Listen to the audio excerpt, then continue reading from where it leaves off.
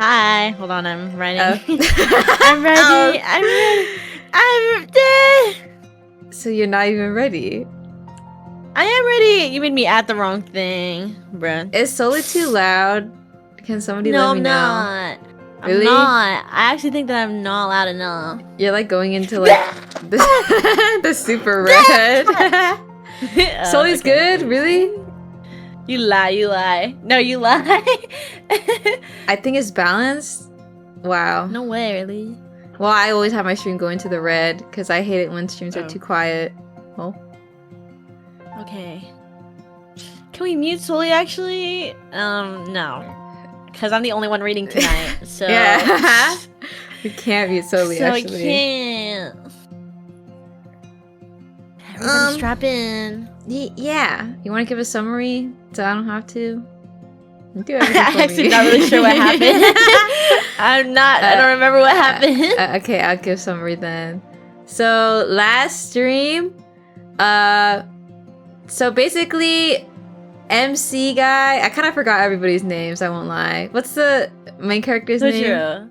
Sojiro. So Sojiro saw something he shouldn't have. He saw Aoko practicing witchcraft, and then so Aoko was like, "Well, now we gotta kill you." So, she was trying to kill him, but then, this doll thing showed up, this mechanical doll, and then the doll tried to kill Aoko, and then also Sojiro happened to be there, and also he's also in danger. And then they defeated the doll, and the whole place blew up, and then Aoko was like, actually, I let you live. Yeah. I keep my promise. I let you live since we got out of that together. And so all was almost well until Alice showed up. And I don't think Alice wants him alive. Wish you could kill this guy. Yeah. So that's what happened. But then I think we're gonna play the extra chapter because of that one YouTube commenter that really wants us to play the extra. Right. So shout out to that guy. If you're watching this, we're reading this because of you. We forgot your name though. But we'll read it. I think it's a diligent VOD watcher. Or maybe they just really like Mihoyo. Yeah. Well, yeah. Let's go into the archive. So we'll start with the extra chapter, and then we'll continue from where my summary was. Well, 7 days spinning. There's 4 volumes. Also, this is 1.5, so this is right after the first chapter. I think if I recall correctly. You know what? We'll just find out what is going on. I have to pee, so I'm already leaving you alone. I'm holding a little bit, but I'll just wait till it becomes unbearable. Oh, well, we can just both go pee. Okay, bye guys. BRB. Wait, hi me, and also goodbye.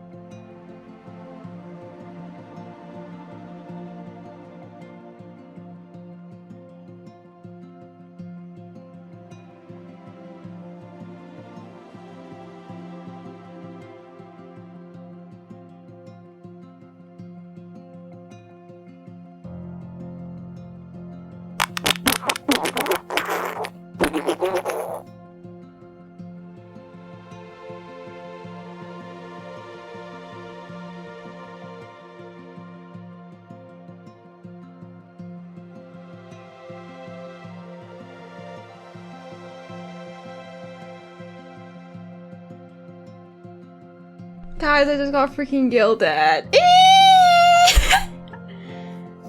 Dude, and there's no bathrooms available. I'm actually so mad. I thought my sister was brushing my teeth, but she's actually showering, and then she yelled at me because I tried to open the door. I thought she was brushing her teeth. And then the other bathroom is occupied, and somebody is also showering in the other bathroom. Dude, I actually can't pee. I'm stuck. Yeah, because she's using the bathroom. Also, the freaking door was like half open. I thought who brushes their teeth while they're not dressed? Whatever. I'm so mad. I have to wait. I have to wait to go toilet. Just go outside.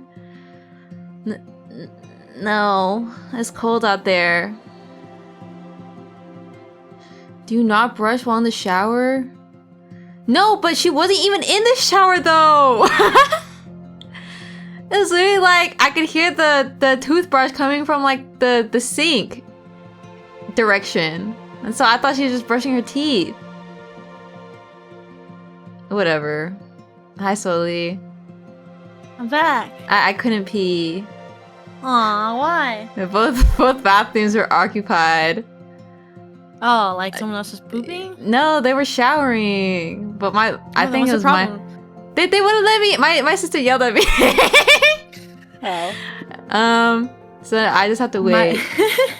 My family's the type to use the bathroom regardless if someone else is using it. I think my mom would let me in. But I kind of don't like using that bathroom for the toilet. If my mom's showering, I will definitely go in. I get pee shy a little if somebody's in the thing. Nah, but they're behind the curtain, like they can't see it. No, apparently my sister to be honest, was like out. Even if my mom is like brushing her teeth, I'll go in to take a pee. I'm like, yeah, let me in. We just start having a conversation. So what's up? Yeah, so I might have to leave again. I'm not. Okay, I didn't even get to pee. Bummer. I had a good pee. Oh, good for you. Yeah. You gotta be closer with your family, dog. Well, so blasting ass off in the shower, trapped him in gas. It's okay. That's love. That's love. That they take that. I don't know. I think my sister's a private person. Oh, bummer. I think my family's kind of close like that. Even my big brother does it. Chills? Yeah, I don't know. I don't know. My brother can be outside. Jeez, the curtain is a separator. I feel like most people. Well, my shower in our bathroom is like, it's just like the standing ones, so there's no curtain. It's just like with the glass? Yeah, it's just the glass. I guess that'd be different, but I still yeah. do it. Yeah, you don't care. I don't know. It's true. My brother would be like, I have to brush my teeth right now.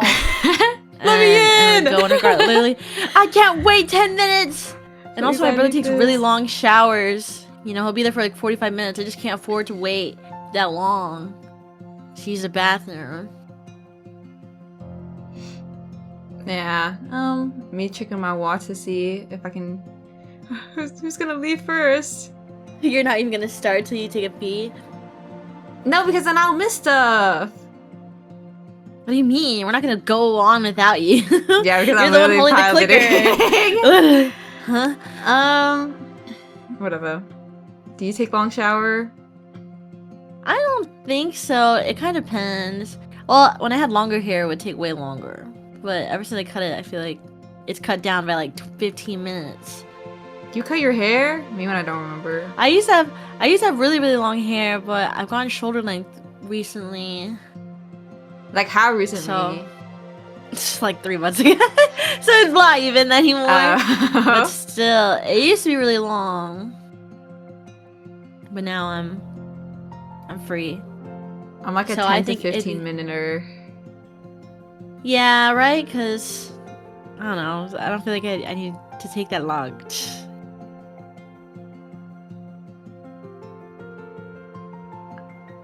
I really need to pee. What? Hello?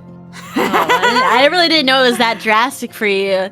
Oh, I sit and I space out. Really, I'm I like, need to hello? You're supposed to keep them alive for me. So What the heck? I didn't know. I was talking to you, by the way. You're the one who didn't answer. Wait, you okay, said... go. Oh, okay. No, get out. Whatever. It's nice and time. It's all warm and shit. Especially if it's colder, I'll definitely camp out there a little longer. Sometimes you kind of just want to be steamed. I have to wait till at least the shower gets steamy to truly enjoy myself, not gonna lie. I turn off the fan in the bathroom so that, you know, it gets like full of steam at least, so... I don't know, ultimate sauna experience. And I've always had the water boiling hot. Yum. I don't care if it's not good for me. I take long showers and hope the water heater kicks in before I have to leave for work. Aww, that sucks. I honestly am conditioned to... Did you kill Mota? Yeah. This is my meat puppet now. It's steam good for your lungs. It does feel good. Especially when you're sick. I definitely take longer showers if I'm sick and I just hang out in there.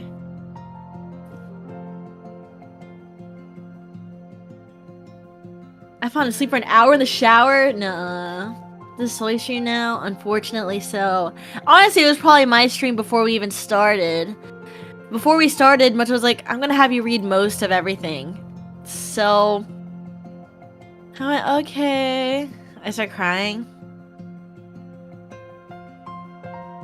How did I pour water on you then? Why? Great, I hear my echo. So just like the other times? Yeah, but even more so and more brazenly. Wait. She's back?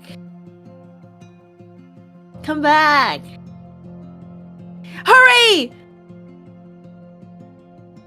You can't let her abuse you like this, guys. How do I fight back?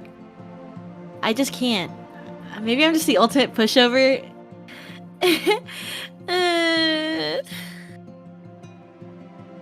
So sad. Maybe I am, though. Maybe I should change. Put my foot down. Honestly, I think I am. Aww. You're back! Welcome back! Hello! Yay, welcome back! What were you saying while I was gone? I was talking about how like I take super long showers because I really like boiling hot water. Oh, me too. Right? I think that's why my skin's so dry. Oh. What the heck? Well, you use some moisturize after. Well, you know, yeah, I'm I not started doing gonna that. You haven't done that before? No, I used to like a long time ago. Like my mom would make us put lotion on after showering. And then she stopped? Well, because he stopped showering us. Oh, that's so long ago, right? So like ever since you were a kid, that doesn't mean ever. Yeah. But I've gone back into it because I started getting really itchy. But now I'm not so itchy after having a proper routine. It's best to do it right after you shower. Yeah. I'm changed now. Okay, self-care 2026. Yeah, but like actually though... No, I don't have to go to the doctor's. Smiles. Alright, let's start. Okay. Patiently waits for you to start reading. A morning in the city moved incredibly fast. It made one wonder if it was even a morning at all with people so bright-eyed and bushy-tailed.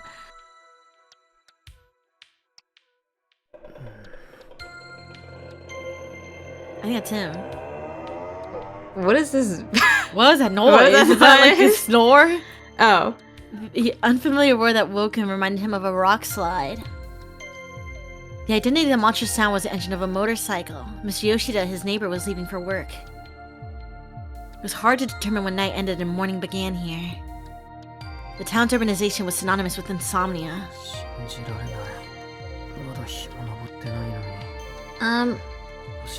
Did he have a voice? I can't remember. Sojiro? Yes. Did it was it just my normal voice? I don't remember. I guess it was your normal voice. Already? It's barely sun up yet. Where could Mr. Yoshida be going so early? He slightly lifted himself off the floor. He caught himself starting to survey his surroundings out of habit before deciding better of it, and made his way to the washroom. There, he poured himself a cup of water and slowly gulped it down. Having been relegated to well water until recently, he found the convenience pleasing. Pleased was definitely the word that best described how he felt. Civilization is about erasing inconveniences through optimization. The reduction of labor in our daily lives. Mr. Koga had taught him that while the essentials were easier than ever to get our hands on, life itself was growing more and more complex. So too was it his duty to adjust to his new reality. As a distant relative of Sojiro's father, Mr. Koga had taken Sojiro in, even though the boy had been little more than a stranger in his life till that point. Mr. Koga had helped him get registered at school and find an apartment to lease, though he had insisted that Sojiro handle his residence card and register his change of address by himself. This series of procedures proved exceedingly difficult for Sojiro, but knowing that this was a part of his new city life, he did his best to complete them diligently. While they may have a reputation for being a stickler for the rules, city offices aren't all that bad. It was the first thing Sojiro learned after beginning his life in the city. 2 weeks had elapsed since he left the countryside. As uneasy as living alone made him feel, he felt he could make it work. It was not as if the people here spoke another language, and Mr. Koga was absolutely right about how practical the rules of the city were.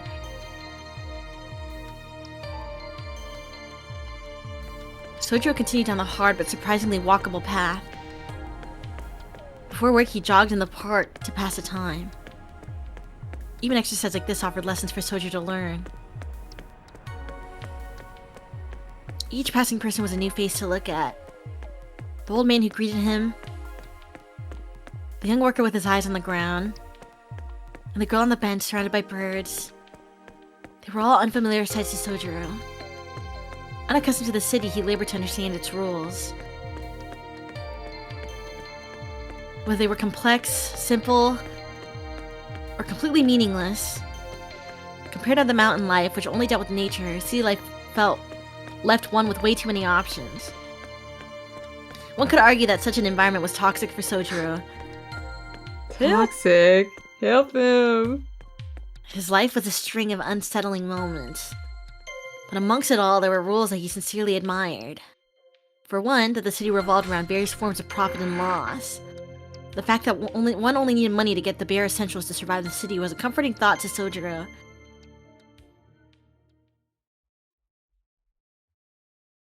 Oh. Wow, they got so many CGs. They got so many backgrounds. Why do they have so much money for backgrounds? It looks so nice too. Hey, you have to read this. Okay. Hey, not everything's that simple. Money is as simple. It's the other stuff that truly matters. Money ain't that different from those free shoulder massage coupons people hand out. And it's not like the food you buy with a 10,000 yen bill will turn out bogus. Look, money can't buy you happiness, you get me? Maybe. Maybe, are you for real? Man, I can't believe you right now. One day you're happy to break your back working a full day for a measly 4,000 yen. The next you're elbow deep in dirty dishes saying it's all about the money. Where's your major malfunction? No, I think that the current system is kind of amazing. To be honest, I never realized how limited bartering can be. Anyway, Kinomi, you're gonna drop that if you aren't careful. Yeah, crap! Oh damn, that was close. If I break any more, it'll be my head next. Thanks for the save. So, what you want to talk to me about? It's money, isn't it? Exactly, I learned my lesson the hard way, but now I know it's better to have more money than less. That's why I'd like to work even more than I am now. Are you for real? You only wash dishes like a machine. Didn't I just throw... Did I just... Wait. Wow, typo. Take a screenshot right now and send it to Dev. I need to send my Yeah, Discord guys. compilation of typos. Wow, they're just like us. Wow, even big company must Didn't I just tell you how money can't buy happiness? No can, but back right up. Wait, why did the Warsaw Code say we should probably get paid more for washing dishes in the winter, huh? It's cold alright, but nothing I can't handle. Mountain water is so cold it hurts. I didn't mean it was like... you read. I swear you hick. That thick skin of yours can be real annoying, you know that? For someone who couldn't even work a cash register 4 days ago, you should get comfortable working for the man. I guess really, money really is everything. The power of capitalism ain't nothing to mess with. Shut your biles, part-timers! The door's right there if you want to quit. I don't have the cash to waste on deadbeats. Is this how they treat you at your job? They whip me. The complaints and chopsticks flew at them like a storm. This mess of a Chinese restaurant manager was a stubborn man who was willing to let minors work for him and didn't shy from violence, even if it was directed at the son of a lifelong friend. Sojo felt that this is what Sparta must have been like. Look, he's angry. We need to work harder. Wow, you're not getting brownie yet? You mean I tried to make the most of my teens? Whatever, right, been meaning to ask. Are you the type that likes to go out on late night strolls, or more of a bicycle kind of guy? Not that it really matters, but... It's always late when I go home after the restaurant, but that's not what you're asking, is it? I'm not really into walking when it's late out. What do you ask? No reason, like, you just moved here, kind of weird question, but don't you think the town is dangerous? Not like the people are bad or anything. But I mean, you know that we get 10 tax, like, out of a slasher fic every year, right? And since they started theirs... What's a slasher? You don't know? It's like when a thief snatches someone's purse. No, bad example. It's more like someone's killing to see if they can get away with it. But the dead people in the woods near the suburbs, real gnarly. That's why you shouldn't go out late. The park in Misaki Hills is a hot spot for weird stuff.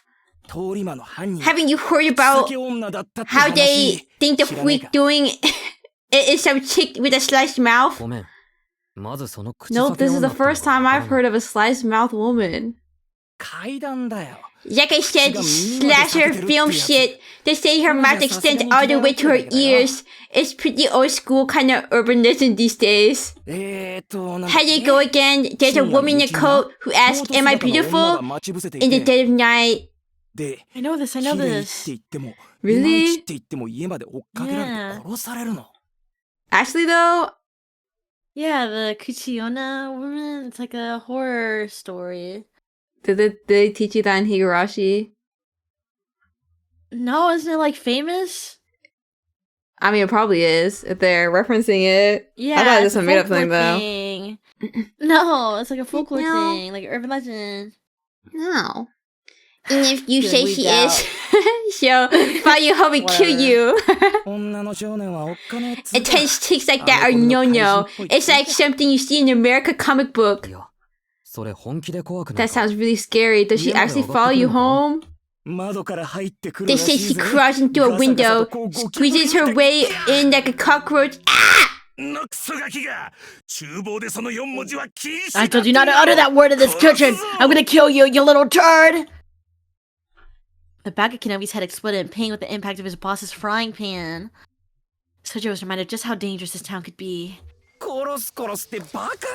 can kill you, yeah right, I'd like to try. It kind of boss said that anyway, there's a restaurant in it, well maybe calling it that is too much. Is your head okay, Kinomi? It's nothing, people tell me I'm real tough, especially my head. Anyway, avoid the dark, okay? You look like a sitting duck. Thanks. By the way, is 10 victims per year a lot? Don't know, it probably isn't a lot, but it's hardly ain't a few either. The real scary shit is that they're still out there somewhere since they haven't been caught. He laughed cheerfully. Kenobi was probably trying to take the edge off of his story, but the noble intention of his laugh was completely lost on Sojiro. His friendly warning was equally futile. Sojiro was simply impressed that Kenobi was able to laugh it off.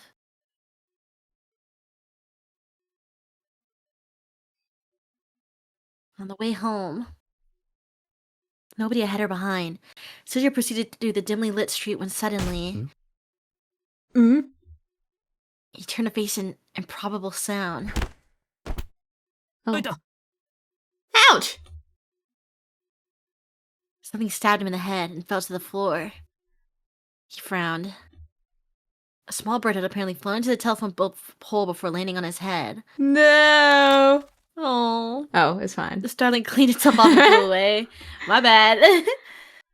The falling of the bird, and his desperate escape thereafter, was unlike anything he had experienced in his life up to now. Most of the townsfolk would have seen the incident as unlucky, ominous, or even sinister, but Sojiro just nodded and went about his business. You must understand, what might have been a first for him was surely an everyday occurrence for these city folk. Oh. That happens all the time. Oh, so that's him at his job. Chocolate? Chocolate. Read. Wow, the sunset. Club. Ooh. Wow, it's so beautiful. I know. I'm home. Alice, you here yet? I got some stuff from the arcade while on the way home from church. There's rice crackers. You want to share some? Her voice reverberated through the foyer, dyed in the colors of the setting sun. It was after 5 in the afternoon when Aoko, still in her school uniform, cheerfully returned home. She had finished her student council duties and attended her monthly meeting with the church. Welcome back. I see that the meeting went as planned. The voice was coming from the second floor. In contrast with Aoko and her boundless energy, a considerably calmer girl descended from above. There were some complaints, but all in all, it went well. Our problems are ours alone, so I decided to get them involved. You okay with that, Alice? Yes. I'd ask for their help in a pinch, but they can't be trusted. We'll call on them to clean up the mess as usual. Agreed. No one likes to have to keep looking over their shoulder. We can't fully commit to this if we're worried about what's going on elsewhere. Well, I can, but you don't have time for that, do you, Aoko? Ugh. Tap, tap. With the graceful sounds of her steps, Alice entered the foyer. As she did, Aoko's eyes were directed toward the skylight above.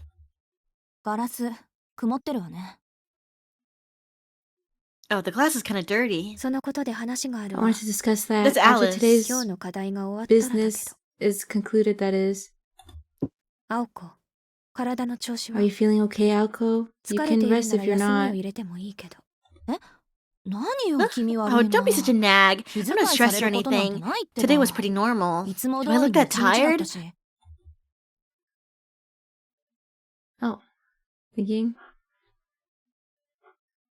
School activities went. Today's were a breeze.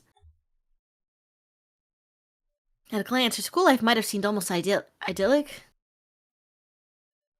Though the more she thought about it, some headache-inducing incidents may have stood out here and there. His shadow. And with some sincere introspection, Aoko might have recognized the signs of her own mental fatigue, but doing so would have further added to her stress. Stop. Enough about that. I didn't come home just stressed out over school. What are we learning about today? Mesmerized basics, right? Wish? Let's get started. I feel I can master anything today. Aoko focused on shedding her anger and stress, and headed upstairs with gusto. Aren't you coming? I thought we were going to do it in your room, Alice. The formerly dressed Alice nodded in slight dissatisfaction. Are we going to eat those Isaya rice crackers today, or... She You gonna eat that? Trees. Alco was holding.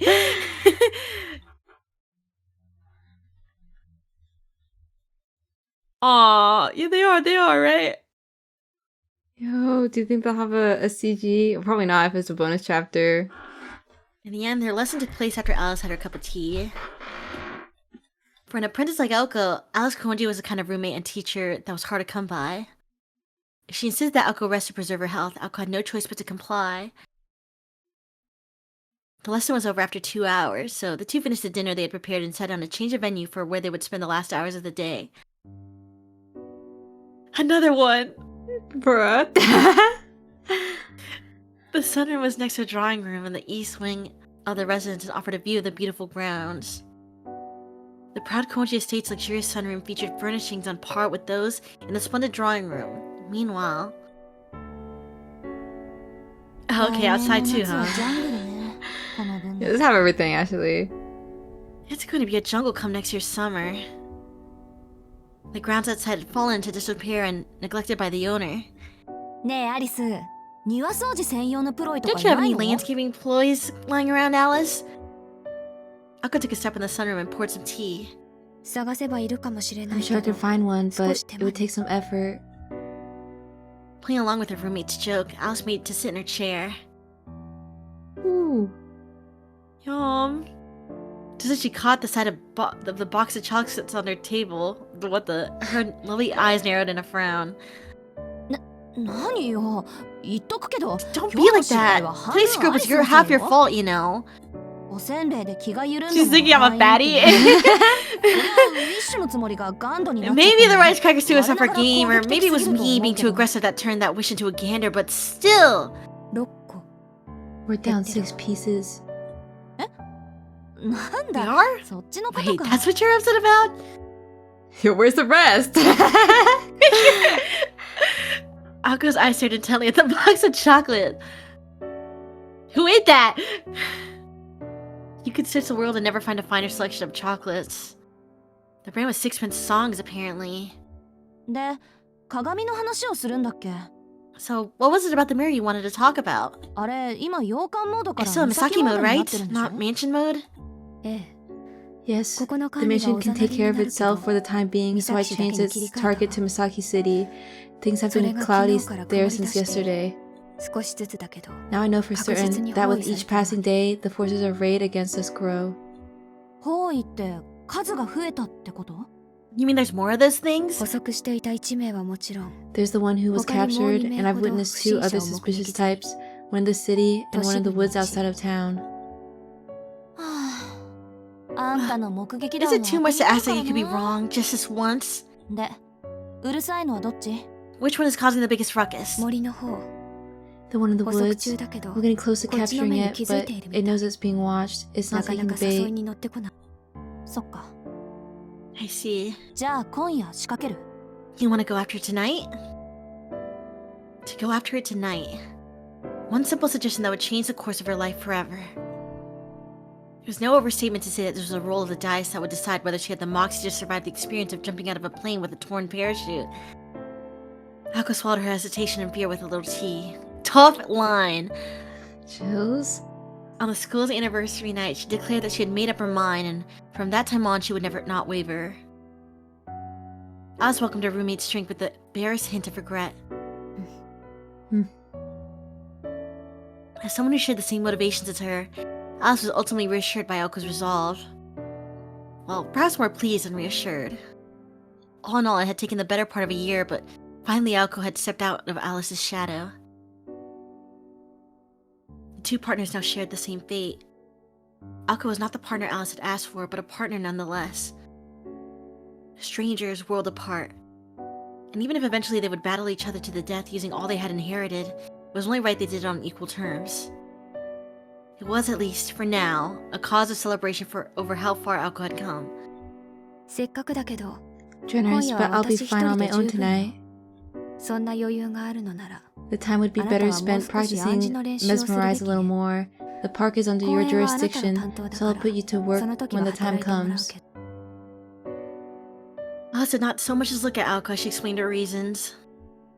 The scale of the enemy she would face that night. Her plans for Aoko. For in only 2 days from now, Aoko Ozaki would be reborn. Fine,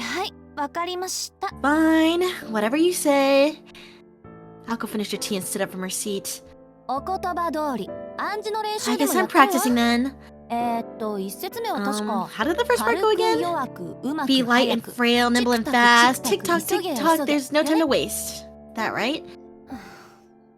No, you're missing the quiet part. Remember, the weight of the air, the tremble of one's breast. Light lags behind while shadows pull ahead. Be careful, or you may find yourself in a state of unease. Yeah, I remember now. Now, if you'll excuse me. Aoko grabbed a piece of chocolate and popped it into her mouth. the seventh piece! She waved before leaving Alice alone in silence. Alice stiffened a moment before slamming the box of chocolate shut as if it could serve to scold Aoko for snacking. She's gonna open it again, right?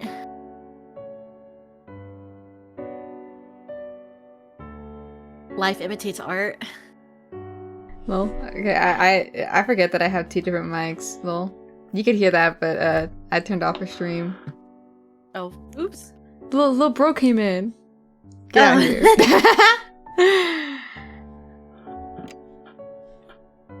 Wow, it's so fancy. I know. Are you winning? We are winning. We're actually reading this. Lol. Yeah. I already considered a win. Freaking this so much. After skipping like week 2 or 3, I was like, are we really gonna finish it? No, we are. We can pick back up. Yeah, That's what we're doing right now. Uh-huh. We're not having my little brother voice switcheroo.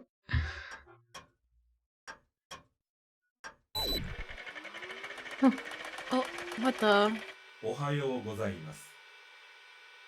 Good morning. Ohayo gozaimasu. Time check. 0, 0, 0 o'clock? I don't know. 1 o'clock? Whoa. Oh. 24 hours since last update. Running backup. Transmitting log. Commencing local scan. Running atmospheric analysis. Nitrogen nominal. Oxygen nominal. Argon nominal. Carbon dioxide nominal. Fifth theoretical factor. Multiple anomalies detected. Local space-time discrepancy detected. Conclusion, contact, class 1 threat. Shifting perception range from subjective to objective.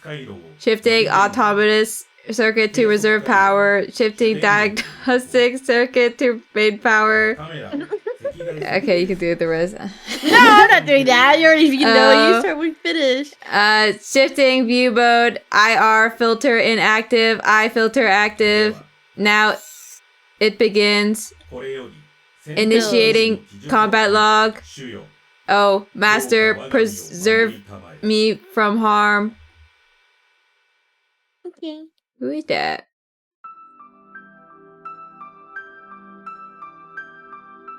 You one of Alice's magic robot thingies? I don't know. Maybe. That's my guess. Misaki City was a thickly wooded area. Urban development continued unabated, but Mother Nature still drew breath in its outskirts. Wise old trees had been turned to lumber. The leaves had begun to turn to mulch. Even though the birds who curiously tilted their heads and moved on, the verdure lived on, a testament to its enduring strength. Until the time came that the devouring light of civilization became powerful enough to encroach upon nature's mysterious domain. These woods were no exception. The outlying border between Misaki City and Misaki Hills had been left untouched. Though driven from their nests and dens here, wildlife continued to subsist even today. No longer able to return to the days before man, this is just like any other forest situated next to a town.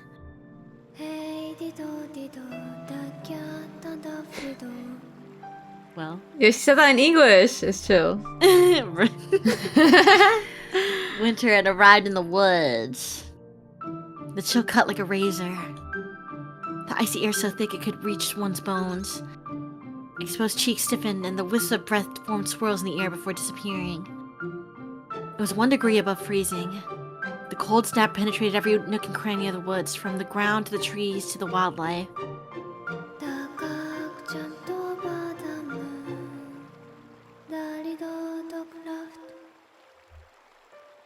What do you mean, you're not even gonna sing that a little bit? The forest allowed nobody entry during the day. During the winter, it willed the animals to slumber. The still evening air felt like the stagnant breath of the lingering dead. The forest consumed the moonlight, obscuring the sight of even the closest of precipices, and hastening the untimely doom of any soul unfortunate enough to become lost within. The only noises to be heard were the whisperings of the wind and the murmurings of the stream. The immortal darkness stifled any sense of life. Not the breath of an animal, much less that of a person, was drawn in this place. However, a figure in black, not of this place, skulked within. It cast the tiniest, frailest silhouette, like a small boat lost in a sea of fog. Its trepidatious footsteps echoed through the woods. Do you see it? Red circle. There, exiting the veil of trees, was an unmistakable likeness of a young girl. To see such cleft under this run away with the spoon. This ran away with the spoon. Okay, okay. Okay, I'm willing to split this with you. Someone's here! Someone's here! There they are! There they are! Who can they be? Who can they be? Someone and someone! Are you hungry? I'm starving! What are those things? What should we eat? Let's eat them both! You take the left! You take the right!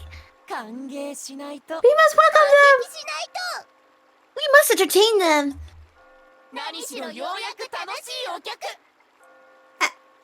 Let's do this together. 3, 2, 1. After. Oh, we don't have to do this! Close enough. While we're at it, the stomach and the tibia. It's not often we get to chew the fat! The shadows in the trees laughed ominously. A hallucination? An illusion? Or perhaps something real? The shadows frolicked in time to the girl's pace. Chills. Come, come! Deeper and deeper! Do you remember to ring the dice? Loaded innards they have! No matter where the edges they be! Just remember, don't roll that vital 6! The girl knitted her eyebrows. She heard voices and felt the presence of things that should not be.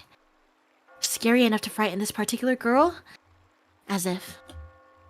Her tightly pursed lips betrayed not a hint of fear. The girl walked of her own volition.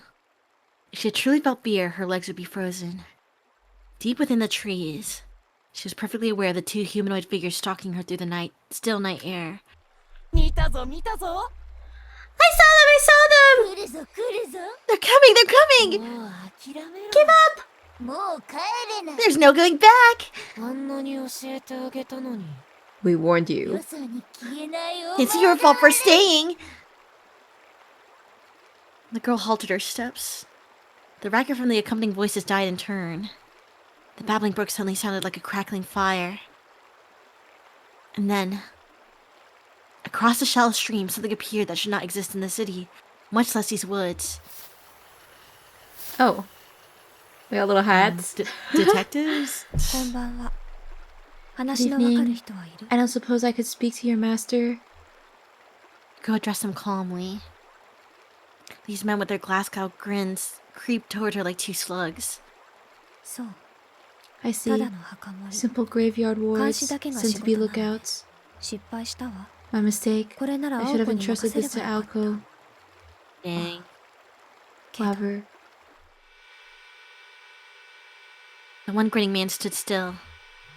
The other, shaking violently as if unable to contain himself any longer, turned towards the girl. 青子にはまだ荷が重いわね。 Alco still has a lot on her plate. そんな姿だけど。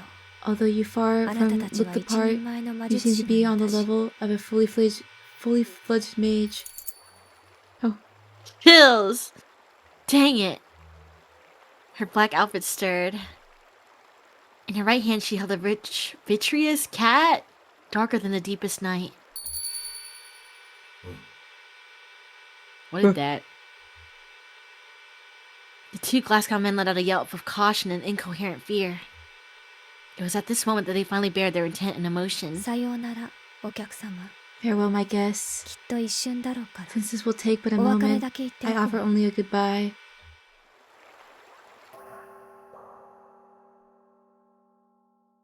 The two shuddered at her words. They had no mouths, nor ears or brains to begin with. For creatures like these, words were redundant. All that existed was the present. For these silly creatures, Silly? years of hope for nothing more than an unimaginable future.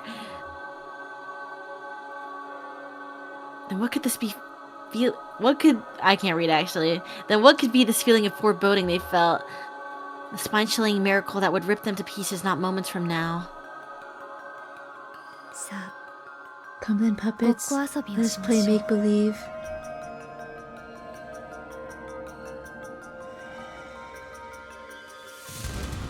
Her song sounded like a bell echoing through the white woods. The girl's voice vanquished the frost that gripped the trees. Then, Little piggy? cute! Or are they cows? I think they're cows, actually. Aren't they pigs?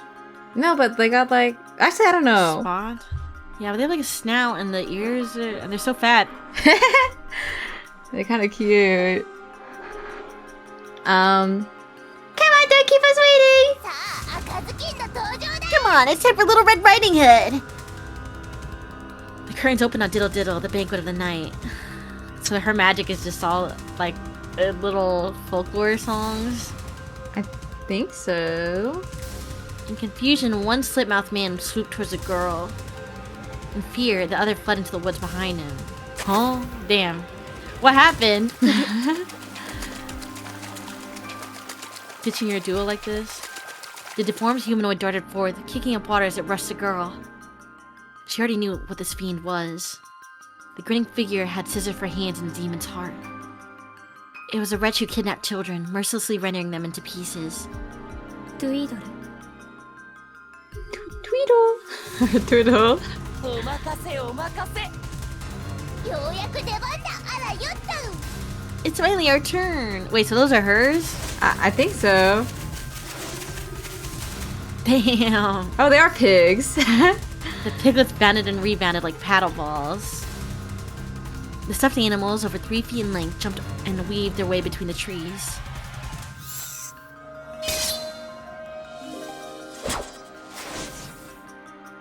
Even with these strange creatures before him, the grinning man did not so much as blink. He raised his arms, but what emerged from his coat sleeves were not the human appendages you would expect. In their place, fiendish cleavers, more than 1.5 feet in length.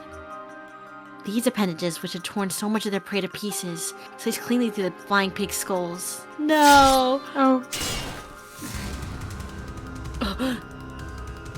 His limbs froze in place. The pigs' bodies were sliced perfectly in half. And then, bisected from head to tail, the pig's innards became as alligator jaws and clamped down upon the grinning man's arms. From fingertips to shoulders, they were swallowed whole. It was all it took to rob the man of control over his entire body.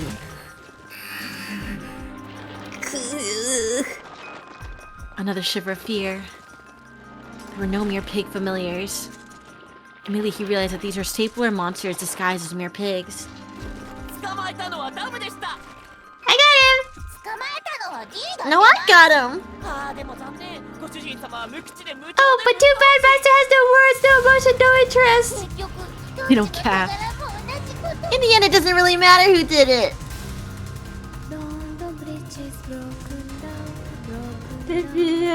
Broken down.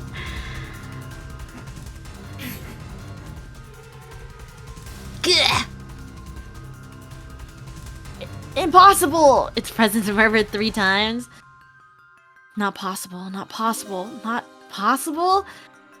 Talking pigs were one thing. Even having one's arms chomped off was in the realm of occupational hazard. In an instant, the wood was enabled in a dense wave of magical energy. Though vexing, it was still impressive. None of these facts were particularly extraordinary. These rare familiars, their bizarre attack, their sheer innate magical energy to overwhelm others. He had experienced with all these things. His employer was skilled enough to achieve all of this as well. However, What now? What now? How long should we hold him like this? even the blink of an eye is too long. Let's take an arm. I'll give you a good price if you pay me £1. What were they? Not vessels. Not living creatures. Not beings powered by magic circuits. Even though only his arms had been bitten, none of his body would move. It was nothing like being bound or weakened. This felt more like he had become words written in a book, fated to keep their page. As the grinning figure's deformities indicated, he had overcome numerous curiosities and monstrosities. Illusions, enthrallment, compulsions, freezings, putrefactions, and even petrifications. A power granted to only the pinnacle of mystic eyes. Whatever that means. From poisons to magecraft, he had weathered a great deal. But this was something different altogether. The penalty that bound him now was based on different principles from blood, flesh, oxygen, or heat. It was an unknown restraint that followed no rules he knew. Indeed, though it was terrifying to admit, it was as if he had encountered something alien to everything in this world.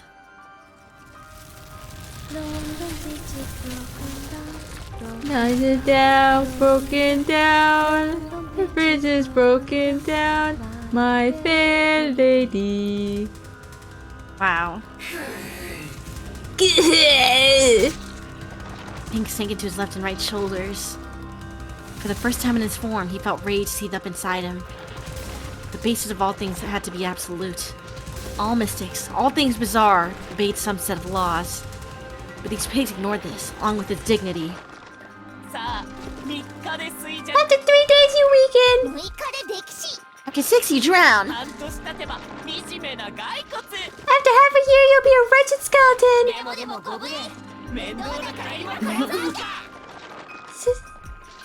No. I don't want to try again. No, why?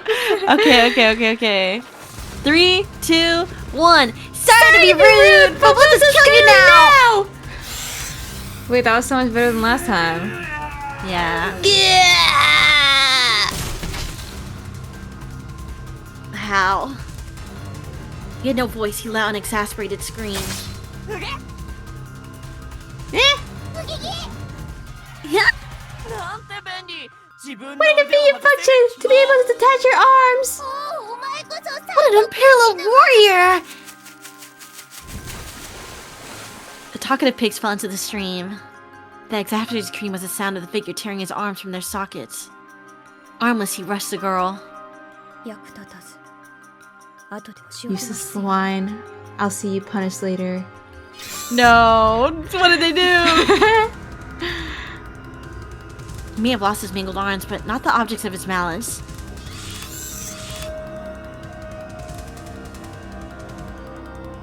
A mystic eye to pierce the heart of its victim. A magic circuit designed to stop a beating heart. It was beautiful in its simplicity. At point-blank range, it was the equivalent of an unavoidable shotgun blast.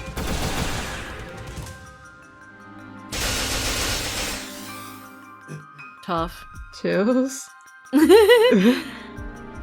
But tragically, that eye was all he had. Build up with wood And clay, wood and clay, wood and clay. Build up with wood and clay, my fair lady. He failed to realize that her song had changed. Oh. Dang. For the giant, the earth-shattering strike was akin to the act of shooing away an insect. Its green, verdant veins pulsed. Oak and bark covered its body, hardened sufficiently over centuries to repel even a chainsaw. On its forehead, inscribed in all manner of colors, was the word Emet. Though judging from its misspelling, the inscription was purely decorative. What is it supposed to say? I don't know. The Thames Troll. It also went by the moniker Falling Down. Or alternatively, the Great Bridge. Wow, this is London Bridge, guys. Chills. Admired in different forms, it was the first of 4 miracles. テムズもう一体お願い Is it Thames or Thames? I can't tell how it's Is pronounced. it Thames? Oh, okay. Thames, please take care of the other one. The giant responded to the girl's words. With roots rent deep into the earth, it raised its left arm to the heavens without moving a step. Silent Age? Never mind. I take you off course. Whatever. I trusted you. I always get freaking words wrong. It's okay. What the Misha. Misha? Hello. Hello, Misha and Raiders. Hello. We're reading Witch on the Holy Night. You know that? Yeah, does anybody know? I hope you had a good stream, Misha. You're nowhere, Chills. Hello. Whoa, you got one knower, okay? Let's freaking go. This is our first, or I think both of our first time reading a full Nasu Yeah, thing. it's true. I was reading Tsukihime, but I just had to stop when we started this. I was like, okay. Lol. Whatever. Also, Leah, thank you for gifting to Misha. Thank you. Let's freaking go. Elsewhere in the forest, the grinning figure who had chosen to flee the battle was running through the night forest at full speed. Raikkonen provided a detailed description of the enemy. Those were the orders assigned to him. He poured all of his energy into escaping this forest with which he had become so familiar. In case of emergency, the plan was for one to challenge the enemy while the other made a tactical retreat in order to report to their master.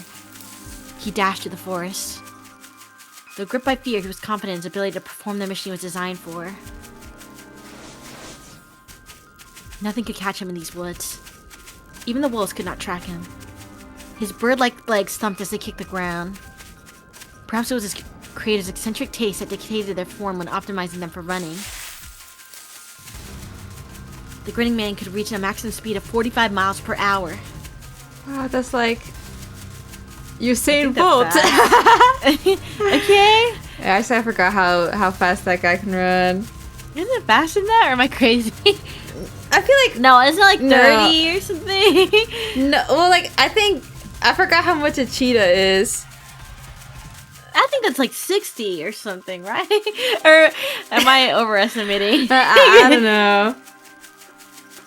I think so. Well, wait, it says well past the limit of any bipedal creature, so they weren't accounting for Usain in this one. Wait, when was he a thing? No way. I think since then. Oh, it's Usain 28 Bolt. miles per hour was his top speed. What? Not even close. Wait, but I thought it was in the 40s. I don't know why I thought it was faster than that. I thought so too, because 28 sounds slow. I guess the average human is only like doing like 5 Yeah. or 10. I don't know. Might have been thinking in kilometers. Maybe so, actually. Totally. Honestly, it's a better story for me. After securing a distance of several miles, he turned around to confirm his safety. There was no sign of pursuit. His crescent-shaped mouth, nay, eye, slackened in relief. And then... Oh. After phasing forward once more, he looked up to lock eyes with this doom. London Bridge is It's falling down, broken down, broken down. In the distance, he could hear the dark rhymes of Mother Goose. Countless vines extended from the ground. He formed into a monstrosity that conjured up images of an arched bridge, something resembling a giant arm.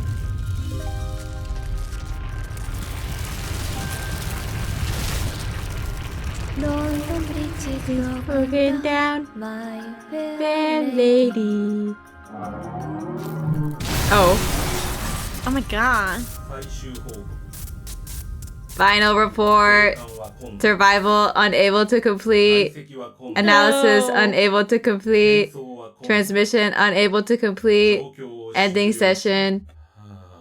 Oh, master, preserve me from. No. He freaking died. Yeah, he did.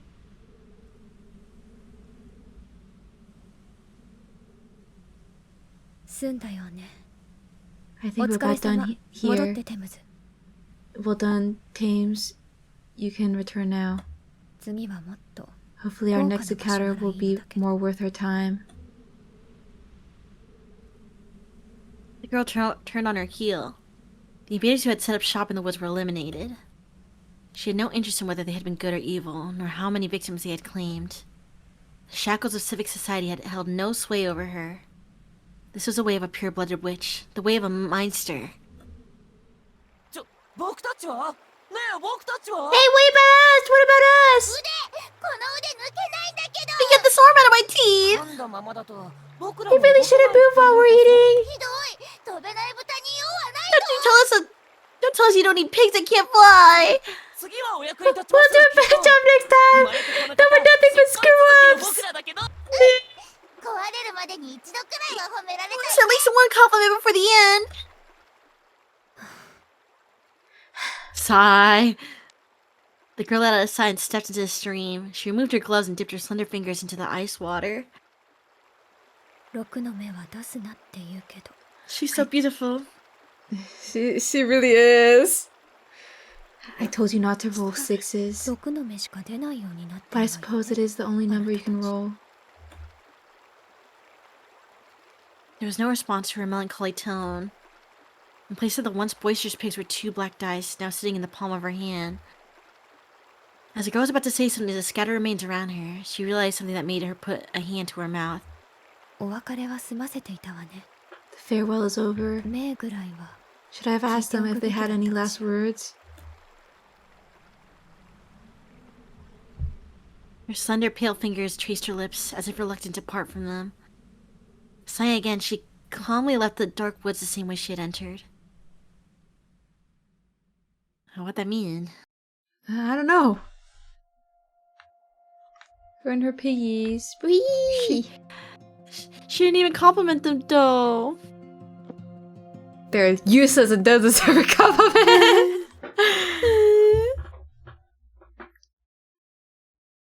Let's rewind to a moment in the recent past.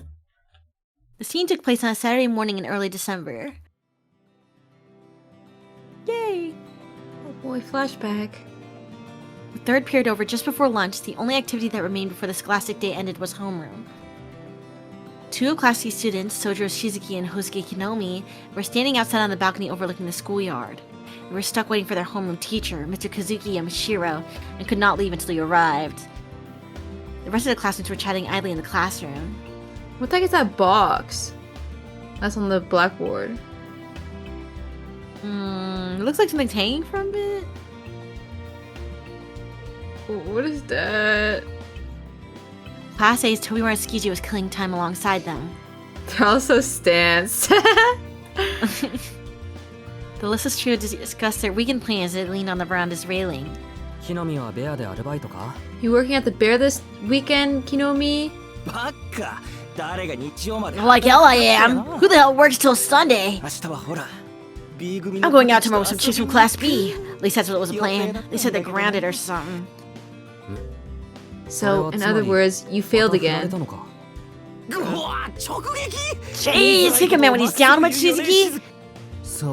Wait, is that the same guy from the Chinese restaurant or a different guy? I think it's a different guy. Wait, maybe it isn't? I thought like maybe his hair was just tied up. Please, even the most airheaded chicks know better than accept an invite from your dumb ass. Crash and burn all you like, but don't drag Sonoji into the fallout, will ya? Huh?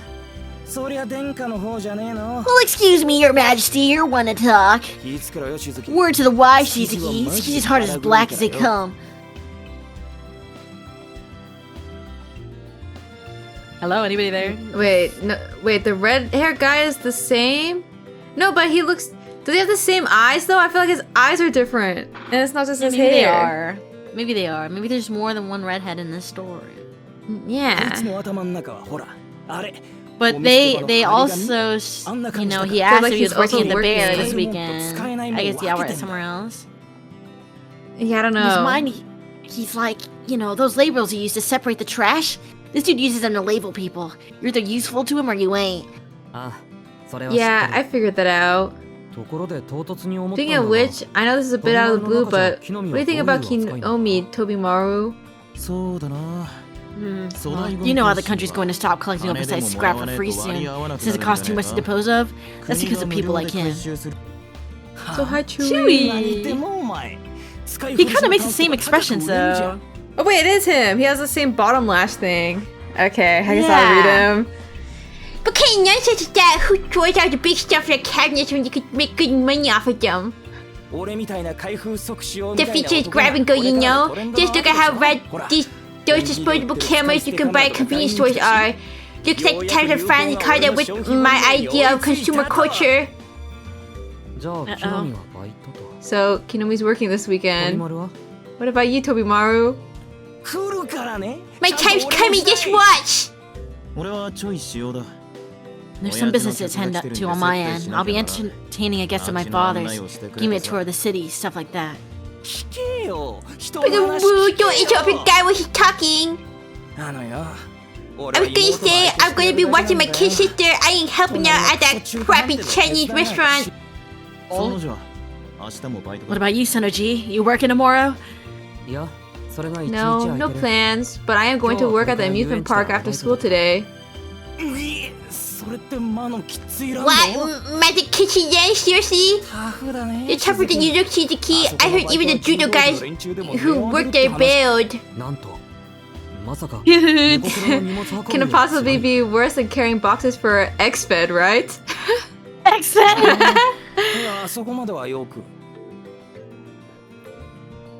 Was that mine? I think it's me. Well, okay, not that bad. Damn,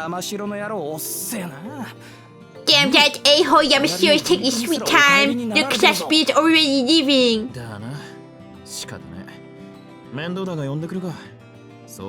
Looks like it. You know, I didn't want to pull his card, but we'll just have to call him. We can't let Sonoji be late for work. And as if by design, the moment Tobimaru Tsukiji stood up warily from the balcony railing, the school's PA system chime rang. 2年 C 組の千月宗十郎くん、山城先生がお呼びです。至急職員室まで。 Dang it. Okay. Sojo Shizuki. Class 2C, please report immediately to Mr. Samishiro in the faculty room. I repeat, Sojo Shizuki. Whatever. An awkward silence fell upon the three. After a long 5 seconds, Sojo said goodbye and headed back inside. Bye. Bye. The fears. Nothing interesting ever happens here. Can someone make a crop circle in the schoolyard or something? Chills? Does he know? Kinomi grumbled, slouching his shoulders and succumbing to his lethargy. Stop expecting others to make life interesting. If you're bored, then make something happen yourself. Challenge Aozaki to an interclass debate or something. Something ain't interesting. Scrapping with the presents asking for it. I said interesting, not terrifying. And a decent, upstanding, red-blooded male, I'd happily settle for a hard transfer student showing up. That's so I cute. think she What is do a- you mean? Anyway, maybe she were a Hollywood producer or some famous English singer or... どんなくくりだそりゃ。 Lame. そこは火星のお If 姫 you're going 様 that far, at least make her a だけど babe from Mars. それと2年 C 組の皆さんへ山城先生から Attention Class 伝言です 2C. This is an announcement from Mr. Yamashiro. 山城先生は Mr. Yamashiro is currently occupied and unable to attend homeroom. Please make your way home. 以上放送室からお This 知らせし includes all ました announcements for the day. どうよこれ。 The hell? Ever since Yamashiro bought that new car, he's been a real punk. Maybe I'll see what sound this dime makes against the door of a new Serbia. 鍵穴にガム程度にしとけ。 Hold it, hotshot. Just put gum in the keyhole. Teachers get paid peanuts, man. Let him have this. Yeah, he knew that. The two frenemies return to the classroom, complaining all the while. Their concern for their mutual friend summoned to the faculty office completely out of mind. They don't care. Yeah, whatever. 納得いきません。生徒 I の don't アル agree. バイトは認められています。 The school allows for students to hold part-time 学校 jobs. 公認の職場であるの According to school は regulations, a 社 job 会 at a 経験の workplace 一 authorized 環 by と the して school is 推 recommended 奨 as a する。 social experience. そうなんだけどね。彼の場合、 That's true, but in his case, it's a matter of going too far. 仮にもし認可 What して if, いない let's 労働基準法 suppose he に was 反して working そうな somewhere ところで without 働いてた permission, ら困 somewhere るでし that ょ might be violating the labor 彼 standards law, that would spell trouble for both the school and him. The volatile tension between the ruthless student council president and the easygoing modern language teacher permeated the room. Praying to be spared from the impending confrontation, the other teachers hurriedly relocated to the meeting room. By the time Mr. Yamashiro noticed this, the only other person in the room was the student council president, Aoko Ozaki. 逃げたか。 They all ran, huh? Why does everyone always push the scary jobs on me? They're so mean. 話の続きです、先生。 Don't change the subject, sir. 仮に彼が If we do 指定以外の suppose ア that ル he's バイト working を in して an いると unauthorized したら workplace, doesn't that mean that the school isn't accommodating his needs? 下宿先の家賃を奨学 I'm not 金で saying 賄 that え school とは needs to 言い cover ま his せん room が and board, but 時 as long as 間 he's の not 許 working す too 限り much, 働 his きたい request deserves という due 要望は考 consideration. 慮す指定外のアルバイトを疑う And if you're so のなら concerned about まず unauthorized workplaces, 働き先 please は first 一 revise 生 the rule 徒 that に limits つ each き student 一 to 件 only だけ one. After hearing her out and realizing there was no way she would back down, Mr. Yamashiro hung his head. This was supposed to be easy. The plan was to call in the student rumor to be working multiple jobs, confirm whether the rumor was true, and if so, give him a warning and some guidance, and head to lunch with the knowledge that all was right with the world. The student council president, who was coincidentally in the faculty room at the time, had heard the entire issue and decided to call out this injustice. As far as Mr. Yamashiro was concerned, she was in the right, and he was well aware of the aforementioned student's situation. Personally, he would have liked to help, but among the faculty, he was just a new kid on the block.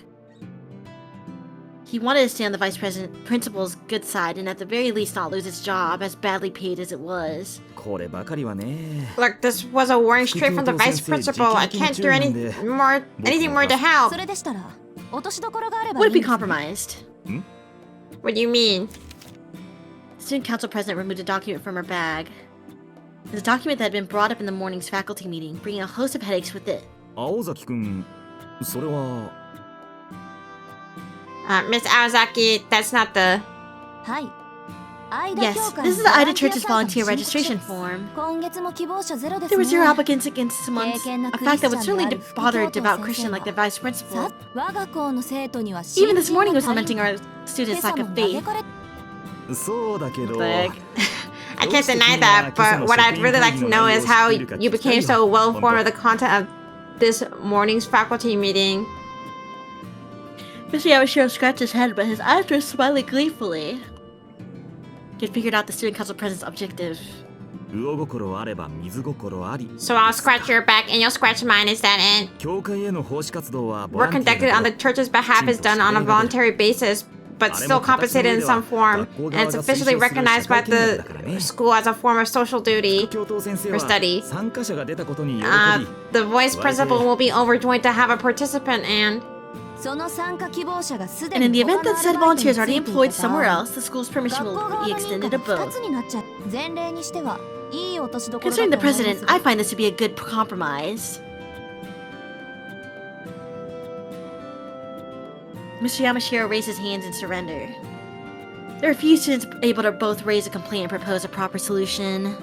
Perhaps it was her big sisterly disposition that made this girl so simultaneously feared yet trusted. よし So その true. 方法で Alright. 攻めてみよう Let's try your way. Just say a prayer for me, okay? 他力本願は嫌いです I don't like it when people are overly reliant on others. If you're going to participate in the scheme, please take your part seriously, Mr. Yamashiro. With a bow, the student council president turned to leave the faculty room. ああ待った待った Wait a second, you're not going anywhere. 今からしずきくんを呼ぶか I'm ら going to go ahead and call in ちゃんと面倒を見て Shizuki もらわ now, ない so I'll need you to stay and look after him properly. No. What? The girl's cool eye narrowed. Unable to process what she had just heard, her expression turned to a scowl. といや参加希望 If 者 we're looking for は volunteers, two is better than one, right? 青崎くんがフォローしてくれるなら僕も Plus, 安心だ knowing し that you're following up on this would give me great peace of mind. ちょっと But 先生 sir, I don't... ああ放送室 Broadcasting room, please put an announcement asking for class 2C student Sojiro Shizuki to report to Mr. Yamashiro in the staff room immediately. だから先 No, 生 like, I was about to say... いやーこれで万全 Oh, だ this is perfect, and to think that the source of my headache would go away too. Today's my lucky day. ああけど Bruh. 青崎くん Miss Aozaki, what would I do without your kindness? Wait a second, he is not your type, is he? Oh. Broadcasting room, please add the following. The student council president is eagerly waiting. Bro. 山城 Mr. Yamashiro! Oh, Oh. deserves.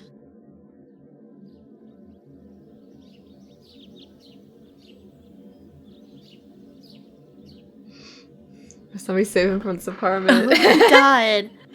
The next day, a pleasant Sunday. Sojiro was awake 2 hours before the time he was supposed to meet her. After getting up, he decided to go for a leisurely jog to clear his mind, but lost among his own thoughts, his 30-minute jog turned almost an hour. Upon realizing, he rushed home. After thoroughly racking his brain over what to wear for the occasion, he decided upon wearing his school uniform. 午前10時三崎中央公 10 園の o'clock, 東入 Misaki り口 Central に待ち合 Park, わせ East Entrance. I'll meet you there. Yesterday in the faculty room, when Aoko Ozaki had shared the time and place with him that day, she said it with such pain on her face. Maybe she was fighting a headache at that time. しかし、 Yeah, maybe. 青崎の風邪は治っている I の wonder if か Aozaki is feeling better. Sojo muttered, his words of concern misguided as they were. In any case, he waited for about 5 minutes. At precisely 10 o'clock, the student council president appeared. おはよういつものことだけ Good ど morning. 時間だけは Punctual as usual, I ぴったりよ see. ね Ugh. ひどい顔ねもしか What's して wrong with your 気分が face? Are you sick? いや、体調はい No, い I think I feel fine. He waved off her concern. だがしかし、青崎は You're wearing your school uniform. ええ学校の Of 行 course 事 I'm wearing my uniform. This is a school activity, isn't it? He is too. A heavy weight of despondency fell upon Sojo's shoulders. The angsting over his outfit for the previous 2 hours had been rendered meaningless, just like that. Oh, what do I wear? He didn't want a twin. The duo, clad in their school uniforms and on a day off, walked by the train station. In the beginning, Aoko had made efforts to give Sojo a thorough lay of the land, but today she only shared the bare minimum of explanations. He looks so happy! This is partly because, surprisingly, Sojo had been well accustomed to the town. Which restaurants were good, which shortcuts to use in a rush, and why the nearby bicycle shop was better than the department store by the station if you wanted to buy a bicycle. Things a local would know. But the other reason was that it dawned on Aoko how the two of them conversing might look to a passerby. 話は変わるけど Oh, a different topic. Do you mind telling me what kind of work we'll be doing そろそ today? ろ聞いて From here on, volunteering at the church meant that the school would tolerate his multiple jobs. Sojo had quickly agreed to the tempting offer, nodding like a bobblehead, but as typical for him, he had failed to consider the content of the proposal. まあそんなことだろうと Somehow, I just knew you had no idea what we're going to be doing today. あなた間 Is this your first time going to Ida Church? 紹介なら2回目だ This is my second time. The last time was because I was outside admiring the strange architecture, and then a person inside gave me some free candy. Oh. He pondered with all sincerity how exactly a church worked. His contemplative posture made him appear the part of the philosopher, but after all his thinking, he concluded. I guess there's start taking your money on your second visit? Such is the extent of Sojo's concerns. 普通そういうことは子供にしかしない Normally, the church only gives candy out to children, you know. Ako sighed at the loss of the lamb. でどんな人に会ったの So who did you end up meeting? The priest? One of the sisters? それは綺麗な A very beautiful woman as it happens. じゃあ Well- ゆいかさんの方ね Oh, Sister Yuika 今日会ったら then. お礼を If we see her today, you'll need to thank her. Or then again, no need. You're doing just fine in that department そのあたり anyway. はきちっとしてるだろうし Hmm? 仕事の話なら簡単よ As far as work goes, it's not much different from what you've been doing at school, so it should be straightforward. あの教会 And considering the church's size, there's actually not a lot of people. Ako picked up her pace as they headed for the church. Somehow she seemed like a general invading enemy territory. It made Tojo furrow his brows in discomfort.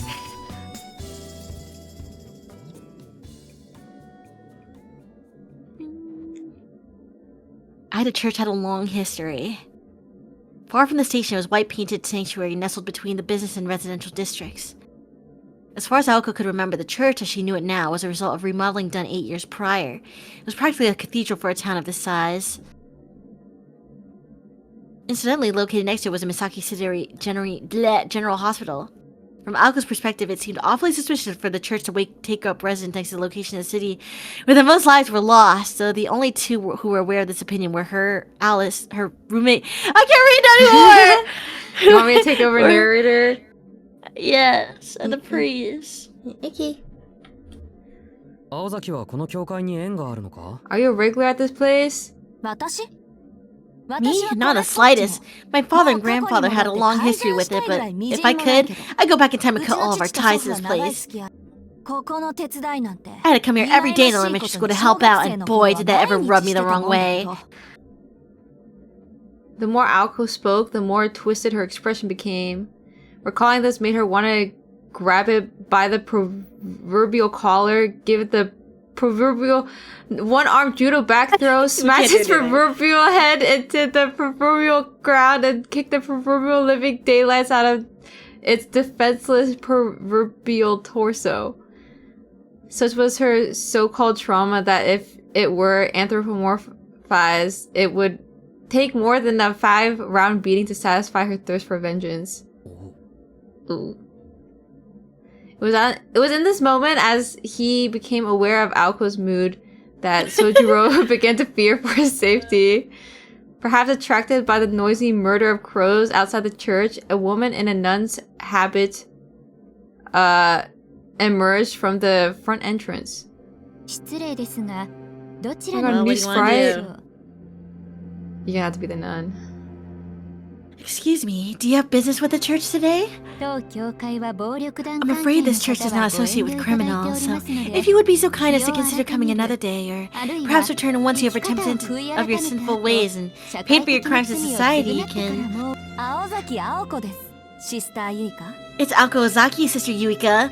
まあ Well, if it isn't Aoko. 驚きました What a lovely surprise. It's been such a long time since you visited. そうですね I suppose it has. I'm only ever called at night to speak with the father. まあ意外ですね I suppose it's been, what, close to a year since we had a face-to-face conversation? まこの And 先 who knows how long it'll 一度 be も until な the い next time. Oh, Oh. え it's in the background. 随分と立派になられたようで Yes, I'm almost sad to see you grow up so fast. Your presence has become so menacing, you hardly resemble the virtuous girl I remember so well. Oh, on the surface, the two exchanged congenial greetings. Unable to read between the lines, all Sojiro could see were two good friends. 今月のボランティアは私とそこの He 彼 and I are this month's volunteers. 親愛なる愛 For the 教 beloved 会の Ida ため Church, です it would be our pleasure to be working from exactly 10 to 3 and not a minute more. まあ Well, as you know, we are reaching the end times, but your spirit of service is welcome. 神の家は万人 The house of the Lord is open to all who might enter, even those with wickedness in their hearts. The nun flashed a smile that was equal parts elegant and cruel. Keeping up appearances aside, she seemed overjoyed to have able hands to put to work. Dang, it's bigger on the inside. The sister introduced herself as Yuika Suse and thanked Sojiro, who had volunteered of his own volition. Sojiro noticed that her eyes were always shut, but not wanting to be rude, especially in front of Aoko, he decided not to pry. I can't believe you actually concerned about that. Yeah, why are they always closed? So you're Mr. Suzuki. Your name is as calm as your countenance. Is it? Well, thanks. The sister let slip a frown at Sojiro's ambivalent response to her compliment. Apologize. I did not mean to cause discomfort by using your surname. May I call you Sojiro instead? Is he blushing a little? Am I crazy? You inspecting? I think so. Oh, whatever. Either one is fine. Well then, as you wish. I not appreciated how difficult the subject would be. Though the sister's tone was gentle, her words seemed somewhat indifferent. She liked Sai, but she guided the two with certainty in her step. Well then, as for what you will be doing... I already know. Christmas is coming up, so you want to get all the tedious cleaning out of the way, right? That won't be a problem. Cleaning is our strongest suit. It wasn't their strong suit as much as it was Sojiro's. Then Aoko, you will be at the stove preparing the communion wafers. Mr. Suzuki, you'll be outside. I will need your help cleaning the areas I can't reach. One question. Ritsuka is in the kitchen, is she? You can't make me go in there if she is. Don't worry, Ritsuka is not here right now. There's no need to hold back on her account.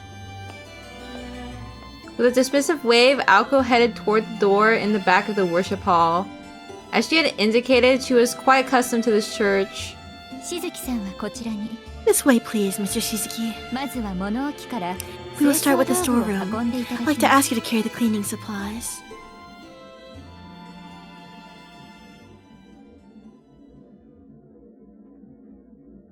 The work entrusted to Sojiro did not require any particular skill. It was window cleaning at its most standard. Should I clean all the windows? Yes. Start with a wet rag, then wipe with a dry rag, then use a cleaning spray. Is the ladder tall enough? Oh, it looks like it might be a little short. Then just clean what you can reach. Thank you very much. After the brief exchange, the sister returned to the church. Sojiro began to wonder if it was out of distrust in him that she was being so curt.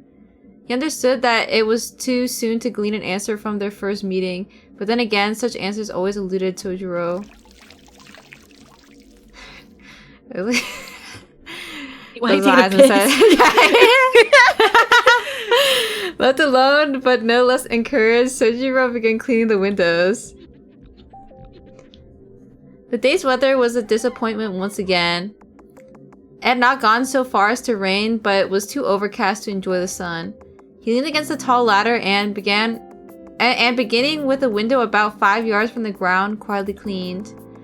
Sojiro was never the kind of person to mind physical labor. In fact, if there had been a blue sky, this might have been the perfect day off to him. By the time he finished the third or fourth window, he felt very relaxed and began to whistle. Though 15 feet was an intimidating height, it provided a wonderful view at the same time. Turning toward the town gave Sojiro a clear view of the tree-topped hill that had previously caught his eye. So there really is a house in the woods. The hill in the woods just outside of town. From here, the forest overlooking the sleepless city looked like a foreign castle.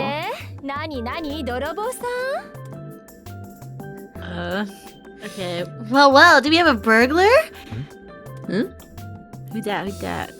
Just then, lost in his thoughts while wiping windows, Sojiro was pulled out of his trance by someone pacing below him.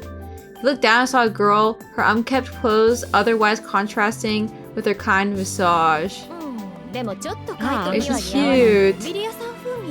But you look a little too loosey-goosey to be a thief. Wait, I know.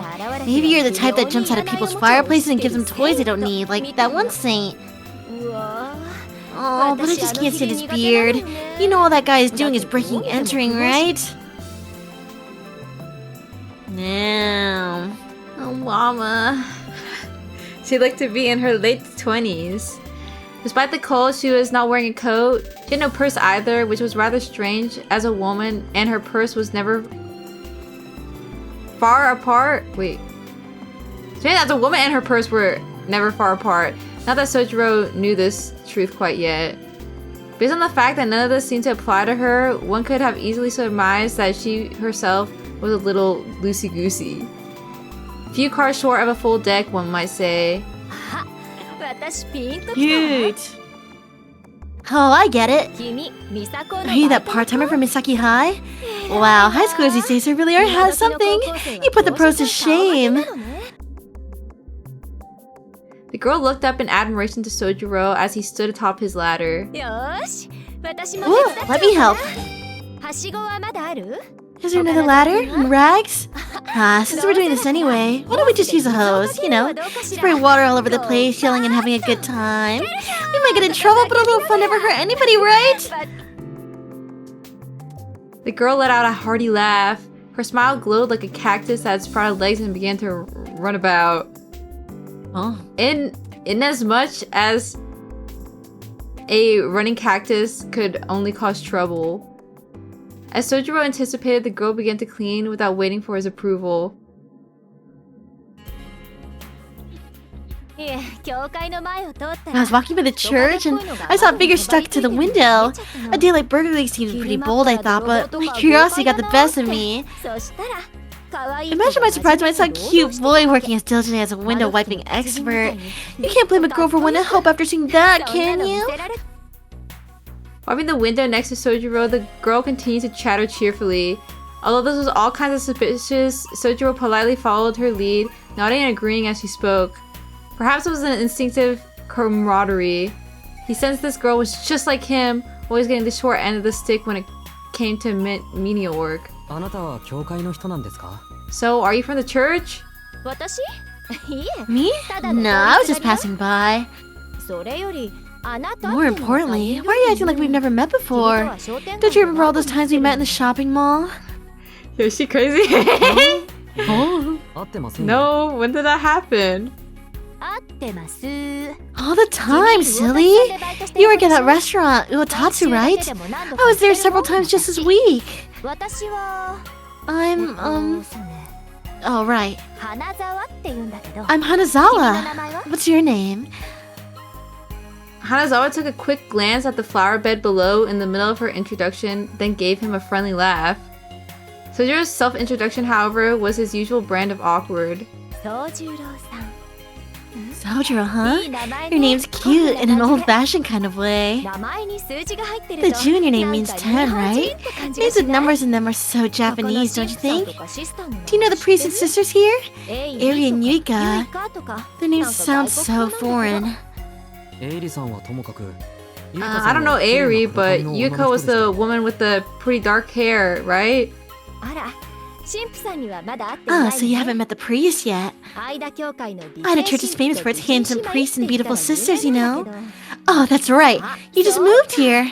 You're living on your own, right? Yo, why she know this? I'm scared. Stranger danger! Yes. You're really sharp, Miss Hanazawa. You seem to be pretty good at guessing things about me. It's called deductive reasoning, silly. This town doesn't have much to do for fun. It's really not enough that a kid like you would need to work this much. Normally you just need one job to cover spending money. You don't seem like the materialistic type either. Which leaves living expensive as the only wholesome reason for working this hard, right? Then again, it isn't very wholesome for a student to be paying for his own room, board, and tuition.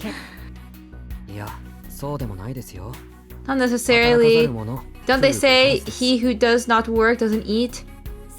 Wow, Sojiro, you're pretty mature for your age. When I was a student, I was completely absorbed in work too, so I understand how difficult things must be for you. Oh, you live by yourself as well, Miss Hanazawa?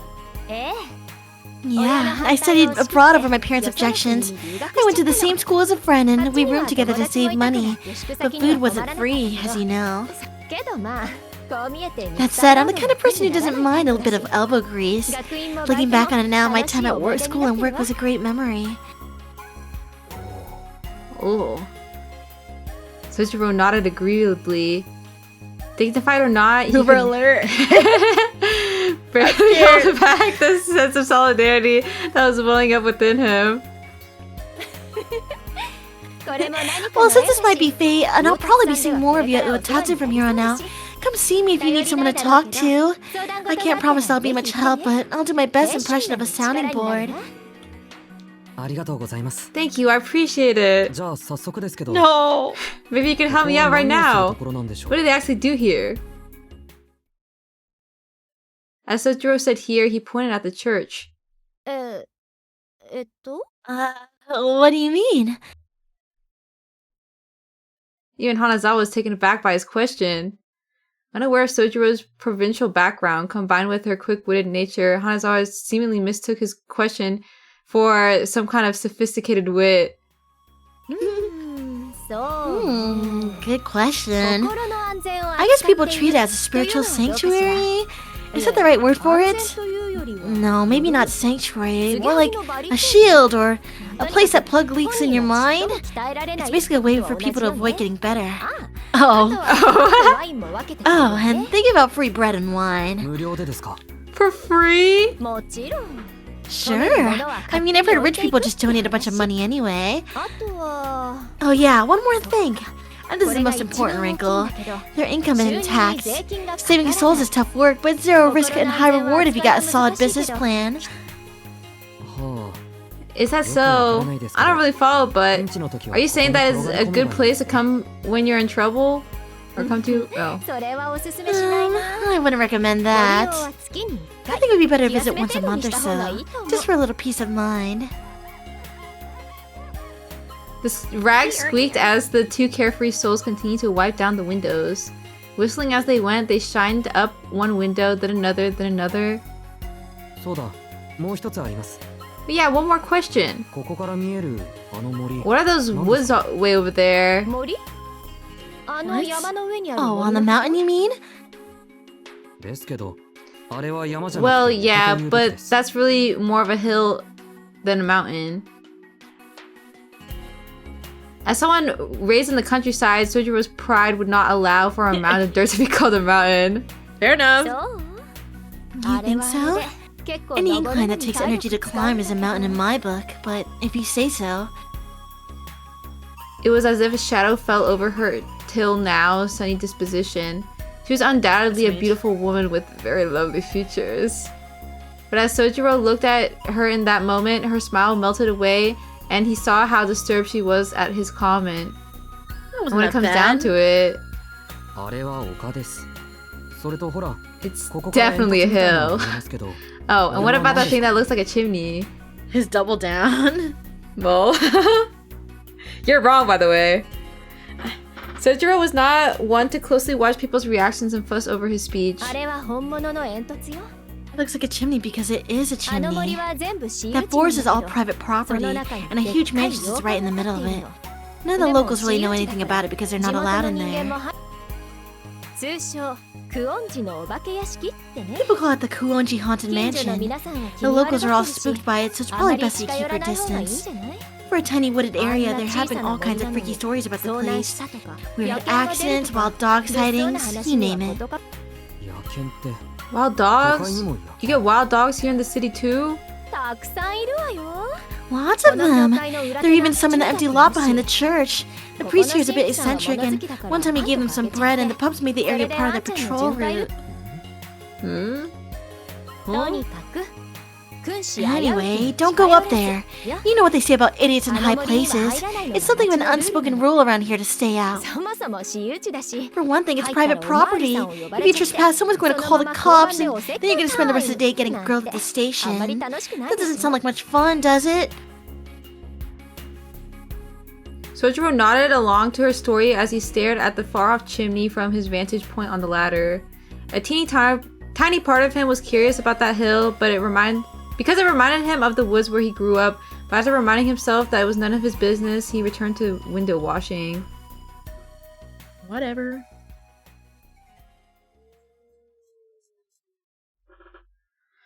Thanks to Hanazawa lending a hand, they were able to finish the job without a hitch. Between the two of them, they had accomplished a simple but very time-consuming task. Nice work. I hardly recognize these windows considering how filthy they were before. Why don't we head to a cafe somewhere and get something to drink? I'll treat you as a reward for all your... It froze. I'm scared. Oh. For all your... はい。何か言いました Miss Hanazawa, you were in the middle of saying something? Oh, sorry. I just remembered some urgent business I need to attend to. Catch you later, shall? By the time Sojiro, who had started putting away the ladder, turned around, he was only able to catch a glimpse of the girl's figure dashing toward the street at lightning speed. Yo, where's she going? It was just before 3 o'clock. More than 3 hours had passed since Hanazawa offered to help. It took that long? Yeah, I guess there's a lot of windows. Sojiro watched the girl with many strange faces disappear. For someone who seemed to have been on an aimless walk, Hanazawa had spent a good deal of time with him. Maybe helping Sojiro out reminded her of something she needed to do. Shizuki, are you out there? The student council president popped her head out from the corner of the church. Everybody hates the sight of her. Don't mind me. You do your thing. The sight of Sojiro putting away a ladder taller than himself seemed to have provoked an emotional response in Aoko. What? Then, in an instant, she rolled up her sleeves and began to approach him. This surprised him more than Aoko's sudden appearance. Ignoring Sojiro's bewilderment, Aoko promptly began issuing orders. Put the ladder on its side. I'll hold the bottom so you take the top. She did all of this so matter-of-factly that Sojiro began lowering the ladder before he even had a chance to insist that he could do it by himself.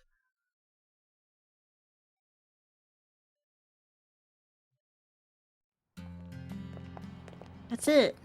They did it. With work finished and the sisters' thank you gifts in hand, the two put the church behind them. Since Aoko apparently had something to do around the station, they decided they would walk together until they got there.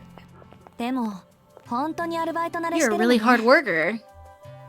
Beneath the orange-tinted sky, Aoko spoke more as though she was expressing her thoughts out loud than striking up a conversation. Really? Coming from you, Aozaki, that's really nice to hear. Sojiro gave her an earnest smile, but then again, he had been beaming ever since he received his pay, so the source of his joy was not so clear. Yay. Not so fast. You've still got a ways to go, Buster, so don't get too carried away. You're only just breaking even, if that. You're not going to get on my back about school, are you? That'll really spoil my mood. Sojiro hung his head dejectedly. No. Even if his job had been going well, school was still a bust, exams were one thing, but even classwork was something he had found himself falling behind in. Why do you hate people with bad grades, Aozaki? Well, dealing with lame brains is certainly tiring, but that's besides the point in your case. And don't let this get to your head. We're not friends, okay? It's a teacher's job to figure out how to help students overcome handicaps, and it's your job to follow through on that help. Having a job is fine with me, but make sure you study properly when you get home. You can count on me. Everyone at the school is good people. Fine, if you say so. Wait, did you just say everyone is good people?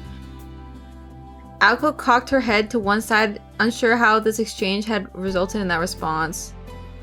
She decided to interpret it as Sojiro simply expressing his gratitude in his own peculiar way. Oh, one more thing. I need to know what other kind of jobs you're working, you know, in case it comes up. If you're asking where I work, at a lot of places in the shopping district, the fish shop, the flower shop, and so on. Oh, but yesterday I went over to the next town. I worked a shift at the amusement park. Since the only school authorized locations were in the Misaki shopping district, his response was much as she expected. That is, except for the decidedly unexpected last part. When you say amusement park, you don't mean the one in Yashirogi, do you? So, That's the one. I disassembled and moved unused signs and curios and stuff. It was exhausting. That's so. Yeah, I can imagine it took a lot out of you. This left Aoko rather impressed. Transporting unused amusement park machinery was not a job that students did willingly in their free time. I'm a bit jealous. I've never even been to Kittyland, even though it's so close to here. Aoko looked up in the direction of the neighboring town. From here, you could just barely make out the Ferris wheel. The round steel frame of the wheel, illuminated by the sunset as it was reminiscent of an old gravestone. Oh, that's a shame. Is it because you're short on cash?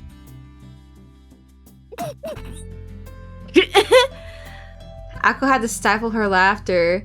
She knew it'd be rude to Sojiro to burst out laughing, but that remark tickled her funny bone. No, it's not like that. It's simple, really. Even back when it first opened, it was always packed with people, and I just never had the time to go. If it were a problem that could be solved with want money, I would go right now. Ako showed Sojiro the envelope that contained the pay from the church. There was nothing sinister about her remark and gesture, but the fact that she did not jump at the chance to go made Sojiro sad. No. Oh. Whoa! Wait! Recontextualizes the amusement park scene that she made them go there. The thieves? Oh. The foreshadow? Then why don't we go sometime? Thanks, but no can do. You probably didn't catch on because you're who you are, but the place went out of business. I think it's about been 2 years since the park closed down. Wow! And they invited. Wow! She invited him there? What the heck? It was no wonder there were no customers all the time he was there. Exasperated as she was at Sojiro, the student council president seemed to be enjoying herself. At this point, she would be yelling things at Sojiro like, "I can't believe you didn't know that." But this evening, this one and only evening, she found it charming. Dude, wait a minute.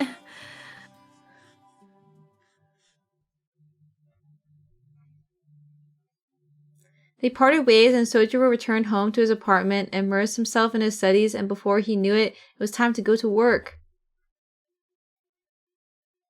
The major cultural difference, though certainly not the only point of difference between city and country, was the use of time.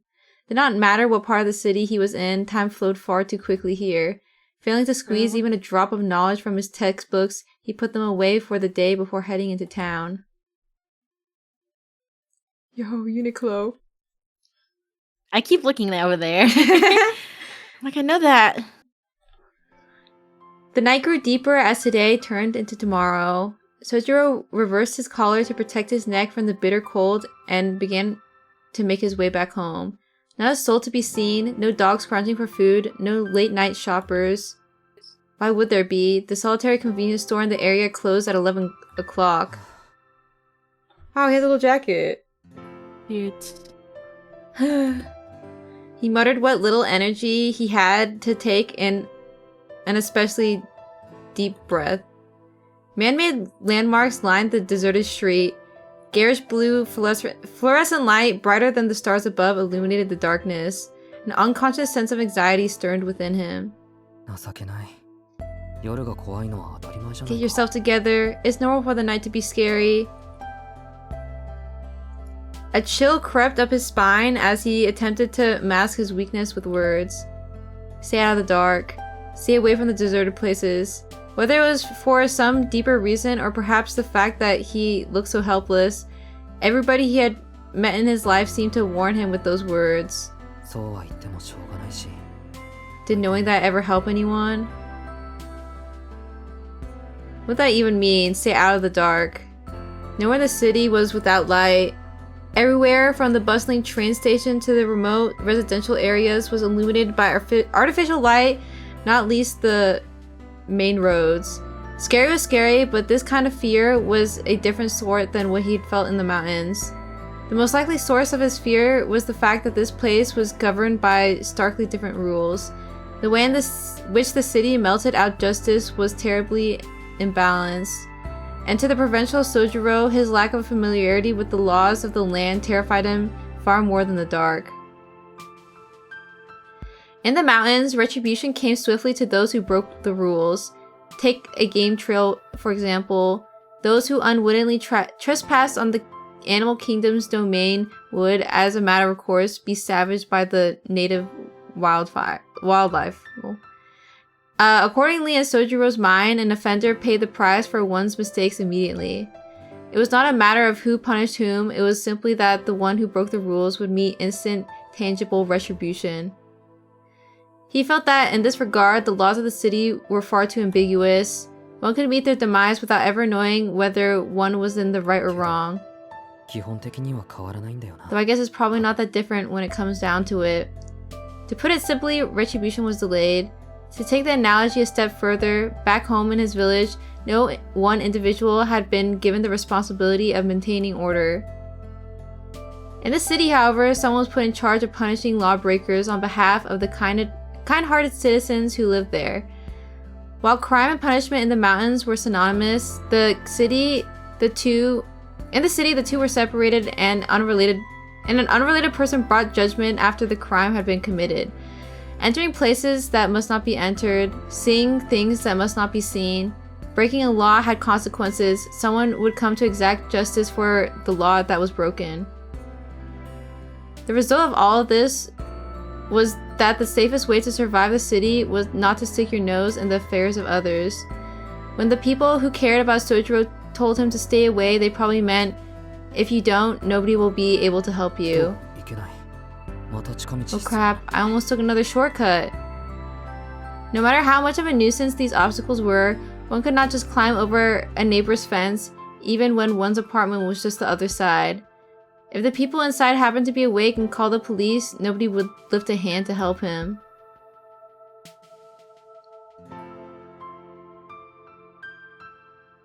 With his misguided view of the city, Sojiro once again ended his day in peace. Unable to fall asleep right away, he gazed out his window upon the night sky from the floor of his apartment. The cityscape had caused him to tremble in fear when he first moved here. The convenience of solving almost any problem with the flip of a switch, the novelty of living a wall away from a complete stranger, it all disappeared into the night sky when he looked up. Is this really the same sky? Unconsciously, he recalled his own words. What dim stars. What a cramped sky. Here there were no starry nights. Could he even survive here? The same misgivings since his first night continued to haunt him. His eyelids fell shut. Although he was fraught with worry, Sojiro's body felt the fatigue from his work and studies, and thus he fell fast asleep. I'm really proud of you for reading all of that, not gonna lie. Wow. I really am. That was incredible. I've grown! That's incredible. Did I amaze you? Yes! Tear. I almost opened my mouth a little bit. I don't know how to read the next we book. Made it. You just hit it, no? Oh, never mind. Oh, continue. I was like looking through extra. I was like, where's the start button? Continue. Night of the Witches. Hmm. Wait, there's an ant on my desk that needs to go. Kill it, kill it. It's dead! Also, I'm going to get more water. Okay. I'll be back! Refill time Okay. and potty break. Okay. Potty break. I don't have to pee again. I feel like it wasn't that long ago.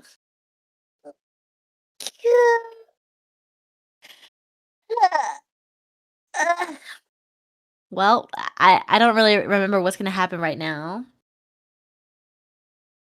So, I forgot. I'm excited for what? What's gonna happen? That they're together now? A fight with Alice? Ooh, that is gonna be cool. I kind of enjoy seeing their arguments. I like Sojiro and Aoko, but I think that Aoko and Alice have a more intertwined fate that I enjoy. So for who's best girl, I think everybody likes Alice. I like Alice too. She's just so pretty. I like all of them in equal amount though, I think. The three main. The Echo. So far she's so pretty. Her aura. What are they hooting and hollering about over there?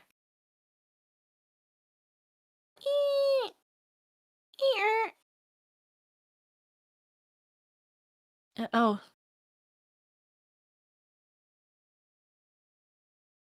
Man, somebody ate all the cookies. I'm sad. No. Just more misfortune for you. Yeah.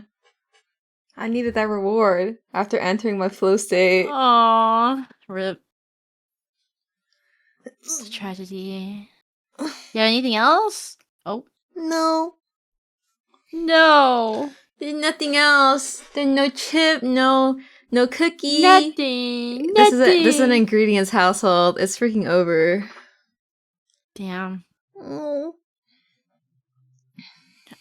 You just starved? Yeah. Man. I started stomping my feet. Why? Why all them piggies in my house eat the cookie? Said piggy number 3. What the heck? I swear to God, it was my little brother. He came in earlier asking for snacks. I knew that was freaking totally after he finished the last cookie. You got any more snacks? No, I don't. I don't have anything. It's a bummer. Yeah, I just started cooking noodles right now. Just kidding. Oh yeah. Oh what? Why No, not? because then you'd be alone. I could boil water, low key, but You should your mind. You're gonna leave it alone anyway. I'm thinking. Nah, I shouldn't. No? No, it's okay. Even though before it's too late? I check the fridge. I check the fridge for anything. I'll be back. Okay. I actually have a bunch of snacks from my New Year's goodie bag, so I literally could eat anything I want. But I'm not that hungry. What snacks you got? I have beef stick. I have Hello Panda cookie. I have Tic Tacs, I guess. Yeah, I got those lychee peel gummies. I've never had that before. I don't know. Maybe I try. Ugh, it has such a strong smell. Lychee gummy smell. I changed my mind. I I don't like that.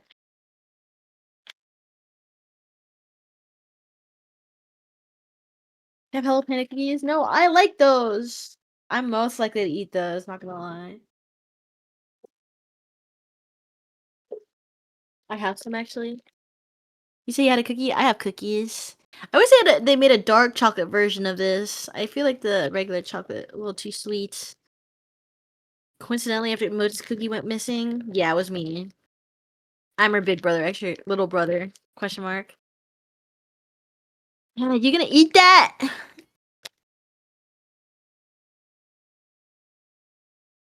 Thank you.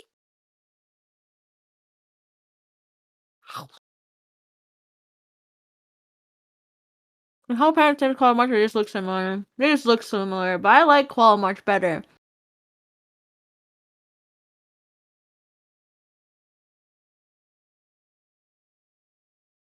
I like the chocolate one.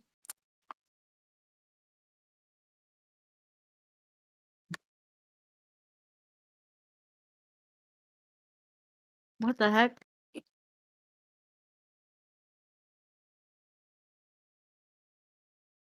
Okay, I'm satisfied with 2. I heard like an ow in the background.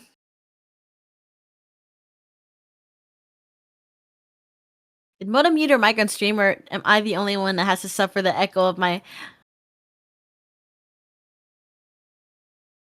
Yeah. It's all me. I have to suffer. Wait, I just mute her until she comes back? I don't really have that much to talk about, guys. I'm sorry. Uh, Seeing all the CGs and all the animations in this visual novel make me jealous. I wish I could do better. How's your day? I was in bed all day, don't even ask me. I thought this was my first real rest day after everything. It's just money. It's true, but you know, even like just the moving transitions of the shadows of the sprites and stuff being perfectly laid out. It makes me so angry. I have to let this anger drive me forward. Or there's some lines that I'm like, wow, that's so beautifully put. I'm so upset. My favorite line tonight was Alko swallowing down her hesitation with a little bit of tea. I was like, fuck, that's so tough. That's so freaking tough. I'm angry. Control. Channel.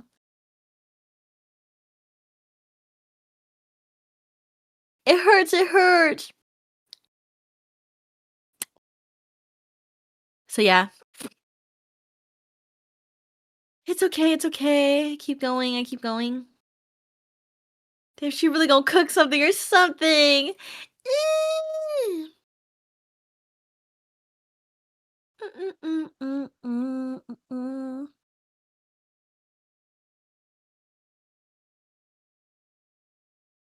I gotta say, reading your dummy, you're very a little reluctant to get literary with it. Yeah. Honestly, it's not being me being reluctant. I just don't know how. I have no idea. I'm like scratching my head, like, how do I even? I don't know. I have to actually like study a little bit. I've been reading this and I do feel. Oh, you're back. Hey. Oh, gosh. I have to listen for the water boiling. No. It's okay. I have my one headphone off and my door completely open. Oh, Great. it'll be done soon. It's the kettle, so it's faster. I believe. It's So, okay. I can wait. Wait, what you talking about? I guess I just get jealous seeing such a superior VN and how they work. I guess I was talking about that. We're just a small indie dev. I know. But honestly, with enough time, we could totally do something like this. No, trust. And think about it. We did this in 1 month. Who knows how long this freaking game took to get made? Yeah. It took for this months with like tons of people. Yeah. I know, but still. Yeah. But it's our first project. We should be proud that it's done. I know. We did I can't something. even- We created something. It's not done though. Well, it's released into the world. It's true. People, it's out there. He's made this in 2 weeks. I believe it. Nasi can do anything. Yeah. Surely. That's why people gas him up so much. Oh. Well, I'll try. I need to let this spur me forward. I had an egg, and I decided the egg was not enough, so now I'm cooking noodle. Okay. Is it dinner? No, technically Dinner this is too? my third meal of the day, so I'm being real piggy today. What do you mean? That's like a normal amount. Well, not for the amount of time I've been up. Oh. Oh, it's ready. I'll be back. Oh, okay.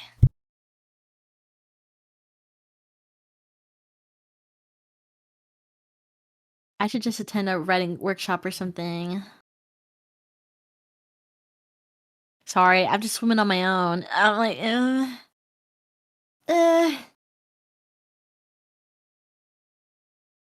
Need to read more. It's true. It's true. I read a book. No worries.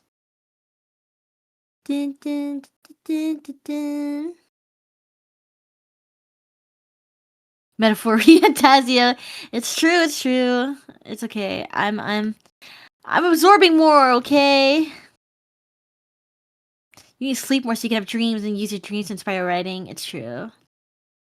That's all. It's that easy. I just have to improve every part of my craft, guys. Don't worry. I start shaking in my boots. Oh well, much to improve on. I'm getting tired just thinking about it. You're back. At least I hope so. Sounds easy. Right. Yay. Happy eating. Oh, I have to wait 5 minutes. Oh, you But wait. it's on my... You don't wait? No. You just eat it? Like right when you pour the hot water? I'll wait 1 minute and then maybe You put some a ice little in it. bit. Then you want those noodles firm. Give it. Yeah, I like firm noodle. I like them when... Well, I guess like soup noodles. I like them when they're more firm, but... Well, I guess I am. I always the soup ask. one. I always ask for my noodles to be extra firm. You hate squishy noodle? I hate them. It's true. Oh. Sigh. It's whatever. What? Sorry? Yeah. Why do you not have the same taste as me? Getting mad. Literally. Why are you getting mad at me? Yeah, what the fuck? What did I do? Alright, well, we can start now. Okay. You ready? Yes. Okay. But to this part is so cute to me and you did so good. I guess it's really the Really? hurtful part. I have much to improve, but much of it's like, okay, this is good. I know, I like the writing. Yeah. I start crying anyway. I want to see it finish. I want to see where it goes. It's true, it's okay. It's okay. My writing got critiqued too. And I literally only had one line. I have a literally 100% failure rate. It's whatever. It's chill, it's chill. It's okay. They can't glean that much from just one line. No, but my one line got freaking shot. This one. I guess it's my turn. Yes. Because I will be eating The my noodles. melody Actually, stirred. I'll read until my noodles are Okay. ready. The melody stirred an emotion like nostalgia within them. Something once familiar but now lost to this world. They believed, beyond the shadow of a doubt, that it would play for all eternity. From opening stanza to final coda. It was a mysterious siren song, merry yet longing, that heralded a return from dreams to reality. The night shook. A song was spun. Now their lost paradise was unearthed. Abandoned dreams, forsaken idols, they all responded to the cry of the blue cat. The name of the bell was Diddle Diddle, Banquet of the Night. All fables made possible, all marvels made real, by the magecraft of Alice Kuonji, more magical than magic itself. Blunk. 随分と身勝手ね。 How selfish of you. それはあなた一人で決めてい Is い that こと something you だ can った really かしら。 decide on your own, Alco? Alice sat perched atop the clock tower like a black bird of ill omen. She smoothed the ruffles of her skirt as if she were preening. アリス、 Alice. There was a tension in Alco's voice as she lifted her head. The calm atmosphere from a moment prior had long since been shooed away by Alice's gaze. あの子 That girl. 確か I've seen her somewhere before. Huh. Who is that? Dojiro searched his hazy memory. He cannot clearly make out her face at this distance, but he was sure he had seen her around town a number of times. Where and when eluded him, however, as the tension in the air kept him from connecting all the dots. 驚いた。随 Well, 分 isn't と this a 仲 turn 間 of 思いになっ events? たのね。 I didn't know you cared so much, Alice. I 今 thought 夜 you were は going to leave 私に tonight to 任せるんじゃ me. なかったっけ。Alco readied her guard and took a half step forward, unconsciously. From an objective standpoint, it almost looked as though she were protecting the figure beside her. Alice's silence grew heavier. Her eyes, fixed on the ground below her, were devoid of emotion. An indescribable sense of dread and pressure laid claim over the plaza. A bell? If he strained his ears, he could make out the faint ringing of a bell echoing in the distance. The rippling sound waves seemed unbelievably to be emanating from the ground. Hey, Aozaki, that girl, she's... Quiet. Oh. It's just... Sojo stepped back, trying to stay out of the way. It was as though he had been told to go to hell. For the crime of asking if the girl was Alco's friend. I wouldn't go so far as to say I cared. I simply had a feeling something might be wrong and came to check. It's not as though I had any doubts regarding your ability to handle the job. Much appreciated. It would have been nice if you had thought to come check just a bit earlier, though. As you can see, things seem to have worked themselves out. It's late, so don't let me keep you, Alice. So you have no doubts about my ability, right? Their eyes locked on one another. Alice's stare was uncomfortably cold. Alco's was bold, daring Alice to air her complaints. I think I've changed my mind. I'm here now, so why don't the two of us go home? That's more your style anyway, Alco. You tell me about all about your ventures with the puppet on the way. What's that supposed to mean? Go home, Alice. Shut yourself in your room and make some more of your worthless birds. Oh. What? Ladies! Ladies! A disappointed sigh escaped Alice's delicate lips, seeing that the black-clad girl was more astonished than angry. Alco, I hate to say this, but seriously? Quietly, Alice questioned her roommate of nearly 2 years. You surprised me. Did you not say we would protect our secret together? Are you still having trouble letting go of the other side? Or has compassion taken a hold of you? Not at all. This isn't compassion. I just feel like doing it this way. No plan survives contact with the enemy. You know that. The same goes for my mood. Besides, who goes out of her way to keep a promise she made forever ago? A little old-fashioned, if you ask me.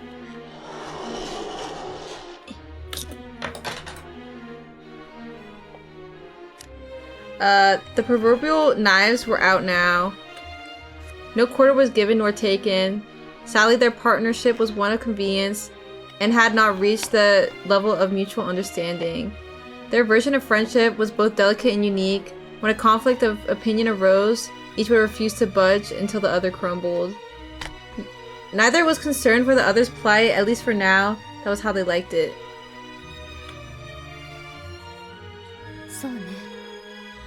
You know, I've come to accept stupid outbursts like that from you.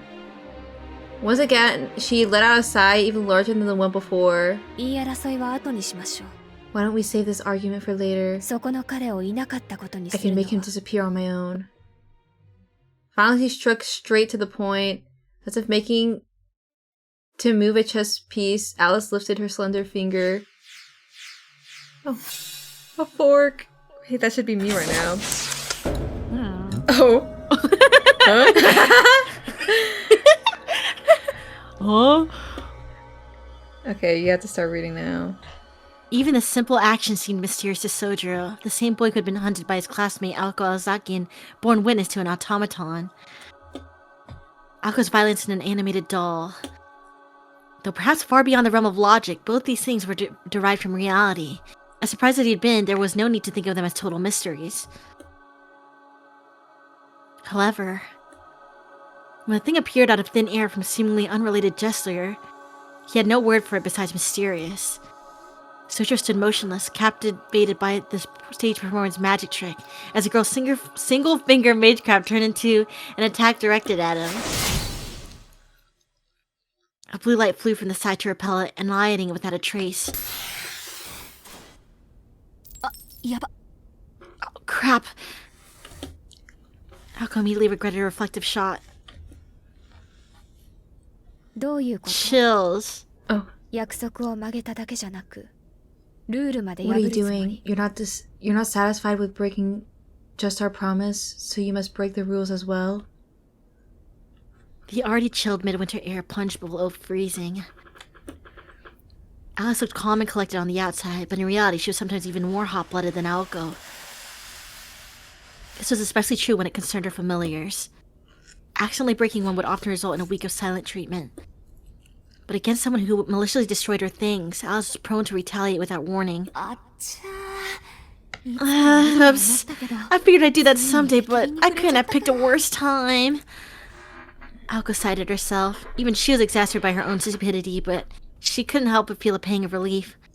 She did not intend to make any excuses, and she had no regrets. She had broken the rules, and so had Alice. Aoko. How do I put it? If anything, this took a load out of her mind. After all, now there was no going back. Aoko never intended to break her own rules.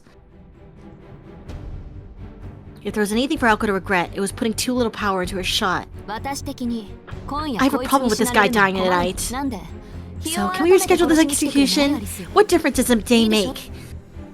To Aoko, it was simply natural to take on a pro bono case in defense of an innocent suspect. Is it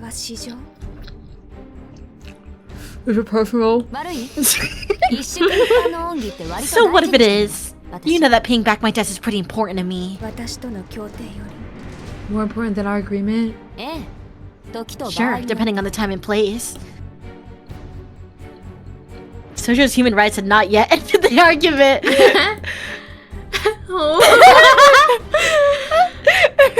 The girls are busy pouring oil on each other's flames. The girl clad in black was the first to move, or rather, to erupt.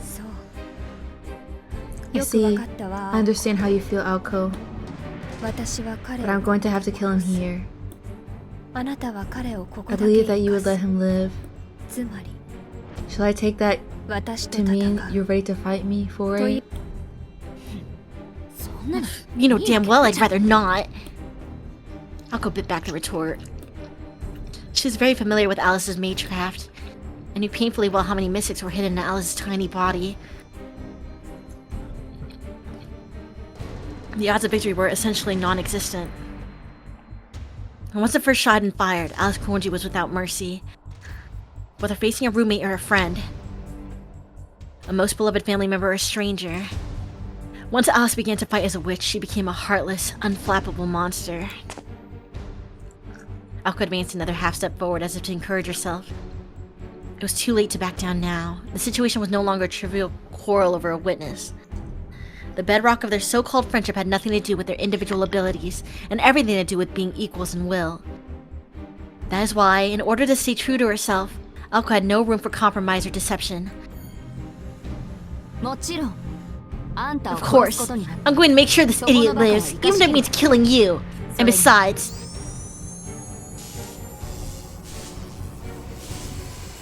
Her magic circuits howled as they kicked into gear. Her body, which had mostly been dormant during the battle with the puppet, ignited, preparing to demonstrate its true worth. Wasn't one of them broken though? Or did it heal over time? I think it healed over time. We're going to end up killing each other in the end anyway!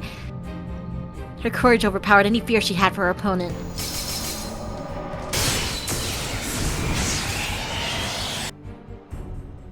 Choom! Tuning her body, her magic circuits to become like a barrel of a gun, Aoko fired a magic bullet. It was an exceedingly basic magecraft formula. There was no nature interference, no creating of wind, parting of water, no hastening of decay.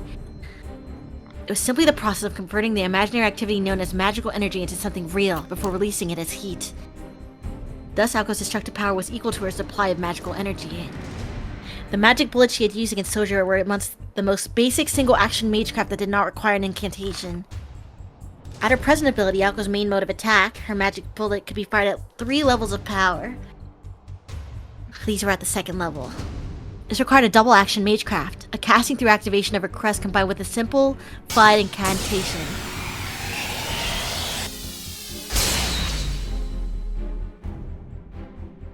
However, without blinking, Alice dispersed a shot that Alco had mustered all of her spirit to fire.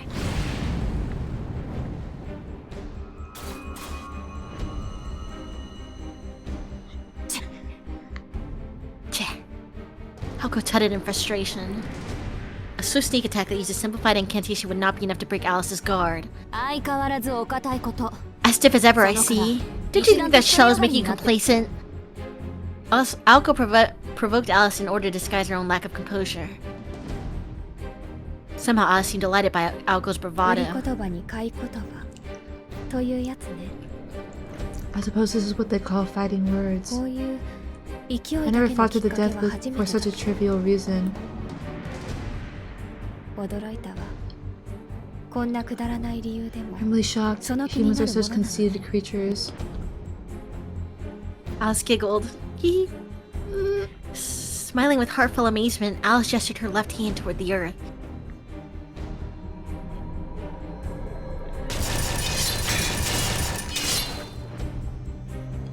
Zap, zap, zap, zap. Zap, zap, zap, zap. Countless utensils shot out from underneath the cobblestones paving the plaza. Shizuki, get back! Eh? Huh? She grabbed his hand as he shouted, jumping backwards before he even had a chance to respond. As if they had wills of their own, the utensils that suddenly appeared from the ground gave chase. As a barrier of spears grew around them, Alco and Sojiro put some distance between themselves and the clock tower.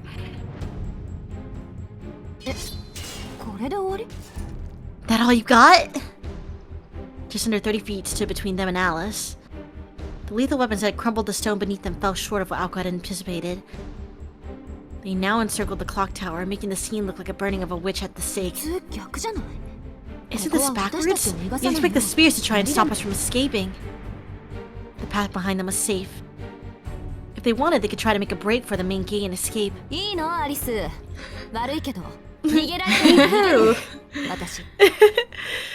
Are you sure about this, Alice? Sorry, but if you're gonna let me escape, I'm not going to pass a chance up. If she could just make it back to town, it would be Alco's win. All she wanted to do was let Sojiro get away for the night.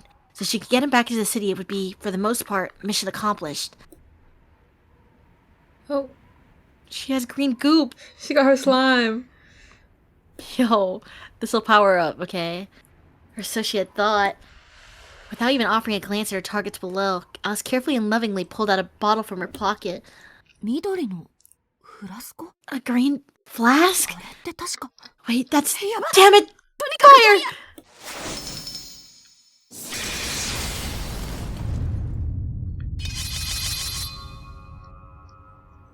Her shot was deflected with ease. Gone was Alco's earlier bravado. It was only natural. Alco had indeed grown as a mage. Over the last 2 years of study, her studies had progressed well, and she had more or less gotten a grasp on her roommate's tendencies and abilities. Ooh. This had made her conceited enough to believe that, under favorable circumstances, she'd be able to show Alice a thing or two in a fight. Yeah. Alice uncorked the magical bottle. A gentle breeze caressed her cheek. Diddle Diddle fled as a new player stepped onto the stage. But from where would it enter? The sound of footsteps, a nostalgic parade approached.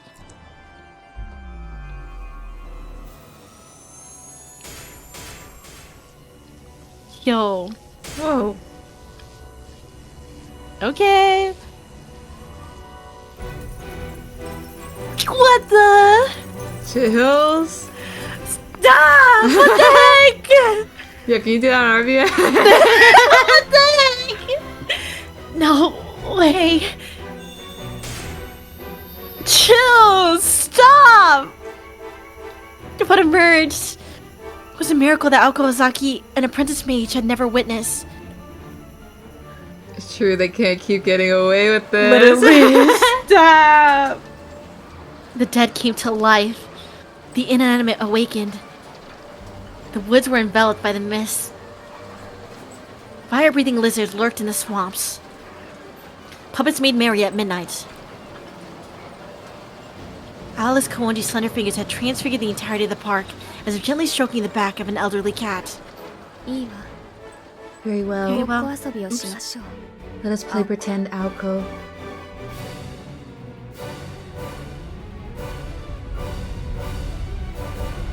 For one night, the wasteland of dashed hopes and dreams was restored to its former glory. And the music... It was an immortal monster ready to devour reality. Oh my god. A dark fairy tale that, once unleashed, would never let its prey escape. Run if you dare. I don't believe you'll get far, but if you can survive the night, I'll concede this round to you. Her declaration marked the start of a desperate battle. The witch in black laughed at her friend. Her musical mirth filled with affection, sadness, and innocent delight.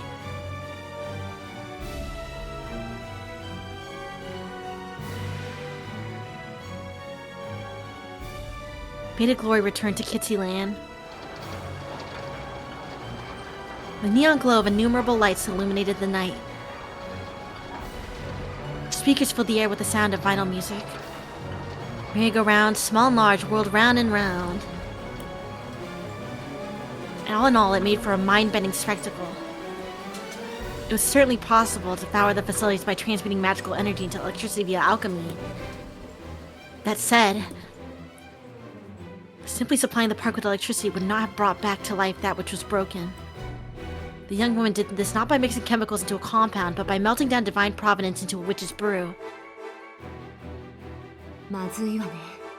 This is bad. I've seen her ploys, and this is one is something completely new. Set. Connecting. Stifling her anxiety, Aoko fired up the crest on her right arm. If magic circuits were a mage's engine, then their crest was software that assisted their magecraft. For the fledgling mage Aoko, this was her trump card. All she had to do was supply magical energy to a crest-based formula. It may not have been the strongest magecraft, but it was hers, proof that she was a successor of the Aozaki lineage. Execute double layer, direct current to crest. The pattern of her crest shifted to execute the formula, which then connected to her magic circuits. The process resembled trains changing rails. A puzzle involved dozens of circuits. She constructed it as swiftly as possible without sacrificing the quality of its construction. Instant magecraft cast without an incantation would not be enough to reach Alice Koonji. Aoko had gauged the strength of Alice's defense with their initial shots. She would dial up the power 5 times the next time, driving 20 tons of force into her target. Alice had the protection of the thick, hanging fog and the dense barrier around her. However, this attack would be more than enough to pierce through both. If Aoko struck home, it would cave in Alice's chest and end the fight. At worst, it would at least knock Alice down from her position atop the clock tower. Hey, I have a question. Yo, how these things line up? What even going on right now? As always, there was one guy who spoiled the deadly tension, pulling out Aoko out of killer mode. Sojo had been looking back and forth between Aoko and Alice in confusion. What's going on now? He said it like he might ask for directions on the train station. Normally she would have lashed out in response, but his deadly serious tone shocked rather than angered her. Unbelievable. Is this my life now? Aoko swallowed back a sigh and returned her focus to activating her crest. Negotiations isn't broken down. I pissed her off a bit too much. From her perspective, this is a good chance to kill me off. Along with the entire theme park, I guess. Sojo tilted his head as if begging for a simpler explanation. She's really got it in for me. I can't even imagine what sort of death she has in store if she catches me. What I'm saying is, neither of us are getting out of this alive unless we do something about her. So, you're saying I got dragged into your quarrel? Pretty much! That's tough. As Sojo protested in a tone wholly inappropriate to the situation, Aoko let another blast rip from her right arm. She was not aiming at Sojiro, though. A little earlier in the day, Aoko would have been happy to do exactly that, but now her attention was focused on the girl in black atop the clock tower.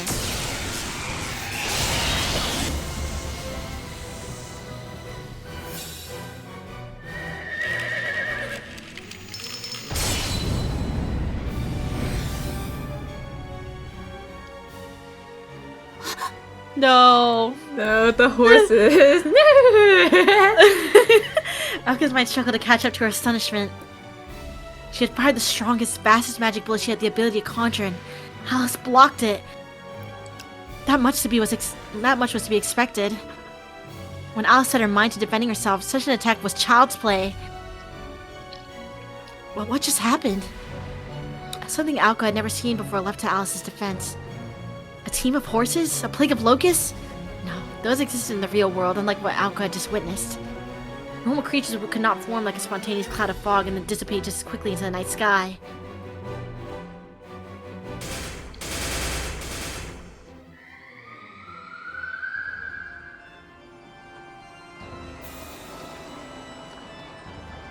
Ooh.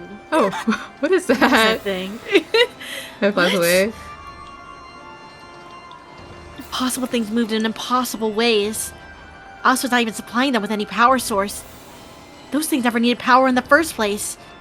Those broken and discarded things did not follow the rules of mankind. Ooh. Oh.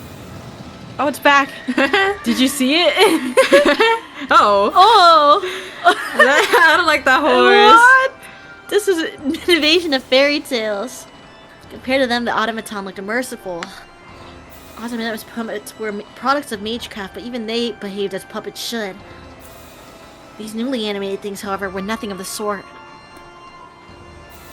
Empty vessels became living creatures. Dummies warped into malformed beings. There was a fog so dense with magical energy it visibly spread to all the corners of the park, bringing with it a monstrous welcoming party that easily numbered over 1,000. Die! Spurred on by the shuddering sensation running down her spine, Aoko fired a barrage of single-action mash and jabbed bullets. Her impulsive attack scattered futilely. And the knights of the merry-go-round soared into the sky. Green, fire-breathing lizards flocked. The bakeries opened their doors once again, and human-sized loaves of fresh bread marched from their ovens as platoons of newly baked soldiers. Aozaki, uchiro! Aozaki, behind you! Aoko and Sojiro were completely surrounded. The Ferris wheel creaked as it gently turned. A rickety train car raced about the roller coaster tracks with Kitsy, tears streaming down its face aboard. It was a grossly twisted fantasy. The girl in black reigned over the insanity-fueled park. Oh, now we're screwed. Aoko was transfixed by the scene unfolding around her. Then she realized what was happening. Oh, I know what this is. Alice had once told her of Meinster's familiars. Among them were 3 of particular notoriety, one of which she recalled being capable of something similar to this. It was called Boy Kickshaw, Flat Snark. Aozaki, だから後ろ! Sensei Aozaki, behind you! The horse!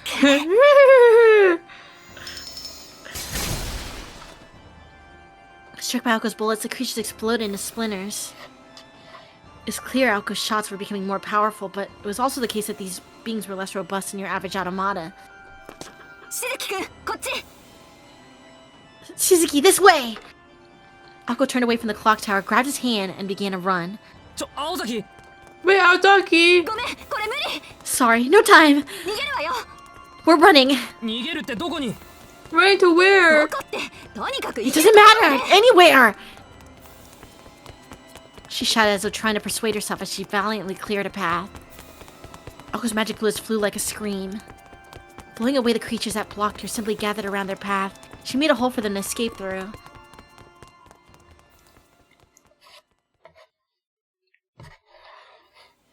Honestly, I feel like there's no way they could win this, so I don't know. They're cooked?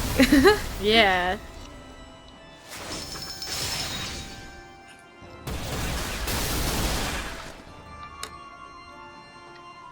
Magic bullets exploded like blue fireworks. Alka and Sojo ran down the bumpy brick road. Their bond, forged in the heat of battle, went far beyond mutual convenience. They headed for the park's exit at full speed without exchanging a word or a look. The weirdness only extended as far as the park border, so they would be safe as long as they made it outside. But the bread.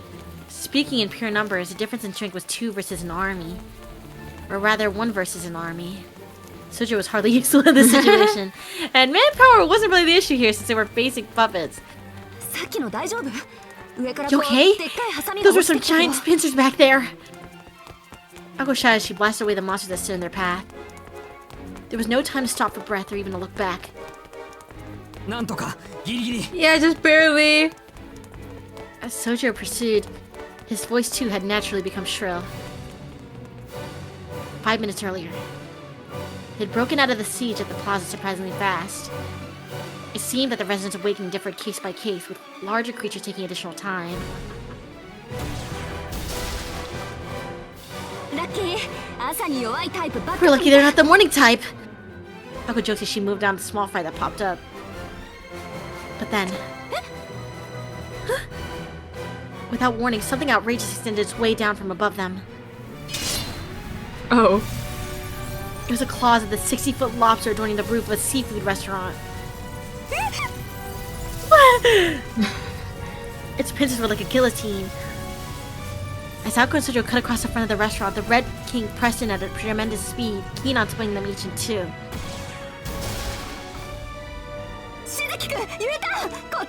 Izzy, hard about! This way's no good! The gate was just on the other side of the restaurant, but they had to take the long way around in order to lose the giant lobsters snapping at their heels. Waiting along their detour had been a horde of monsters, too many to count. Yeah, just barely. Sojo called out in response, recalling just how narrowly he had avoided his head being severed clean from his body. In front of us, what the heck are those? Are they freshly baked? It looks like it. In other words, they're the cannon fodder. Alka halted her sprint and set her crest into full operation. Range 765 yards. At this distance, the snap will take them down. Sliding along the brick path, she brandished her right arm. She loosed a shower of magic bullets. Snap was a single action spell that favored rate over firepower, and they mowed down the monster with satisfying pops. Aozaki, more over there! Watch that! Damn! Blue explosions bloomed along the lamp-lit promenade. Alka's curtain of fire fanned out. It was a marvelous star mine fireworks show. The toy bread men turned into charcoal. We can do this. They've got us overpowered in numbers, but at this rate, we'll be able to get out of here. Suzuki, how's it look over there? Looks clear to me. We should be able to approach the exit from the east. With a magical barrage that would leave an average spellcaster blue in the face, the novice mage broke through the siege. Meanwhile, a single bird keenly watched everything unfold.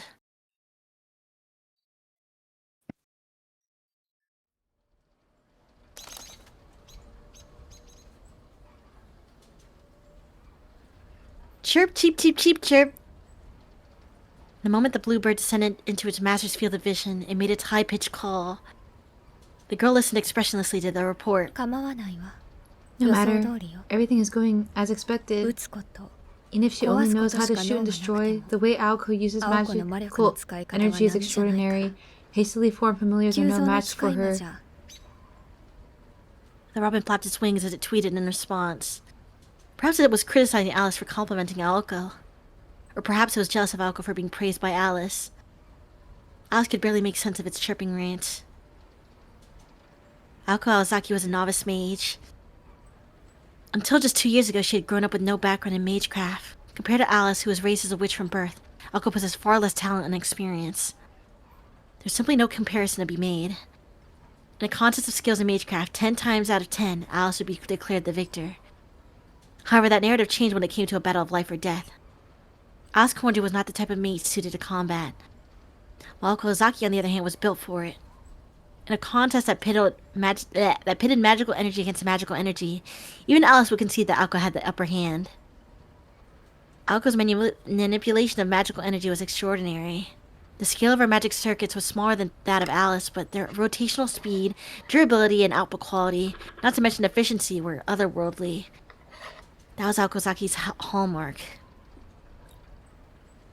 Though she had many failings when handling sophisticated formula, in just 2 years of practice, Aoko had surpassed Alice in simple formulae that merely required an energy output.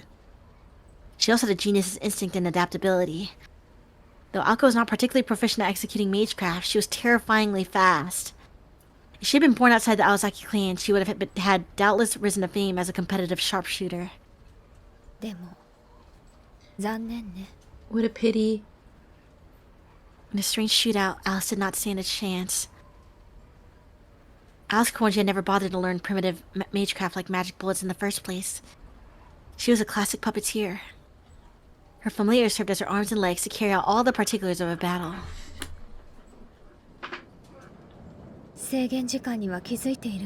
Clock's ticking, Aoko. I'm happy to lend you all the ammunition you like, but after an hour, those bullets will be worthless.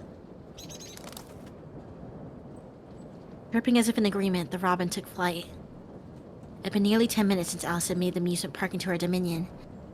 To what would the green fog give birth next? Aoko and Sojiro, still running about, would soon come to understand the gravity of their situation. Gulp.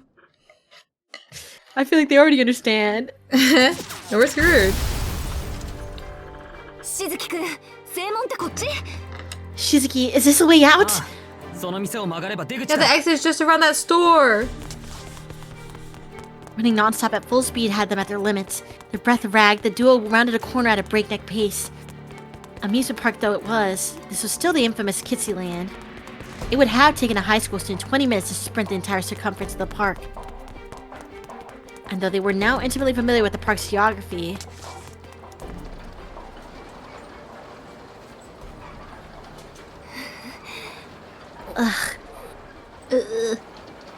it was changing beyond recognition. The transformation was not limited to the park's residents either. Aozaki? What? I had to ask, but is this me, or is this park getting bigger? It was. The problem wasn't as mundane as mistaking the location of the exits, nor the strange terrain. No, the park was warping and twisting in upon itself.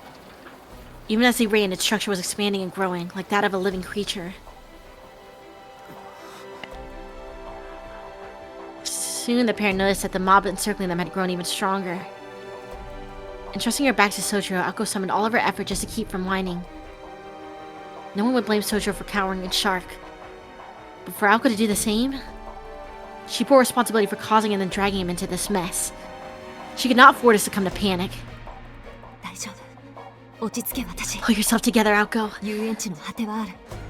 The park has to end somewhere. It may be far, but the fence is right there.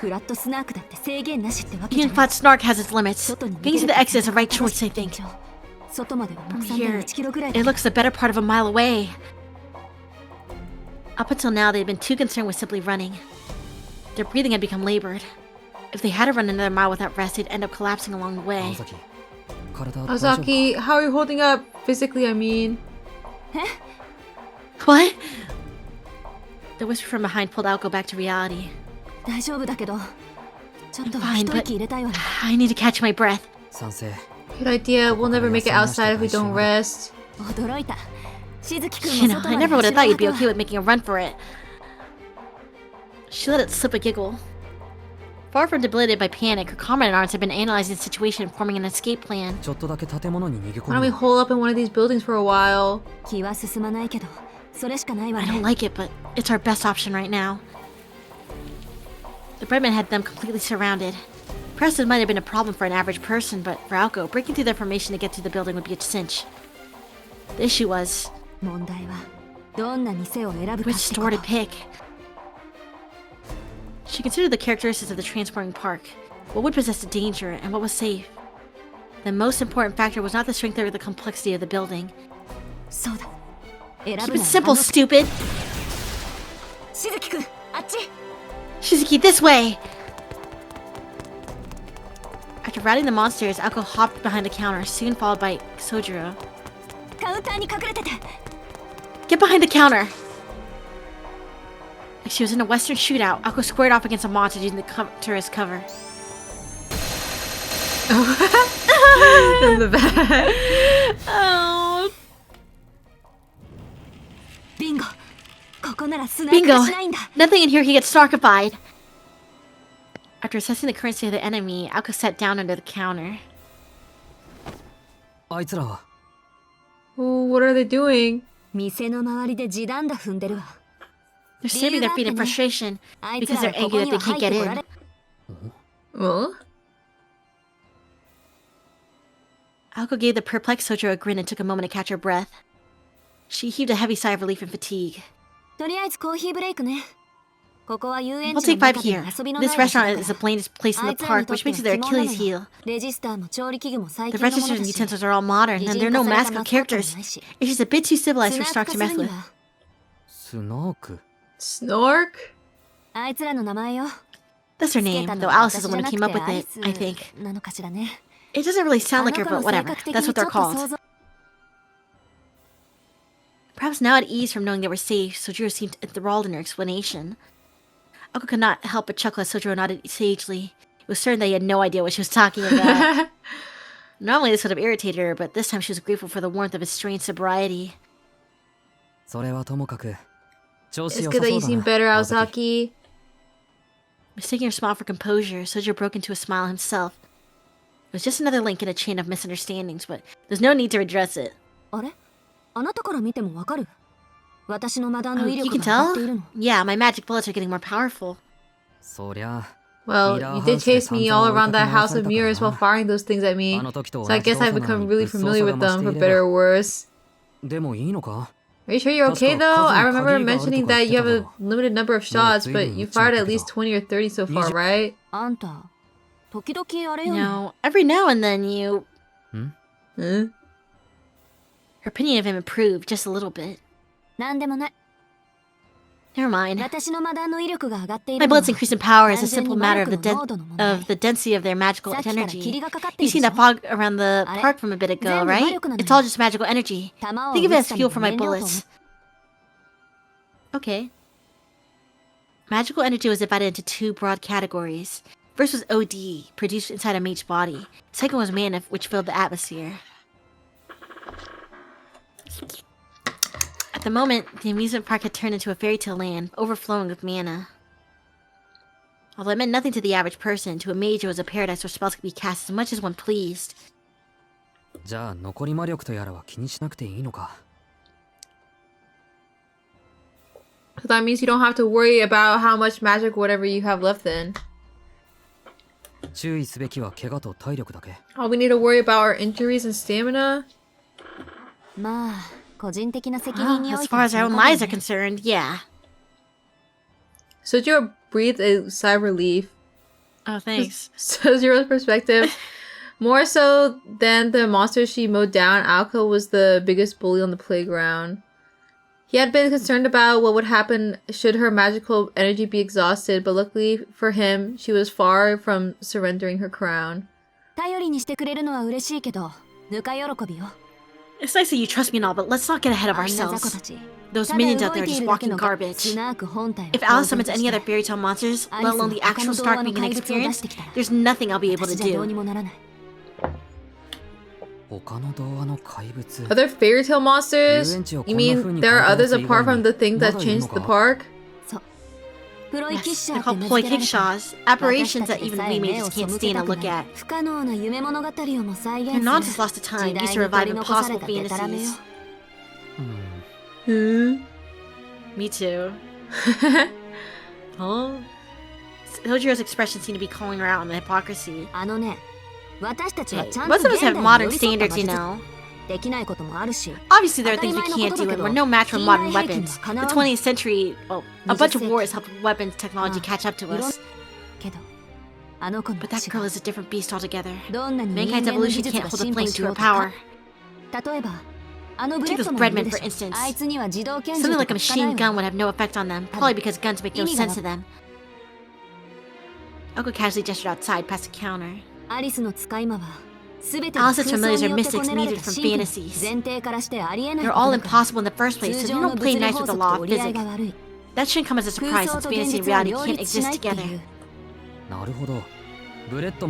I see, so they're literally walking loaves of bread. Sojo seemed to have ignored the majority of Aoko's explanation, only reacted to the part that caught his curiosity.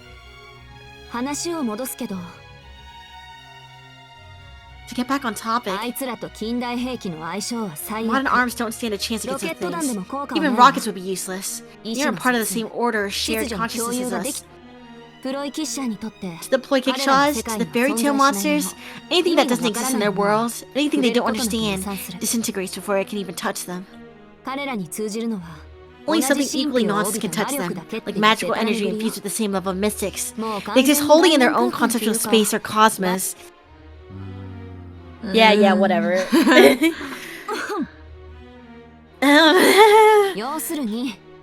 In short, they're protected by a special rule known as folklore defense, meaning they neither pure force nor strong magecraft have much effect.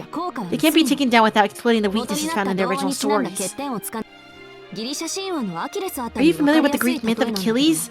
It's a good, straightforward example. No, bro. Sojo shook his head.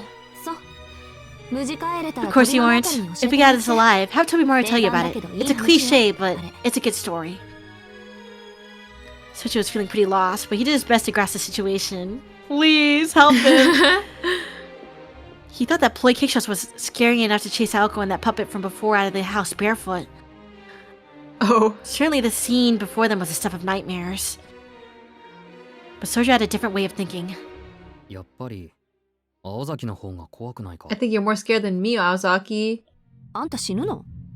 You want to die? Sojo waved in protest, silently pointing out that she had made his case for him. Listen to me. The things surrounding us now are a little more than fodder. As far as Alice is concerned, the breadman, the lobster, the meat mincer at the sausage place, they're all worth even less than my magic bullets are to me. Got it? The moving mascots and all the rest are sideshow. They're nothing more than the breath of the monster she unleashed. These things are just the breath? Yeah, crazy, I know. But that's what we're dealing with right now. Just one of those fairy tale monsters enough to keep us busy. So if Alice decides to add another, we might as well give up. Another? Isn't there some sort of limit? If she decides not to be stingy, she has a few more up her sleeve. Though, well, there are conditions to bringing them out. Like one more monster that won't wake up if there's no river nearby. The park has mountains, sure, but no river, right?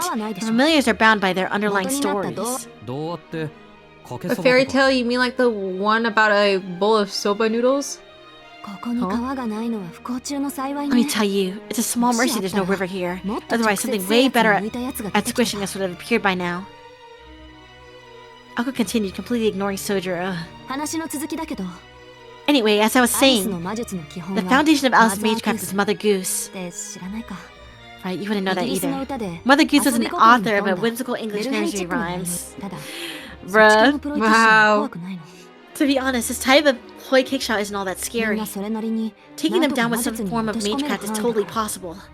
I'm afraid to ask, but what about the scary kind then? We follow another fairy tale inspired by Mother Goose.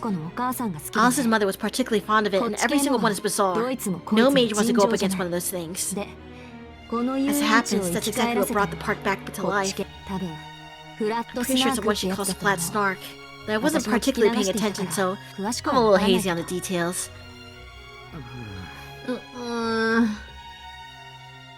Sojo swallowed the discomfort making its way up his throat. He really wanted her to explain things a little less vaguely. Really, though.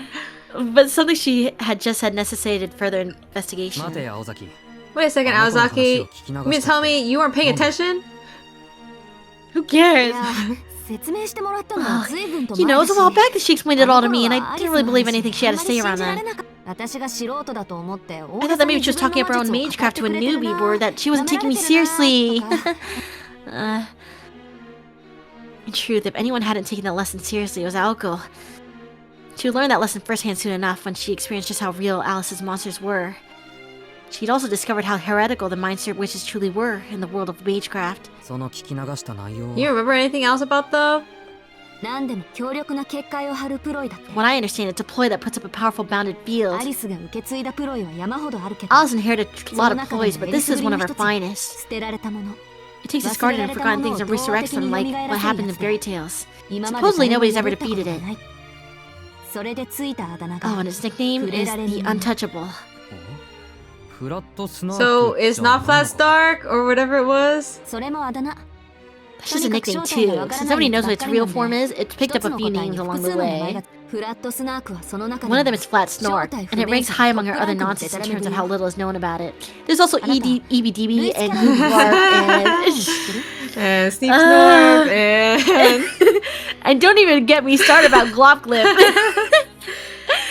Have you heard about the book The Hunting of the Snark by Lewis Carroll? No, and who is Lewis Carroll? Okay then, let's start from the beginning. Professor Dawson was... Stop! I hate this! She never takes the easiest route! Professor Dawson was... He was a delusional gentleman with a peculiar disposition. Not that it matters right now. It's a waste of time to explain to some people. What's important is the work he left behind. The Hunting of the Snark is a book about a band of adventurers who try to capture an unidentified monster known as the Snark. Wait, I think I know this one. She needs to go simpler. She really needs to go way simpler. She needs to go fairy tale book with monster real in real life now, scary bad. It's very Carol, satirical, nonsensical, and cryptic. It doesn't even really have an ending either, though the party does ultimately find the Snark on his island after much hardship, ends with the protagonist who found it, the baker, suddenly disappearing. It's a satire about people who run about busy trying to find something they don't understand, but when it comes to the park here, it's pretty clear who the baker is and who the Snark is, right? Aoko elected not to share this, but Flat Snark had other popular names as well. The enigmatic island, the five-dimensional plane. These names were not given to it by Alice, but rather muttered by mages who the Mindsters defeated. In mathematics, snarks is a term used in graph theory to refer to contradictory and impossible planar graphs. This is so tough to read. You want me to decide switching? There's so much stuff! Is phoning a friend? Yes. Okay. Just a little plane bit. proven to be unable to exist in this world was given the name, apt for an ill-fated existence paradoxical in nature.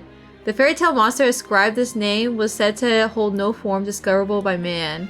Aoko also declined to mention something else. Flat Snark was a fairy tale monster that could grow. It would hide somewhere in the amusement park, continuously exhaling magical energy until the park completely transformed into a fantasy land. Oh, it's not like there's any point in scaring him. It's okay, he wouldn't understand anyway. Did you say something, Azaki? Nope, I was just thinking, Flat Snark powers its ability to bring fairy tale worlds to life. When you think about it, the park makes for the perfect backdrop. I mean, it was originally a playground based on fairy tales anyway. If this had been a business district, for example, Flat Snark would have posed far less of a threat. At most, his power would be limited to projecting the shadow of a dinosaur on a building's window pane. So that's why I save. Sojiro realized that something was wrong when he noticed a glutinous liquid dripping onto his back. Oh. Oh, hey. He looked up at the ceiling. Their eyes met. Before he had a chance to think, Sojiro hopped up from the floor. Azaki, get out now! Taking the initiative, he jumped out from behind the counter. Are you mad? What do you think you're... Trying to stop him from committing an act of suicide, she also came to her feet. Immediately, she noticed something coming to life overhead. Ooh. What the... Oh, crap!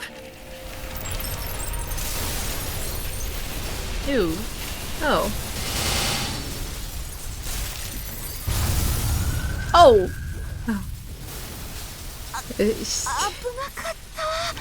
Oh my god, that was close! The gargantuan mountain clapped shut. Okay, I take over then. Okay. With no mascot to speak of, the burger joint itself began to transform into one giant monster. Who the hell paints a giant clown on the ceiling? Shouldn't they have flexed their creative muscle somewhere else? If they like clowns that much, why didn't they put out the entrance? Akko aired out her grievances as she ran. There was no safe haven left. Moment by moment, the last remnants of civilization were being eroded away by fairy tales.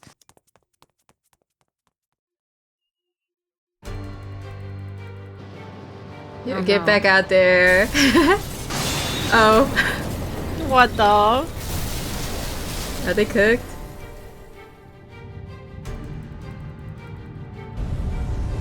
The amusement park had reached the final stage of snarkification. It was not just a mascot character that had been granted life. Like the burger joint, even the buildings had begun to transform. The roller coaster that made its way about the park writhed and twisted like a Chinese dragon. Ugh. Akko and Sojo stared, dumbfounded by the Ferris wheel, which had grown to over 250 feet in height. Hordes of breadmen closed in on them as if to offer tickets. I'm telling you, the line is under control! Mobs of trinkets, actual kickshaws rampaged the park. Whenever a hole was punched in the envelopment, it was instantly filled. It was a battle of attrition with no end in sight. But that was a matter of course, as if there were few fairy tales about limited resources. This is hopeless, they just keep coming! Look for the Snark's real form! A fairy tale monster always has some vessel for its body. If we can just destroy that, we should be able to get out of here. A body? What kind of body? I already told you, fairy tale monsters can't exist in reality! Anything weird or impossible you've never seen before? That's going to be it! Something weird or impossible? I need an example. Yeah, everything's weird and impossible to him. Do I have to spell it out for you? Living puppets, flying go-karts! Akko paused her firing for a moment. After saying this out loud, she realized just how deep their grave was dug. The amusement park was a treasure trove of fairy tale-esque creatures on any given day. Who could say that what was impossible amidst the newly transfigured knickknacks running around? Damn, everything in here is weird. So it's hiding in plain sight. Hoping that she was wrong, Akko bit her bottom lip. Flat Snark was the type of ploy that deployed bounded fields. Seeing as it was commanding so many familiars, it would not be unusual for its main body to have little or even no defenses. Furthermore, if it was modeled from a story about it being untouchable and unidentifiable, it would be logical to assume that it would collapse on itself shortly after being discovered. Which means, if we find it, we win. Would something so fragile really hide among its minions? They do say that the best place to hide a leaf is in the woods. Oh. This was closer to the truth than Akko realized. As long as there was the slightest possibility of it being hit by one of the Akko stray bullets, it would not dare appear in front of them. Its true form was orchestrating the park from somewhere safe. I'm sure we've seen it already. It's the subject of a book named after it. If it's not sitting out on every page, it has no right to be the title character. But where? Put very simply, the Ferris wheel was the safest location in the park, as well as a symbol of its past glory. Perhaps. What do we try to catch her instead? Her eyes opened wide at the sudden suggestion. Akko had been trying to come up with a plan to overcome this stalemate. It seemed Sojo had been racking his brain as well. His proposal was a simple one. If they could not find the Snark, they just needed to take out its master, Alice. Alice had not moved at all from its clock tower. Even from here, they could make out her figure draped in moonlight. That's the worst move we could make. Even if we killed her, it wouldn't stop the Snark, and all of its absurdity would just boil over to the outside part of the park. Not to mention, I can't even kill her in the first place. At best, I could only get halfway there. Humph. A breadman, angered at its insults heard towards master, moved to attack and was mercilessly burned to a crisp. The two stood back to back, catching their breath. With no plan to speak of and no route of escape, they had reached rock bottom. No. Meanwhile, the oddities were forming a circle around their prey as they smelled blood in the water. Were they to be dragged into a bakery for the oven? Minced in the meat grinder at the butcher shop? Skewered and paraded around atop the carousel? Walk the plank of the thorny pirate ship? After 2 years of slumber, they were eager to welcome their new guests. There's something I need to ask you, Ozaki. What is it? Keep it snappy. I'm thinking here. Okay, it's painfully clear what these things want to do to us, but what about her? Does she enjoy this? I doubt it. These things' hatred of humans comes from a deep-seated grudge within the park itself. Maybe even Flatsnock's personality too. All his familiars are one big family of freaks. Though, now that you mention it, Ako was able to deny that there were some similarities. Good to know. So, did you come up with anything, Ozaki? How do we stop them? Sorry to get your hopes up, but I'm all out of ideas. Oh, but I bet they'd stop if you dropped dead. No, thank you. Let's just get out of here. Hey, wait, Shizuki? Oh, she blinked in surprise at the sudden turn of events.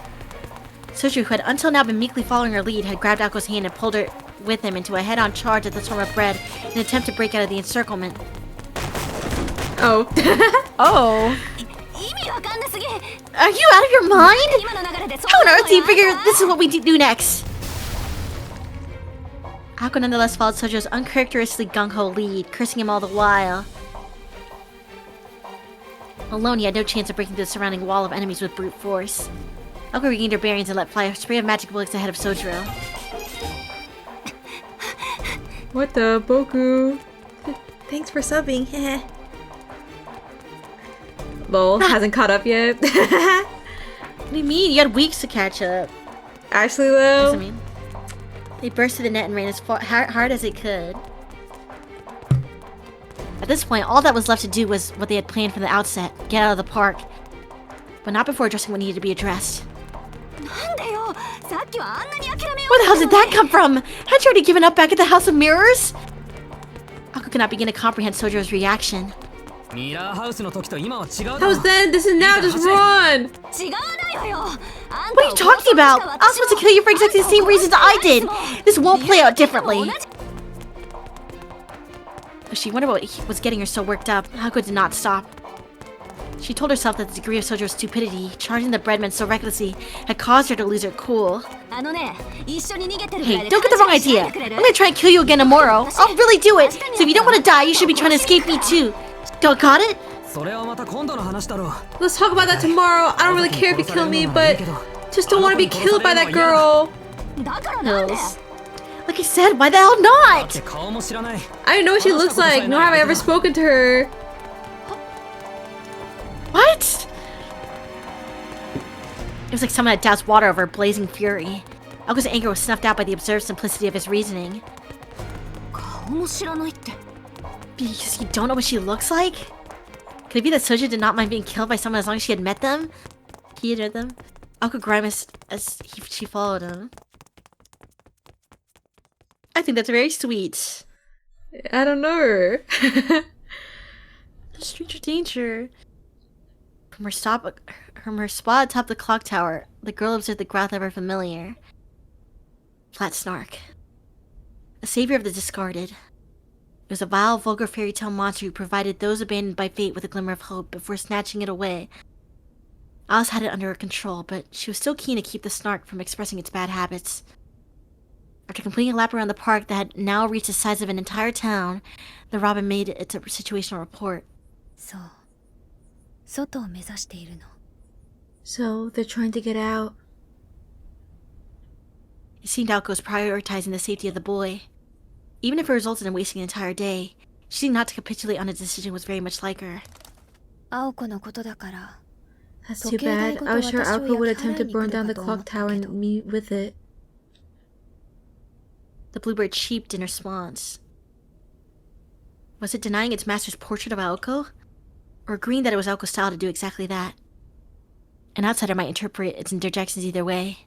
Does this bore you? The robin jumped at being addressed so unexpectedly. It tripped and flapped its wings like a flustered servant, frank to say otherwise. 珍しく気があったわね。 It's rare for us to get along so well. いいわ。せっかくのゲ Okay ームだ then. し。 If it's a game she wants, a game she'll get, let's liven things up a bit, shall we?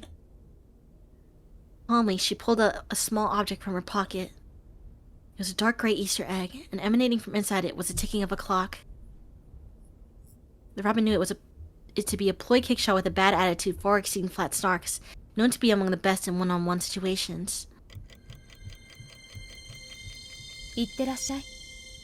称える時間は20分 I've に設 set the 定したわ。 extolling time for 20い minutes. つも通り Break 控えめに in 壊れ that てきて。 subtle way of yours. And together with the witch's breath, the egg filled with praise disappeared. Suddenly, a strong wind swept through the park. The words, "I could have killed them all by myself," floated through the air. It was a disappointment of something enormous that was visible to all, yet overlooked.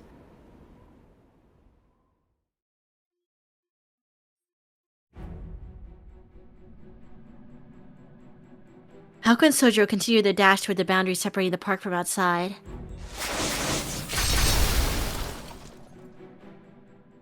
The curio horde that stood in their way had reduced in number. The iron fence that separated the two from the outside world was just over 300 yards away.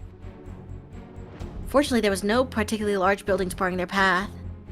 With the first who had stood in their way, that would have spelled the end, but thankfully it had yet to reach its full strength. The only thing that appeared before them were weak oddities that could easily be handled by Aoko's simple magecraft. At this rate, we just might... She would have just said make it to the fence if only her lungs would allow it. Since Aoko was utilizing this ample mana filling the park, her tank of magical energy was nearly full. Moreover, the condition of her body's circuits was steadily improving, to the extent that she would be able to unleash at least one all-out onslaught. Until... something unusual was hovering above her field of vision. It was locked on Sojiri, hovering 10 feet above him over to one side. しずきくん、ちょっと。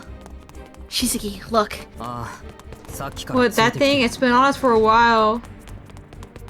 Sojiro had seemingly noticed it before Aoko, hence his previous awkward glances towards the sky. In truth, it would have been stranger for him not to notice, as the thing was practically glued to him. Ooh. In terms of size, the floating object measured about 3 feet in diameter. Tiles covered the exterior, about which a multitude of spinning lights danced about. Is that an egg? Sojiro asked, not really sure what to call it. Wait, have water, Sobi. Okay. Drink up. 卵卵って言ったら An 割れる egg. 卵 If it's an egg, that means it'll crack! Dying! Oh. Her bullets bounced off it like it was made of rubber. The trait, the ability to deflect all outside interference, confirmed to Aoko that this thing was undoubtedly a ploy kickshaw. やっぱり外からのルールじゃ壊れない No, I can't break its rules from the outside. しずきくん、あれから絶対に目をそらさな Shizuki, いで don't take your eyes off it for even a second. 何があっ No て matter も what 見続 happens, ける keep your eyes locked on it, even if it's just in the corner of your vision. Okay. Aoko picked up her pace as she barked orders. The Eggman, who sat on a wall. Humpty Dumpty! He would crack just as the tale spoke of. Nothing anyone could do or say would cause him to fall, but the moment they stopped looking, he would tumble down and break into pieces. いわく王様の軍隊でも元に戻せない All the king's 数の horses and all the king's men could put him back together again, or so it said. It was a Mother Goose poem, Humpty Dumpty. If Sojiro was its target, then the moment he averted his gaze, it would tumble and explode. なあ爆発するかどうかは知らないけど Except for the exploding part. Who knows what'll happen when it falls? Either way, it was going to scatter something troublesome when it fell. Its oval shape, the keyhole adorning the front, and writing inscribed upon it, they all made her anxious. It was an egg that meant it was going to hatch at some point. Even if he continued to stare, once the time came for whatever was inside to come out, they would have even less ability to conserve their energy. Hazaki, slow down, would you? Use up all your energy now, you'll. 後のことは考えないで Forget about what comes いい next. からしずきくんは Just 卵 focus on だけに watching that egg! At this critical juncture, breadmen stepped out to join the egg and block their path. 邪魔 Out of the way! Oh, Soli's model did freeze. Really? Now it's No, unfrozen. I die. No, No, it's I'm catching back. up. It's catching up. I've always been here, guys. You're watching your model freak out. I'm gonna have a heart attack. The Breadmen were marching forth in grand battalion. At her level of firepower, Oh no. Alko should have easily moved them down. However, these have hard crust. Take this. Do you like crust on your bread? I love crust. How crunchy you want them? Not too crunchy though, not gonna lie. Whenever I toast bread, it's like just lightly brown. Yum. Have you ever had like the bakery loaf though? Yeah. You mean just like it's regular, like from Like the hot fresh bread. I guess not fresh. Oh. I've made bread before. Really? Yeah. I think I like it really crunchy on homemade bread. I don't know. I think bread is best when it's soft. Yum. Well, I want the inside to be really soft. I guess it depends. I just Yeah, have too if many bad it's a memories of sandwich, burning I bread. guess. Oh, well. Or like, you know, sometimes like baguettes and stuff are like really, really crunchy. Oh. Yeah, I or wouldn't like want a banh sandwich. mi. I've had banh mi before. Yeah. I think banh mi is a little too like crunchy for me. I wouldn't want the whole thing on the outside. Mhm.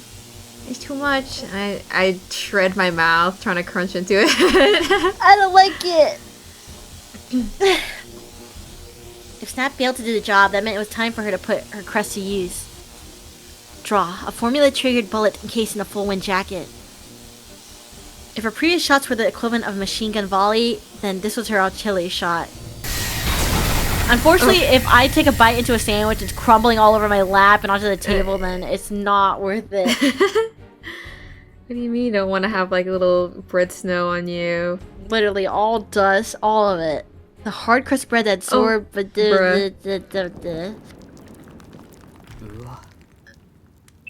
The hard crust bread that absorbed her snap without a dent scattered into thousands of tiny pieces at her draw's torrent. Whoa. Of course, the destruction did not end with just the breadmen. What had once been a brick road was now thoroughly stripped of its pavement. The nearby stalls had been warped into twisted steel skeletons. It was a spectacle that made Sojo question what the greater obstacle to their escape was, the wall of breadmen or Alko's ability to lay waste to things. Hey, Hey, don't wander off! It's dangerous if you don't stay close to me! Come on, get closer! We're out of strikes, you know. If they surrounded you, you're a goner. You should know hostages don't mean squat to me, and it's not like I can pick out my targets precisely anyway. This made a lot of sense to Sojiro. He had not fully appreciated the part about hostages, but he got the gist of it. So basically, I'm in danger no matter where I stand. You... Offended though she was by his typical naive response, she could not help but be impressed. Sergio was a straight arrow through and through. His eyes stayed firmly focused on the egg overhead, even amidst the chaos of melee unfolding before him. I don't know why I was worried. You may not be the sharpest tool, but you sure are good at following orders. Well, True. one thing, Aozaki, am I imagining it, or do those bread men seem tougher than before? No, you weren't imagining that. They're getting stronger. They must have nailed down their mass production process, so they've turned their attention to upping the quality. As you figured it out already, they're just going to get tougher as we go. It seems like even those bread guys have started to develop individuality. I hate to think about it, but they might start spraying themselves with jelly or bringing other fillings and merging with another. Though she was joking, her eyes were dead serious. Sujo shuddered at the thought of the situation growing even more dire. So you're saying those guys are going to become as terrifying as the puppet from the House of Mirror soon? Oh, you can count on it. And I'll have my hands full with the bread that rare. Say, Suzuki, think you can handle yourself against one of those? Sojo shook his head, a look of complete aversion upon his face. I didn't think so. So let's get moving. We can't afford to hang around here. Ako took a quick deep breath, then began a sprint once again. Far in the distance, through the fog, the iron fence waited 300 paces away. As long as nothing happened, they would make it there in one piece. Sojo followed after Aoko, holding on to all too convenient hope. Somehow they're gonna make it? Oh. Nope. But hope is something ever fleeting. In fact, it lasted not even 300 yards. The edge of the amusement park may have well been the edge of the world.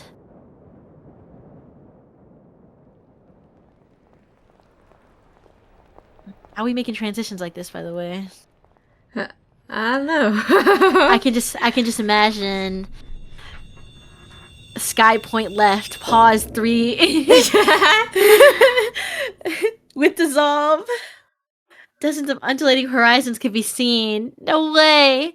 Crowding the sky like a giant cloud or a thick curtain, or perhaps groaning lips. It was the end of the road, the outer limit of an outrageous and fantastical realm. And yet, Aoko found it to be much like the last page of an enormous picture book. The sight turned her mind blank. Well, this is about as bad as it gets, she thought. The Snark, this island of despair, had at last brought Aoko to her knees as she stared at the swelling border. The park indeed had an end. Even now, as Aoko and Sojo had expected, a fence divided the amusement park from the residential area neighboring it. It had both doubled in height and had made sturdier. Another hurdle she had foreseen before even laying eyes on it. Expecting it to have been snarkified, Aoko had become prepared to demolish an obstacle or two.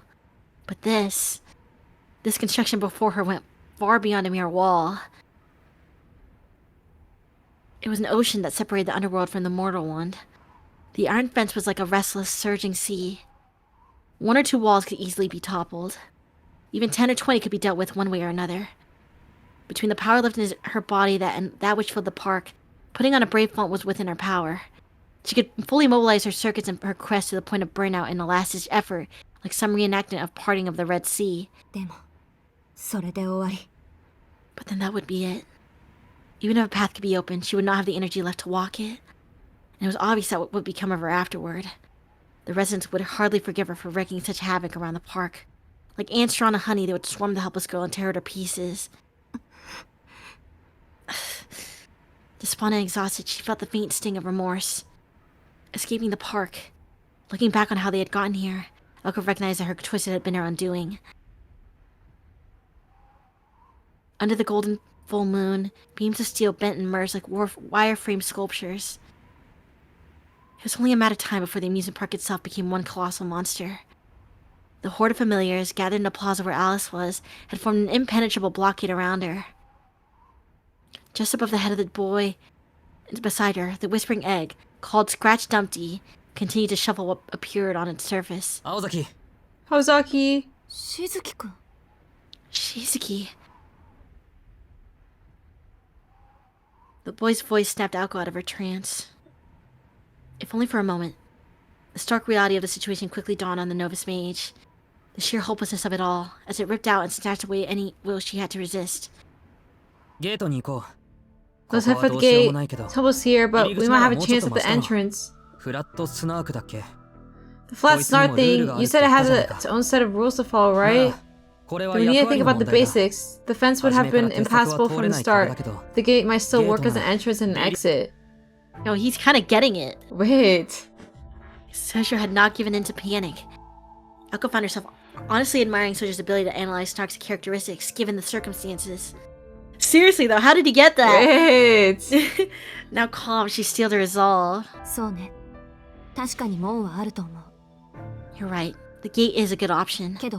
But just getting there will be a challenge. Even the weakest enemies, these lows, are becoming hard to deal with.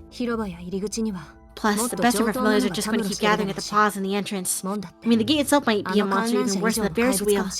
It's designed to look like a giant kitsy. So you're not going to the front gate? Nah, we have a better chance over here. Hmm? Aoko took another glance at the undulating iron fences. It was too late to achieve their goal of making it out alive. In that case, she decided to prioritize the other promise she had made. 今からこの鉄柵を壊すから、あなたはそこから外に出て。 I'm gonna go ahead and break down the fences here. You have to escape once you see an それ opening. で、私の Then my 役 job 割 will は be おしまい done. よ。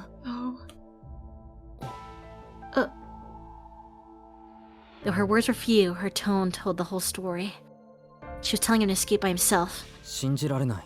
It's not こん possible. なの青崎だけじゃ壊 You せない destroy だ that by yourself, Aozaki. 私だけならね。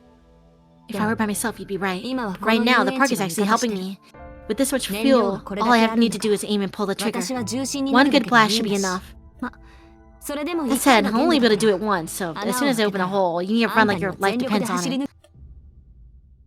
She would carve a path through this iron sea of fences, gambling on one final effort, a great incantation to launch the biggest projectile she could manage. As an outsider, Sojiro could not even begin to imagine just how much of a burden this would be for her. All he could imagine was a hazy version of Aoko being left behind in this park. What would happen to her? What would that girl in black come to save her? Oh. Cool as it was to imagine, he knew she would not. After Aoko had exhausted her very best in order to save him, that girl would not stay her hand. The only way Alice would let Aoko off the hook was if Aoko killed Sojiro as payment. And so, 20メートルぐらい離れてて。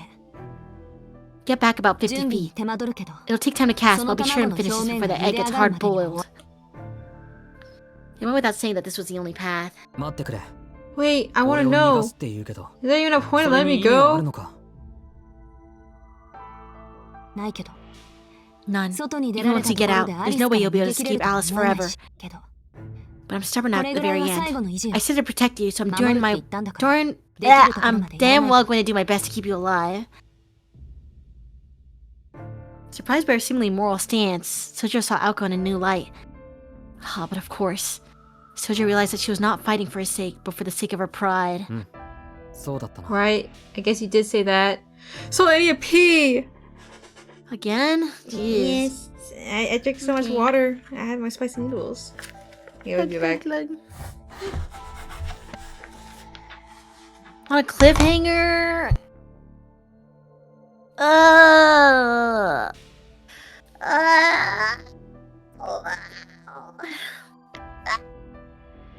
Snore. Well, guys.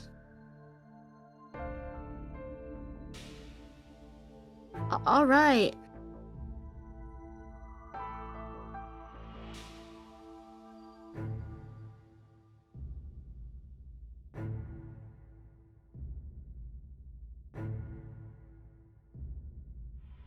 Peak, man, all the transitions were so amazing, and when they did the sky and then the city and then the sea of fences, bruh, that was good. Wasn't it like maybe the best part? I'm definitely gonna go watch that after the stream. I look back at that.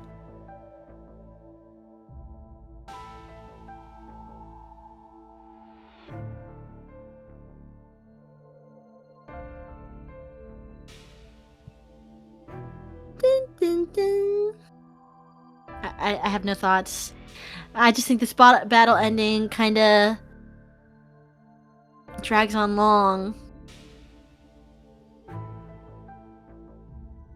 I think the only way they get out of this is if Sojiro actually manages to do something. Somehow. That is my prediction. Dun, dun, dun. Dun, dun, dun.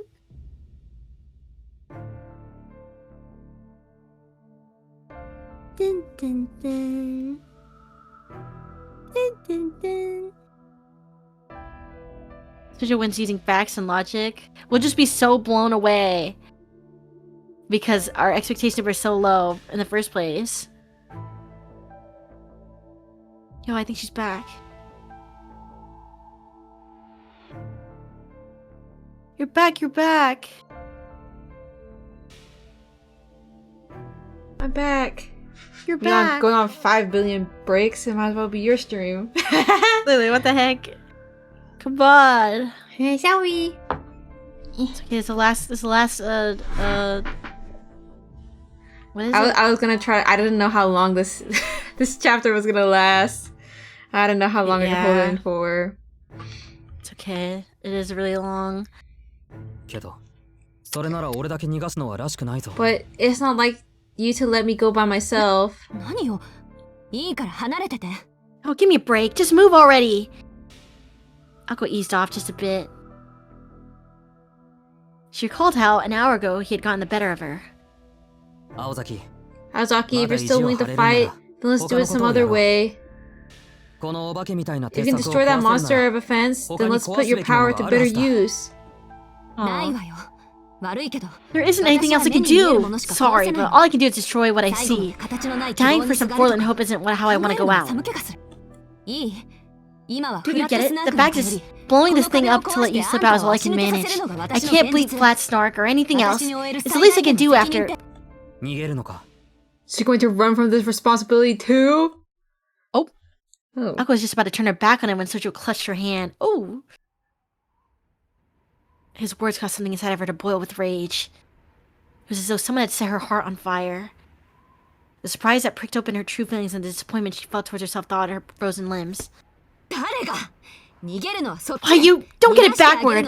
I'm the one letting you escape, not the other way around. I'll blow the whole damn park if I feel like it. Just you watch! そうか。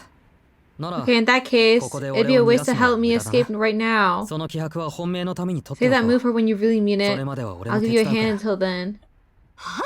手伝う What? You help me? Talk about a waste of time. 頭きた。 Now you're really pissing me off. Just get out of here, you dimwit. What use do I have for a dunce whose special power is running himself ragged? そりゃいい加減ヘトヘトだけど I may be pretty そういう青 exhausted, 崎なんか but you're in worse shape, Aozaki. Just look at yourself. You're tired and injured. Not to mention the injury to her back that Alka had nearly forgotten about. Even now she couldn't ignore the pain that the automaton had inflicted on her spine. With iron will, she'd managed to push it out of her mind, Hold on. mostly. 魔術とか抜き Even に without す any れば magecraft stuff, I'm still in better shape than you are. Could probably even carry you all the way to the entrance if I needed to. できないことは口にしないで。 Don't make promises you can't もう keep. いいから言って。 Just go. 慣れている I'm の。 used to this and you're not. This is your Come on, first time not facing that. this sort of thing, right? だからいいの。 So, it's okay. Oh. The fact that they were a team, the fact that she would still have to kill him after all of this, none of the irony was lost on her as she said these words. It didn't matter anymore. Still, Sojo didn't let go of her hand. He gripped it even harder. His expression was the same as ever. Elko frowned, trying to figure out if he was upset with her. 確かに You're right. This is my first time with this sort of thing. But I experienced my own fair share of danger in the mountains. I've even been attacked by a deer, you know. Yeah. Yeah, that's the same thing. As a city girl, she had no idea what it meant to be attacked by a deer, but his determination was apparent enough. True. True? Yo, true. Yeah, Looking deer back on sounds it pretty now- dangerous. Tears actually. composure through it all. A normal person would barely be able to talk through such panic. Perhaps growing up deep in the mountains, far from civilization, had taught him how to stay calm in the face of so much. だから信じてくれ Trust me, just a little. He spoke his plain, unadulterated feelings and released his hand. There was no lie in him. In fact, he was too honest, so much that he found it hard to believe him. Sojo had no reason to go that far. As it stood, Alko had no future. After confessing this and telling him to escape, why did this boy still offer to help a person like わ her? からない。どうしてそこまでするの？ I don't understand. Why do all this? 私に付き合えばあな You're たを going to 死ぬ die if you stay with me. これが最後だから。 This is ちゃ it. んと考え This て is よ your ね。 last chance あ to な get たはここ through. で逃げるべき。 You should be running. それはわかるよ I know, but I'm not going anywhere. Chills. Sojo answered immediately, realizing that Elko was looking for his reason. This level of insight in Sojo demanded a round of applause. そうすると青崎が死んでしまいそうだ If I do, you'll die, Aozaki. His words were as irrational as always. だからどうしてそ But こまでするの why? よあんた Why は do it? Why go so far for me? She was yelling out of frustration. After thinking for a moment, Sojo それ replied, は君が好きだからだろ I guess because I like you. What? Simple and to the point. His face seemed to ask why she would even question him so. To There was a pause, no more than 2 seconds. His surprise attack had stopped Aoko in her tracks. What the? Alice was not the only one who had an ace up her sleeve. That line reached deeper even than Flat Snark could ever hope to. All Aoko could respond with was an expression of pure shock. It was a simple, stubborn reason. The strongest kind on Earth. Sojo Shizuki was indeed incomprehensible. To be able to work unconditional with someone who was trying to kill him. But she felt as though she'd finally grasped a sliver of his true nature. Tobimaru and the others' assessment of him was correct. As vexing as it was to her to admit. Even though I can't stand you, you sure are a dip, you know. He laughed. Oh, sorry. He laughed at her sour grumbling. At this point, he was used to her insults. The clash of wills ended here. Aoko's blood ran hot from her blazing heart. If he was going to make a face like that, all she could do was try to think of a way to get them both home. Running away isn't really my thing anyway. Fine. I'll stick it out to the end. And you're going to stay with me, Shizuki. I'm sure we can find some way for you to help. Though her tone had lightened, there was still hesitation in her eyes. It was only natural. Aoko had not even a clue as to how to begin to fight the Snark. If only she had just been a bit more skilled or had just trained just a bit more, there might have been some way to look for it. Better than this. If only I had a way to peel back its true form. Unconsciously, she let her apprehension show. Sniveling was pointless. She would just have to figure it out by herself, but... What's that? What, that's all we need to figure out? Huh? Aoko gave him a look as I asked what that was supposed to mean.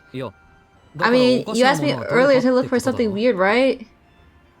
Sojo also made a face that she should have brought it up sooner. Wait, you know what it is? I think so. Well, I've been wondering about it for a while, actually. Sojo whispered in her ear quietly, so as not to be overheard. It was certainly unexpected. But then again, equally obvious. After he explained the mistake, she knew right away that he was correct. At last, she had an inkling of Flat Snark's original form, namely... Oh, do we get to know, or...? I want to know, guys. Yo, let me in on this. Why you whisper? I want to know, too. Oh. What the? They strategized for 10 minutes. After deliberating the Snark's true form and figuring out a plan of attack, the two exchanged nods in acceptance of their roles. Okay. We'll be splitting up now. Just don't make it a repeat of the blunder in the House of Mirrors. You're the crux of this operation. If you bungle the start even a little, there's no coming back from this one. Though she jabbed him for his previous failure as a decoy, her voice was bright. Aoko's original vigor had returned to her at Sojo's discovery of the truth. Meanwhile, Sojo was also getting serious in his own way. He took Aoko's warning to heart. Good, but remember that our positions are reversed this time. If we fail, I'm not the one who's going to die. You are. I won't be there to clean up your mess, so watch your step. I know, after all this, I regret not taking your advice earlier. I'll be careful. Sergio nodded, telling her to leave it to him. When he made it sound like he was holding a grudge, it seemed to him to be the only way of showing her his resolve. Aoko let out a sigh of defeat. Once more, she couldn't figure him out. Seriously? I can't tell if you're a big idiot or a big hero. Whichever one it is, I'm counting on you. Don't let me down. She had wanted to say that she believed in him, but apparently that was way too embarrassing for her. Eep. Aoko turned away from Sojo and began to run. She had begun to think that maybe this change of pace was not so bad after all. We're still back? Okay. And so ended the intermission. The end of chapter long. The young cast members were handed their new lines. Whatever happened next, the Night of Witches had, at long last, entered its climax. What? Blinks.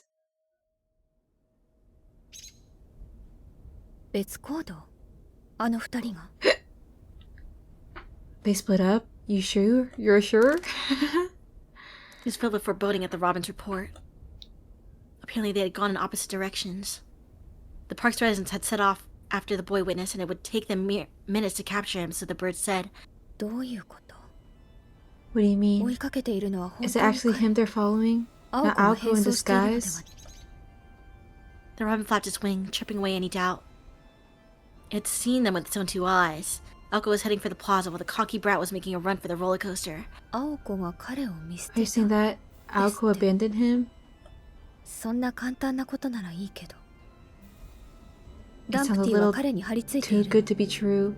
Is Dumpty still on his tail? The robin nodded enthusiastically. It didn't know about the other birds, but with its superior night vision, it had seen that sucker clearly because he had moved to a high point. And Dumpty? He said to let him sing to the very end, that he may never get the chance again to do so for a fool this asinine. Scratch Dumpty was a ticking time bomb that would drop and detonate the moment its target averted its gaze. That is, as long as its target continued to observe him. In a way, he was a gentlemanly ploy kickshaw, though Alice wished he would forego such niceties when in battle. Let him have his fun. Keeping an eye on Dumpty won't save the boy anyway. Once the poem on the surface is complete, the door will open. No matter how far he runs, Dumpty will end him for us. Till the park, or rather the Snark, was destroyed, Sojo would not be able to escape. Which meant the larger concern was Aoko. Aoko had promised to protect the boy, which begged the question, where was she running to? As long as we stay here, we can't track Aoko. Alice looked out over the park, ignoring the robin's attempt to get her attention with his plumage. Flat Snark had nearly reached its full size. It was a different breed of beast compared to the other cheap ploys. To her, it was one of their three most irreplaceable and precious familiars. Yes, she's all yours, Snark. Don't hold back until Aoko is brought to her knees. Alice remained where she was. With the same historical merit as the troll under the bridge and the poison-clawed reptile, Flat Snark was one of Alice's ultimate ploys. She was placing her trust in its reputation and ability. But don't forget, this is a game. When the contest is over, return to me.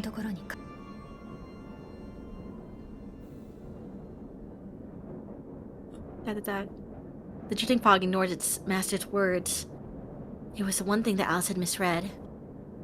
Flat Snark was a king, even among the other ploys of terrible, vulgar antics. Death to the defeated, gruesome tragedy to the vanquished. It found no pleasure unless it brought about dramatic ruination of life and wealth. The fog billowed like a wicked laughter. After all, only a king had the right to decide the fate of the vanquished, and the Snark's greed could not be contained. Thus, it hadn't even the slightest intent to play fair, despite its master's orders. Uh-oh. Yeah.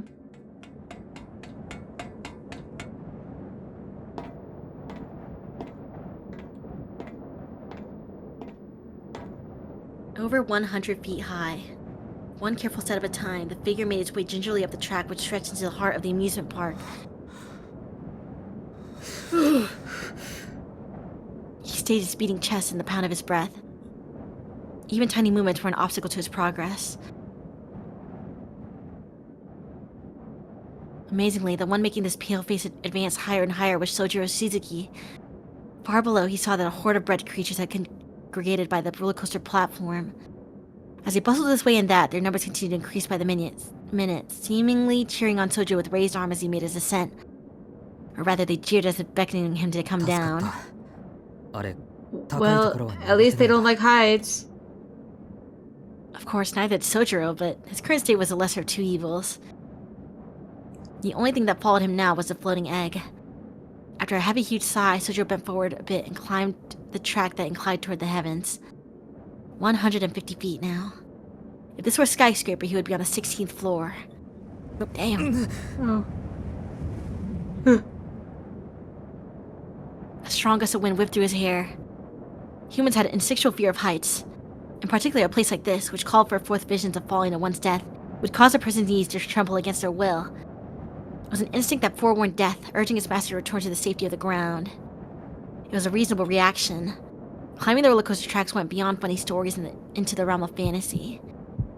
The strong winds and change in air pressure were a hindrance. His instinct screamed at him to stop, causing his limbs to go numb, his muscles to go limp, and his mind to race. Even if he had been tied to a lifeline, a mere 15 feet of climbing would still have caused his thoughts to freeze out of sheer terror. And it would only get worse from here, exponentially so. Every foot forward increased the load on both his mind and his body by another degree. I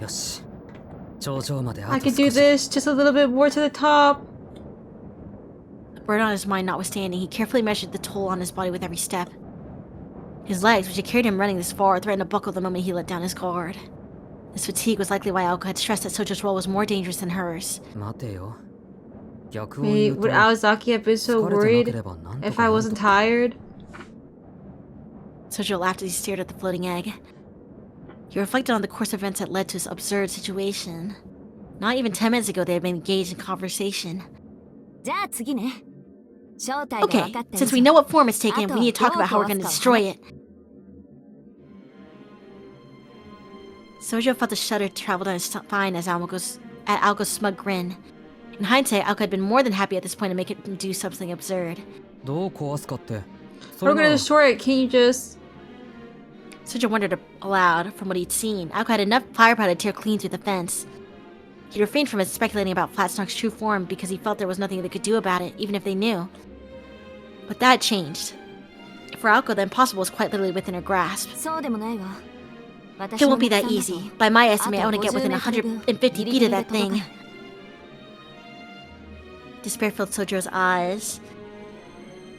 Aoko lifted a hand to her long hair and, with a magically charged fingertip, clipped a clean tuft of it.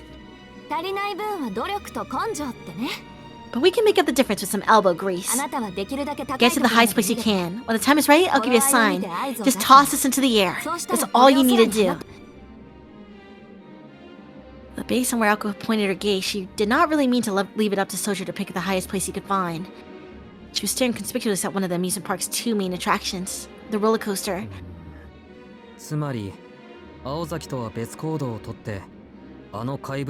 So in other words, you're saying we split up, then you want me to run away from the monsters chasing me and escape to somewhere high, right?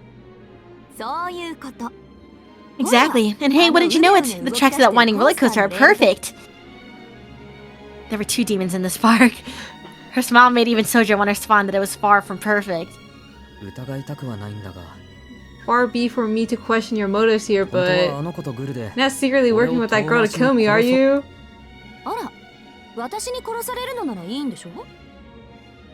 Now, wasn't it you who said it was okay if I was the one who killed you? It's not nice to twist other people's words. Humph!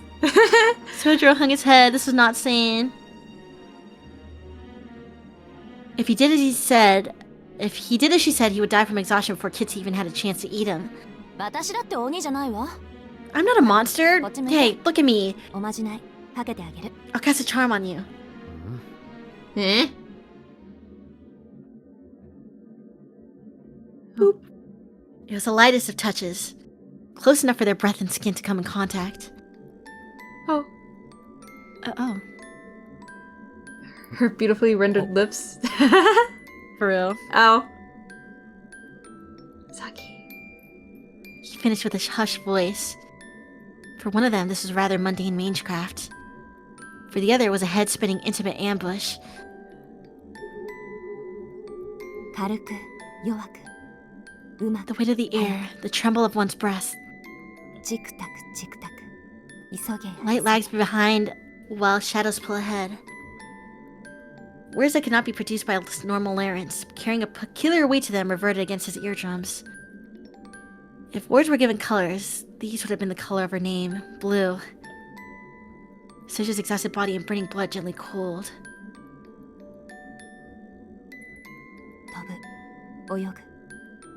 A bird in the sky, a fish in the sea, you in the distance. Stuffed out in anxiety in a sack, begin the journey at dawn. A shining star falls into your heart. In reality, it took but a few seconds, but the sudden contact had felt a little longer. Mesmerized successful, I think. This is the first time I've actually felt a take. Yo, it was what she was practicing in the bonus. Yo. I guess all those lectures from Alice paid off. A very merry Aoko stood aside from a very confused Sojiro. After he asked what the heck had occurred, she responded. It's an elementary suggestion. A temporary erase your sense of fear, so you should be able to climb up there no problem. The biggest thing standing in your way is your nerves, right? If you don't feel fear, then no matter how high you climb, it's no different from walking a balance beam. He seemed to get it. It actually all sounded like Greek to Sojiro, but he accepted it as an explanation for her strange actions. Okay.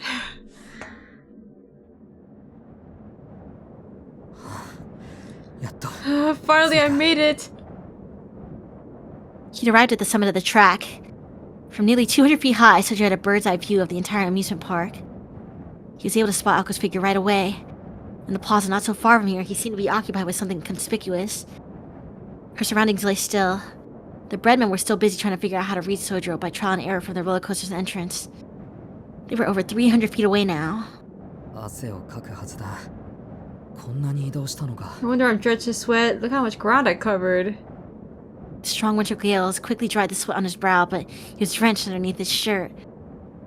This much sweat was worth at least a half-mile run, not to mention all the scares he'd experienced throughout the night.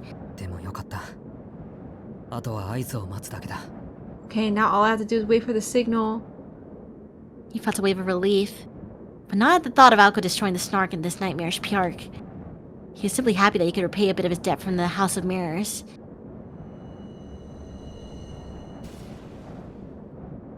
A blue bullet rose from the plaza where Aoko was located. That's a signal! Sojiro stood up atop the tracks, pulled out the pouch he had stowed in his pocket, and tossed it forward. Without any regard for his questionable footing, he gave it a mighty overarm pitch. The small pouch drew a parabolic curve in Aoko's direction, quickly becoming untied in midair. Inside the bag was a lock of her hair and a small stone weight. Just throw it with the wind from somewhere high up, and I'll take it from there. Aoko had said, but it was Sojiro's effort that had set the plan in motion. The tuft of hair remained airborne, drifting as it was watching over its owner. Sojiro's job was done. He remained concerned about the egg hovering over him, but there was nothing he could do about it. Sojiro breathed a sigh of relief and leaned forward to watch the rest of the plan unfold, but then... In the corner of his eye, he thought he spotted something familiar approaching Aoko. Huh?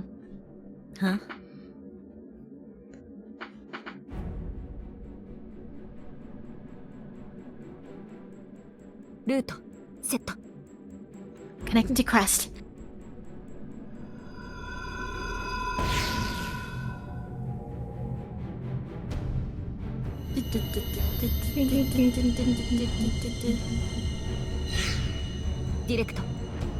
Direct current Crest. First layer, second layer, third layer, reserved. Magical energy supply fixed at greater source. Flow, check. Angle, check. Formula stability, good enough. A pattern began to carve itself into the brick street. The casting of an unprecedented incantation with an unprecedented range. Keeping the rising tension contained within her chest, the fledgling mage snapped her fingers. Done. Bullet configuration. Convergent launch! She kneeled at the center of the formula and raised her hand to the night sky. Not even a glimpse of the transmogrified fantasy land around her entered her vision now. Only one thing, one untouchable thing was reflected in her blue eyes. So this has been on my mind for a while now. This is how their conversation started a few minutes prior. Sojiro began with a simple statement of fact. In truth, it was really the simplest of discrepancies. Any difference between the reality of an hour ago and the illusion of the present was both infinitesimal and infinite. But maybe I didn't know what I was looking at because of the clouds. It was hiding in plain sight. Too impossible to be real, too outlandish to be here. This amusement park where every paradigm had shifted, something was brazenly flaunting its normalcy. Tonight's supposed to be a new moon, Aozaki. 思えば Yeah, come to think of it, that's actually what you started as. The distance from Earth to the moon was 238,900 miles. If it truly was identical to the actual moon, then this monster indeed lived up to its eerie reputation. At a distance that vast, there would have been no need to hide. It could flaunt its true form for all to see. But if it had to hide its true form, that meant it was vulnerable. The monster's camouflage implied that it sat within the reach of human hands. At best, my max range is 650 yards or so. At this point, it was time to give it all she had. Drawing on the energy surging through the park, she extended her firing arm.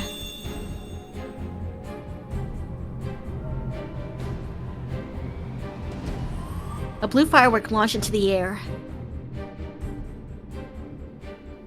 Looking up at her hair dancing in the wind above, Alko reached out her right hand as it catches the night sky. A maid's own body made for the perfect catalyst. And for female maids, the hair she had grown out over many years made for a particularly valuable and powerful source of fuel. To use it, all she had to do was apply her will. She locked the fingers on both of her hands together and shouted,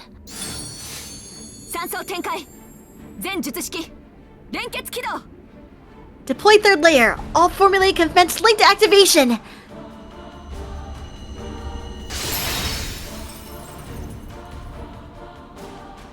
She hurled forth a clear challenge to bind the moon to herself.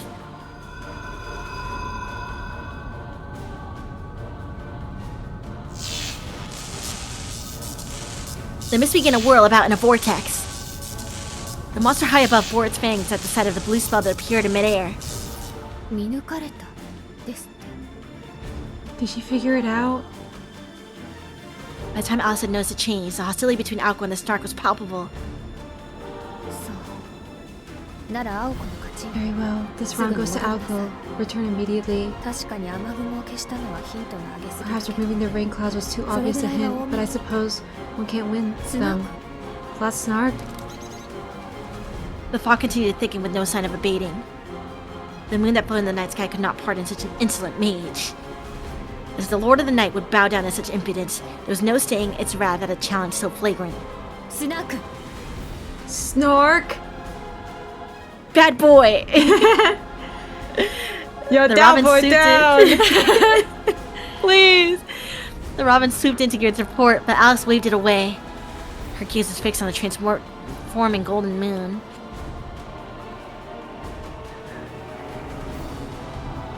Her calls of restraint did not reach it. The fairy tale monster was beholden to nobody, and it would have no qualms unleashing its bastard might upon its puny prey. No, it's better for you to retreat than be destroyed. The core of her magic bullet howled. The magic circuits within her body spun. Alko fed the magical energy, scorching her nerves with an imaginary flame. She was linked to the formula inscribed on the ground.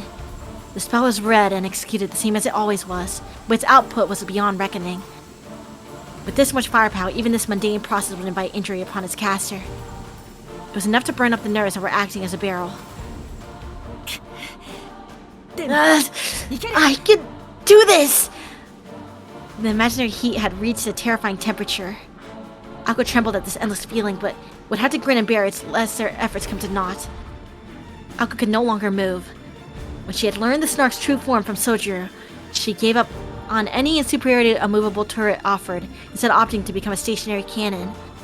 That was the only way she could reach it. It was impossible to hunt the Snark unless she was anchored her crest at this location and angle. At the same time, this action revealed that she was out of options. Once the fuse was lit, she would have no choice but to fight to the bitter end. Alko took a deep breath. This was the way she wanted it. Her preparations were complete. She would be able to deliver this maelstrom of magical energy directly to the moon, like a rocket payload. The third mid-air layer served as a cannon's muzzle in sight. It would fire the magical energy once it reached criticality, and allowed Alko to adjust the angle of fire. Fog? The moon became warded within her scope.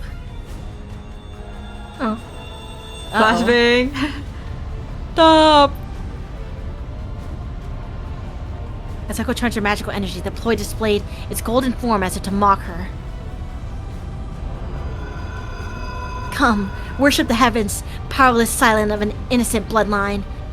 For there it was, a point among the otherworldly sky, A mystical village obfuscated by jade mist and azurite clouds, called the greatest treasure known to the world of Maintrath, a rarity more valuable than an entire kingdom. Crown Phantasm. Wait, I know about that! What? Yeah, spoilers. It's a phantasm! That's it! That's Flat Snark!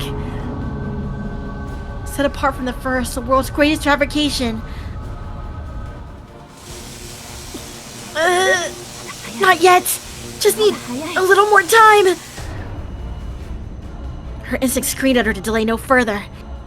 This fairy tale monster was the greatest of its kind, and it was about to expose its true form.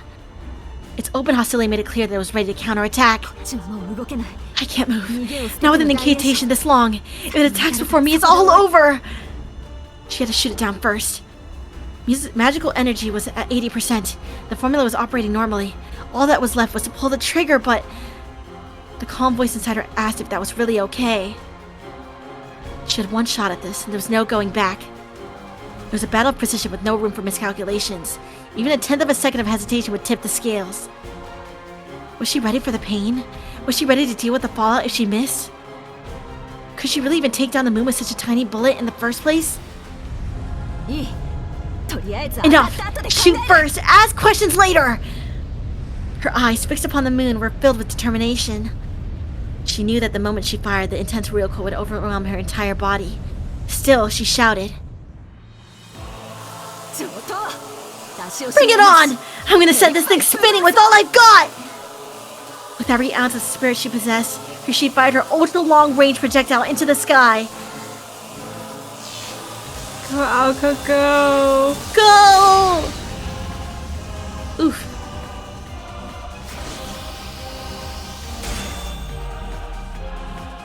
The third layer embraced a magic bullet fired from the surface of the earth. The crest, an extension of Alkos itself, unleashed light to pierce the moon. However... No, however!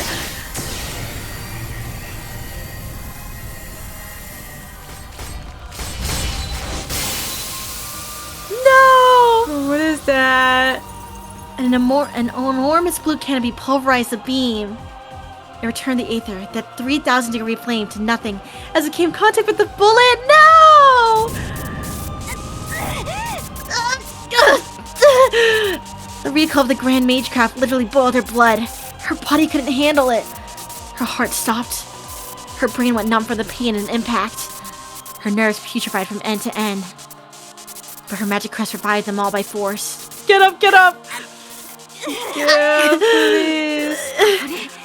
Ice! It was blocked by ice! Even though her vision had gone white, she could still see it. Swallowing the blood in her mouth, Alko looked up with a scowl. There it was. An enormous shield of ice and a sneering deformed skull. Did I fire too late? Did I fire too early? Should I have shot before I made that shield? Was it too reckless to shoot it head on? Who cares? First layer, second layer, reactivate! Hurry! There's no time to think or hesitate. The magical energy throughout the park began to gather. Alko knelt. Across from the tyrannical face of the moon, she intuited that the ice had yet to fully form. Flat Snark still hadn't reached its full strength, which is exactly why... Damn it! Damn it! Damn it! Damn it! By accelerating the spell, it could damage her own body. The burden of linking the formula to Snark caused intense pain. All she could do was grit her teeth and endure it. All because... That ice is tougher than my best shot! Aqua had gone a read on their relative strengths. Even its volume of magical energy was identical. Snark's form, its mystic scale, was in a different league. Aqua could charge her energy to its absolute limit, and that would barely make a dent to the ice wall. Meanwhile, there was nothing she could do to prevent her own annihilation if the Snark gathered as much energy as it could. And before that happens, she loaded her next shot. She issued orders to the floating third layer. Ignoring the toll on her body, she began to accelerate the first layer formula. The roll of her right hand single layer was to absorb and store surrounding magical energy. The thick fog that drifted through the park was an ancient ether, spewed out by Flat Snark's own body, but Alko could pour it into her formula. Alko's body, which had integrated with the formula, took on an amount of magical energy that far surpassed its maximum capacity, it seethed in agony. Or rather, it trembled in delight. For me, magical energy was propellant to reach the realm of mystics. The expansion of eternal time, the liquefaction of the self, the release from the physical, they were all what one might call a near-death experience. On the precipice of what lay beyond, Alka stood firm and faced reality.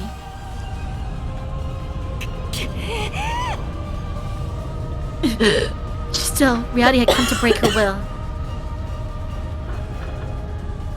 The gap between them was plain to any observer. The gun barrel named Aokozaki had not a chance to chip away at the lump of ice.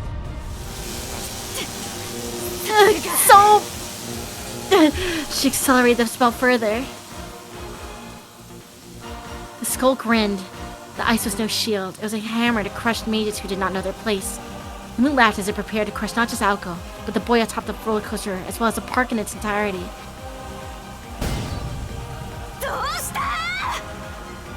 So what if it hurts? Her circuits were on the verge of going critical. Her body had been charged with a scorching power supply from her fingertips to her eyeballs. She could see the bullet fired. She would arrange the magecraft formula as quickly as her nerves transmission speed will allow. A single attack was not enough. There was no way to shoot it from its flank. Which meant there was only one solution. Through. Reconnecting to alternating current! The third layer began to transform. It switched from direct to alternating current. The spell's supposed strong point was its ability to adjust its trajectory mid-flight. But right now all she wanted was numbers. I'm getting echoes. Ricky? Yeah, I think you maybe switched your mic or something. Did I? I feel like it's more sensitive.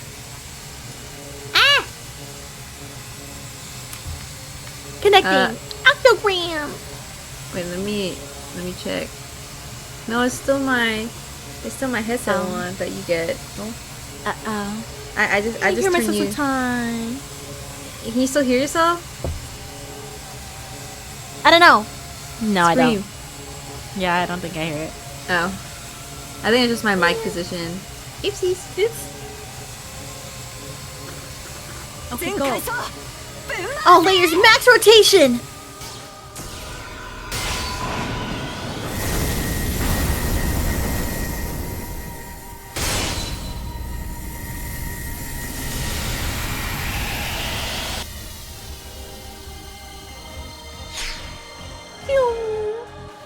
Blue sun shined down upon the amusement park. Beams of light at maximum output streaked forth to pierce the golden moon.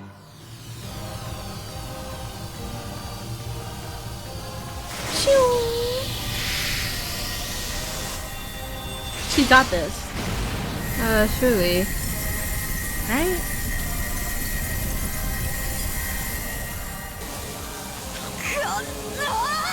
Take this!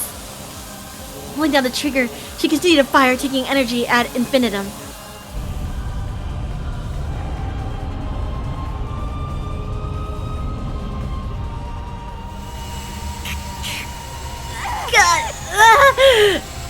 Blue flame shot forth at critical level, but the ice would neither melt nor mar.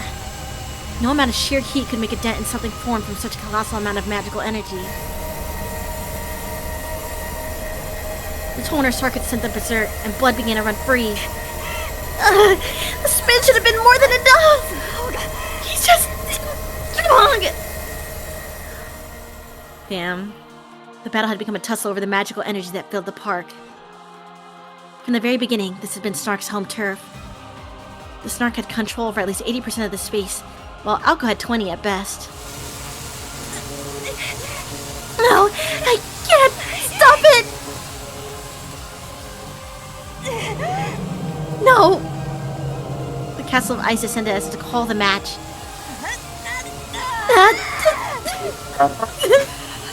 She could delay the inevitable. She knew that she had been backed into a wall, and right now, the only thing she could do was keep firing. Then again, perhaps not. There was another option. If she converted all of her magical energy to a defense, there was a tiny chance, no, not tiny, a great possibility, in fact, that she could save just her. Shut up and do it already! Not even the ice has a chance against all the magical energy here! Clinging to that broken hope, Ako continued to rotate her circuits. The time seemed to stop at the magical energy overdose. A second of intense pain lasted an eternity. Then, amidst everything... Oh. Something approached one step at a time. Something from among the park's shadows. Something...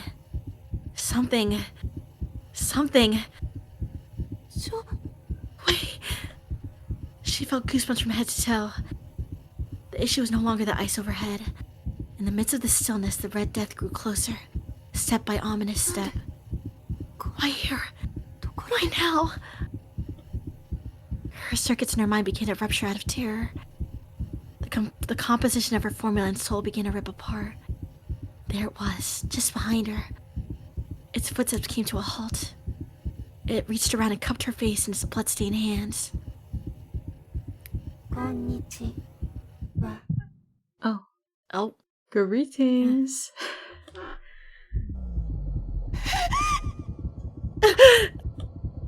She wanted to scream out with all her might. This is it. Nothing matters. I couldn't care less. Run or don't run, it doesn't matter. Quit hiding or feel yourself. Use whatever you can and show no mercy. That was it.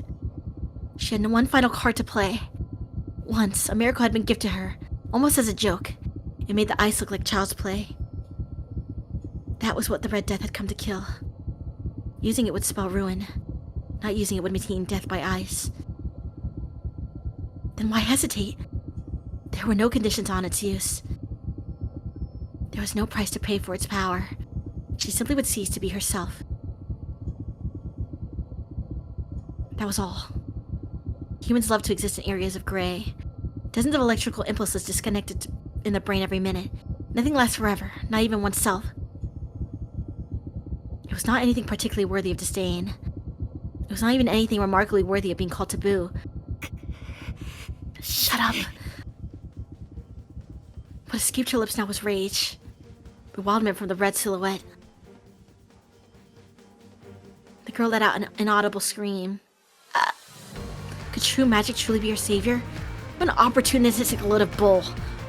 After all, to begin with. The cats! I have no clue how to do that shit yet! Indeed, Ako was still in the dark when it came to that magic, whatever it was.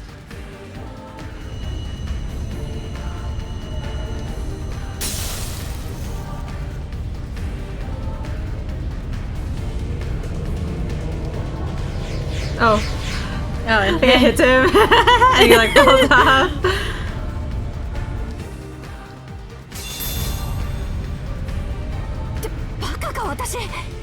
I'm such a moron! She woke from her momentary hallucination. The very illusion her breaking soul had shown her. Mining had the opposite effect on her. Her pride was now ablaze. So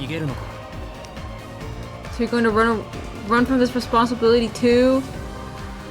So she was right. Her opponent had put her in check, but she had done the same to it. It's clear why she was losing, so now all she had needed was a counterplan well within her abilities. No matter the odds, she was not one to give up without giving it one last shot. That's right. Giving up only comes after you've tried absolutely everything! Her numbed fingers clenched into a tight fit. She was betting against a house, an unreasonable gamble that should have made her question her sanity. It was her first step off by an inch. Her body would instantly be vaporized. But she knew a boy who never fled. She knew of a steadfast courage that could shine its light, no matter how small, through any desperate situation. Yes, there was more than just herself to be concerned about. If that ice fell, it would mean the destruction of the park in its entirety. Everything he had achieved, everything he had risked and dared and happily put his life on the line for, would all be for naught. Really? What possessed him to be so bullheaded?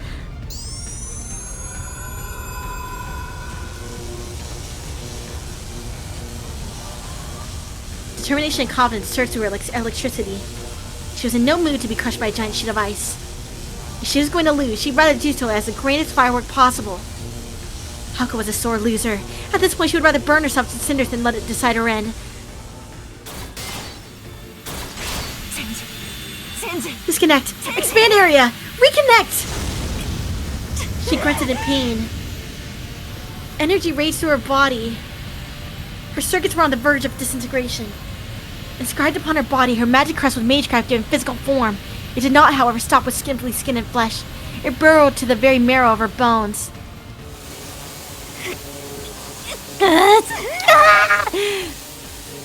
A playful smile graced her lips.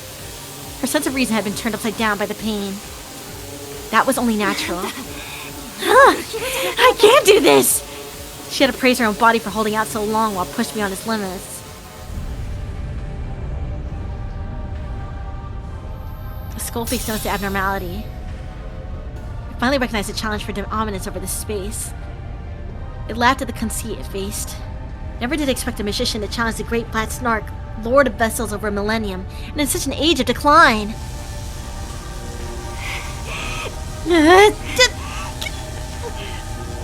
She tried to catch her breath.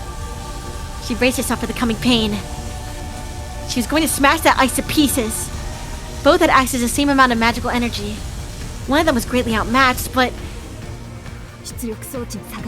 there's a difference in our output. If I'm losing because of the scale of energy absorption and the size of the barrel, then the solution is simple.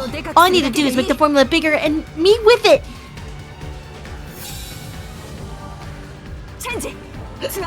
Reconnect bullet configuration. Get bigger, get bigger. Hey, that's the solution? Why didn't she just fire a bigger spell? Duh. The feedback would go beyond anything she had experienced to date. She dies. That was her last chapter. This was Alice. What do you mean? It's Sojo's turn. She expanded both formulated to maximum size. The first layer would transform into a giant vortex swallowing up the mist. The second layer would process it from one end and pump it into her, the barrel. I was naive, thinking I could do something cute like shoot it down. What I needed to do was blast it to hell!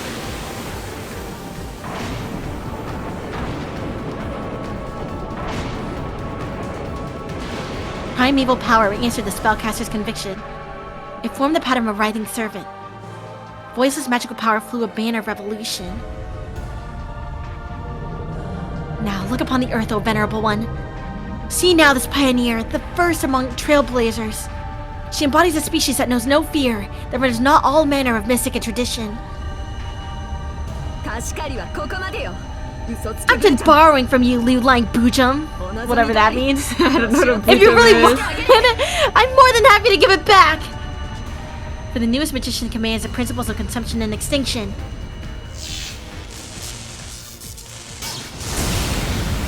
Oh.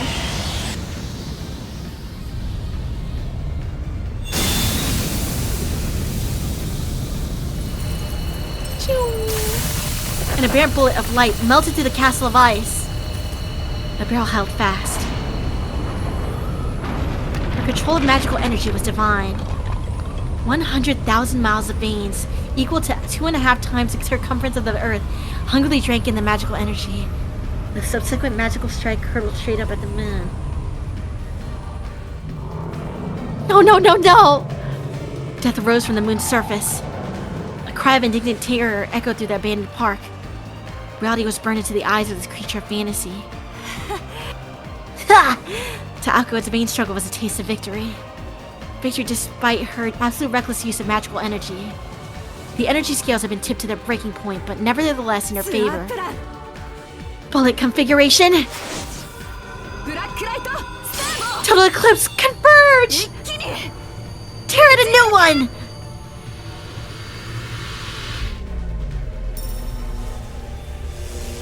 What the heck?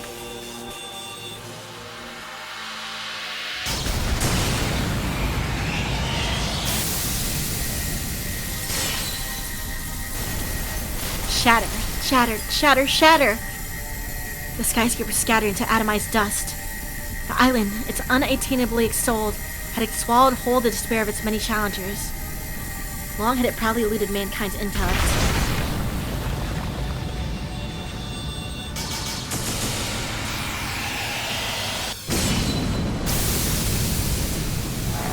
Holy! Yet now, azure mist bemoaned its demise. In the sky, the ice canopy crumbled. The star-hunting bullet jumped over the moon. Its throes of death sounded like its roaring sea reverberating across this fairy tale land. They freaking did it? No way. The battle was over. The thick fog dissipated and the shattered ice melted away before it hit the ground. A lethal bullet unseated the Night King from his throne, affording him time to grieve his loss. The oil of the moon. The untouched, flat snark.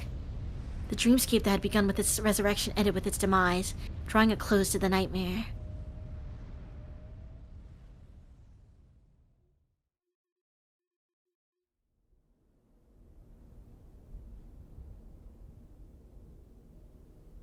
Oh, balloon. Oh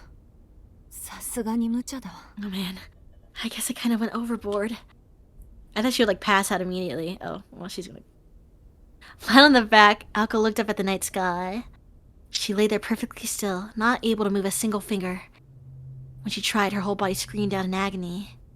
She's completely empty of magical energy, and her magic tress had come to a halt. She estimated that it would likely require a whole day to recover all her bodily functions. Sadly, all she could really do in that moment was take a breath. At least her chest was swelling with pride. She had gone toe-to-toe with a fairy tale monster and had emerged victorious. The battlefield conditions had favored her. It was true, but there was no denying that Alko had come a long way in the last 6 months. Like or not, I owe Alice an apology. Once a ploy has been broken, it's gone forever. Flat Snark would never again return to this world. It was an insanely rare item, so invaluable that it would have been impossible to price it for an auction at the Association in London. Alko had sent Alice's priceless treasure to oblivion. Needless to say, things had gone more than a little out of hand. Still... They'd both agreed to the fight, so Alice would probably not complain. Even if she was curious, she would never be so undignified as to show it.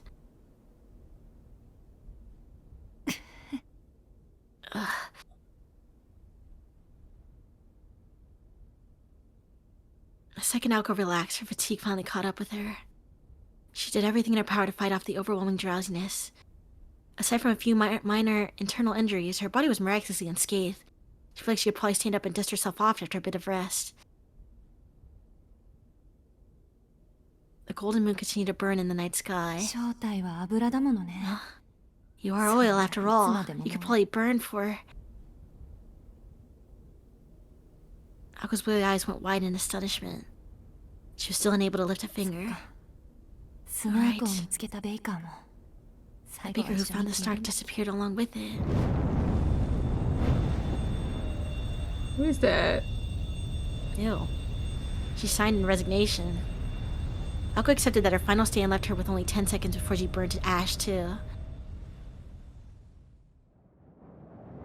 Elsewhere, just a short moment prior, buffeted by strong winds atop the roller coaster, Sojo gravely peered down at the ground. What just happened? Huh? All he could muster was a single murmur. He could see Alko on top of some drawing on the ground and... What in the world is that thing made of? In the distance, there was something familiar in the direction of the ruined house of mirrors. Sojiro's job, to throw Alko's hair from a great height, was complete. While not the most impressive of a task, it was absolutely a matter of life or death. And to top it all off, just thinking about how he was going to get back down to the ground was making him dizzy. He had experienced more than enough trouble for one day. Wait, but... Oh.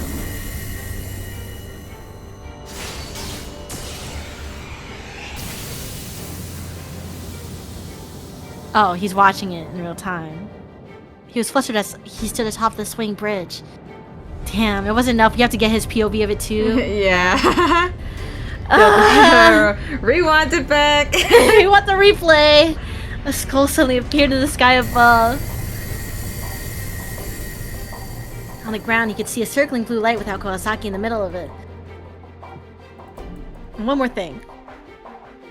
From an angle that only Sojo could see, a shadow stalked Alko while he challenged the moon.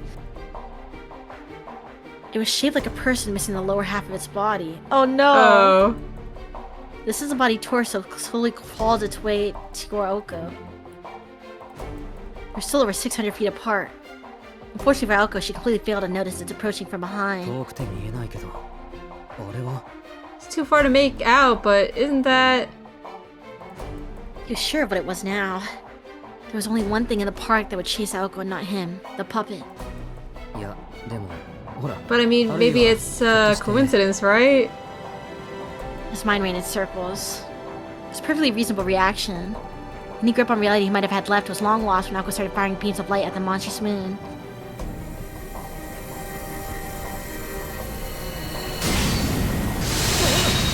Whoa! Aoko's merciless fire buffeted the roller coaster like a storm. Just standing on it was almost enough for him to be thrown off and killed. At any rate, Sojo couldn't fathom the situation. Should he head back to the entrance of the roller coaster and warn Aoko about the incoming threat?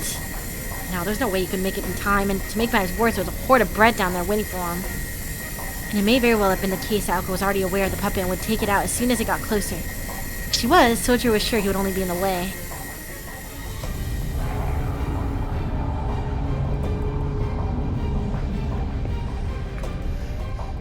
But it did not seem like there was anything he could do to help. And beyond that, Aoko was not the only one in danger. He was in quite a predicament himself.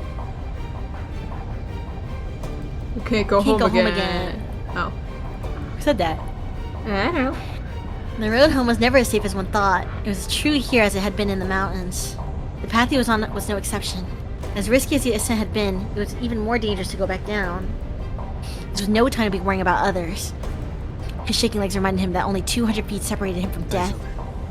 I'll be fine, I know that, just...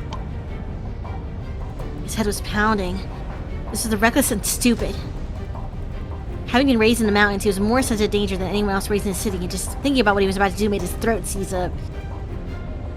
There's only one thing he could say for sure. Aozaki has no idea that thing is coming for her! Yo, he's gonna do it. Oh! Wait, where is he? I thought he was like jumping off. With a sobbing shout, Sojo started making his way down the 200-foot frame of the roller coaster. Oh, he's running down? What the? His race toward death accelerated. He never meant to speed up, but the downward slope propelled him forward. Oh god, I'm more scared for him than her. Here I go! Oh, that's so steep. It was too late for regrets. Now that he was running, he had no choice but to go even faster. And time was not on his side. He would never make it in time if he took the long way down. Never mind the breadmen crowding the exit of the roller coaster. With the exit's blocked, the outcome would be the same whether he went slowly or quickly. There's no reason to rush to his death as desperately as he did. So what? So what if it was futile? Sojo cleared the doubts from his mind. He turned his attention to what he could. Keep his footing and try to arrive at the bottom as quickly as he could. Focus, forget whether you'll be there in time to save her. The most important thing is... He had no idea what impulses were driving his stiff limbs. He just focused on the moment, pushing past the fear and the cold logic. At his core, he was the kind of person to deal with his problems head on. There would be time to think about the consequences later. But hesitation was not his only obstacle. Uh-oh. Not now. The worst possible hindrance appeared at the time when not focusing on the crack would mean certain death. Oh god! Sojo sensed something wrong with the egg he had been so seriously observing out of one eye. Something had changed. At the very moment he realized it. Can't be looking to the side right now! Sojo stumbled and instinctively caught himself. It was a miracle he had not fallen. Descending a roller coaster on foot was an act of suicide. The egg stayed right by his side, so close it was likely it would collide with him. He was trying not to look at it. He could not help but feel uneasy that the door-like decoration in its center was gradually opening. Damn it, by now! He cursed his rotten situation, and yet he refused to slow down. He ran even faster, glaring at the egg on his side. This is crazy. What's wrong with me? Sojo was baffled to find that he was still smiling.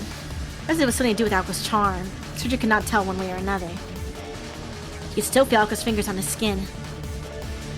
The trust and expectation she had placed in him was etched into his heart. What spurred him on was something entirely different. This all stemmed from a much deeper problem. It was something inside him that he could not understand at the time, but would eventually come to terms with one day. Alright, less than 5 feet left. He carefully judged the distance as he ran down the track of death. But the distance between what? That went without saying. It was a distance between he himself and the one thing that could save his life.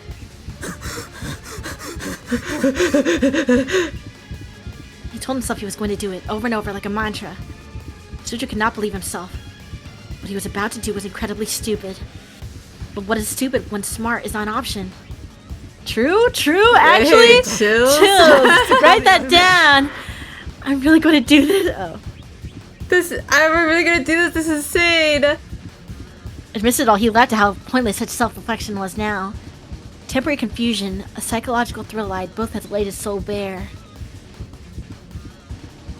What really mattered in life? The answer to that question was simple. His primitive values did not crave success or reward. All he wanted was... Yes. This is it. To live the way he wanted. It wasn't an obligation to the people around him. His desire to live his way was his and his alone. Here we go! Oh? If the egg had been equipped with a vocal function, it would have gasped and shocked at what happened next. The boy who had only tried to escape up until this point suddenly shifted his weight. He pointed his feet outward instead of inward. On the edge of one rail, he crouched ever so slightly to maintain momentum and gazed at the floating egg. Close enough, I can do this! Huh? You're gonna jump on the egg? Float me down, float me down! Yo, catch me! He soared through the night sky. It was a flight that lasted a mere 1.5 seconds. A cordless bungee jump from 100 feet above the ground. His destination? The only thing that would stop his fall, the giant flying egg. Help! Yeah! He shrieked, this time out of elation, as he desperately clung to the egg's surface. Just earlier, the cold-blooded witch had told him that without fear, the top of a building would feel no different than a balance beam. This was the same witch that would have been left speechless had she witnessed the spectacle. It was one thing to be fearless and another to be reckless. What the boy did next would give her a headache in the days to come. We're counting on you, egg! Clinging to the egg, he shifted his gaze from it. He felt the rapid descent. Yo, he didn't look at it. Sojiro, focusing his half-shut eyes on the ground, leaped off the egg once they were a few feet from the ground, then turned back to it, careful to re-establish eye contact. Something so unbelievable, so to Sojiro. The elevator at the department store and the mysterious floating egg were both just moving objects, virtually indistinguishable from one another. Yo, he made it! Alright, it didn't break. It's always a shame when food goes to waste. He landed near the plaza. The shortcut that almost cost him his life had paid off. Sojiro took off running the second his feet touched the ground. The puppet after Alka was the only thing on his mind. He paid no mind to the moonlight in the sky. Nor to the egg, which was furious about being used and seconds away from self-destructing and blasting fragments all over the place. Aozaki! Huh? Alka's dumbfounded expression spurred Sojiro on. The curse was complete. The empty egg began to sing its warning to let them know there was no escape.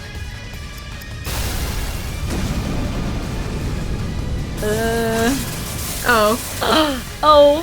The chapter for the egg exploded through the air! No! The ode to Queen Alice that Alice had engraved into Dumpty quickly robbed him of his senses. Okay, was that it? He snapped back to the task at hand and ran to Alko, still lying on the ground. His leg moved as if they had a mind of their own, though he couldn't have stopped them anyway since he could no longer feel them. Did you puppets ever give up?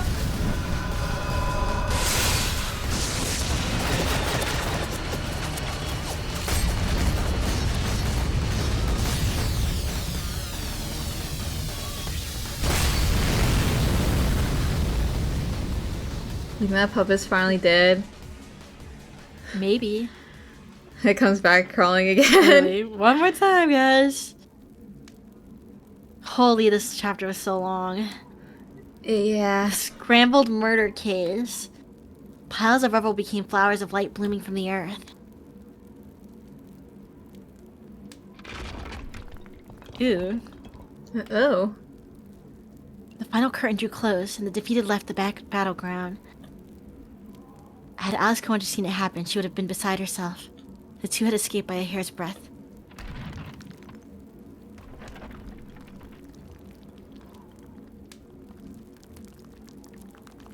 The only person in a position to witness a rare mutual destruction was the girl who had been saved from it.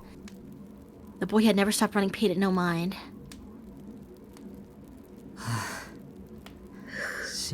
I thought you were a goner. The safety of the girl in his arms meant infinitely more to him than the miraculous way in which he saved her. Stop! This is getting cute! I can't.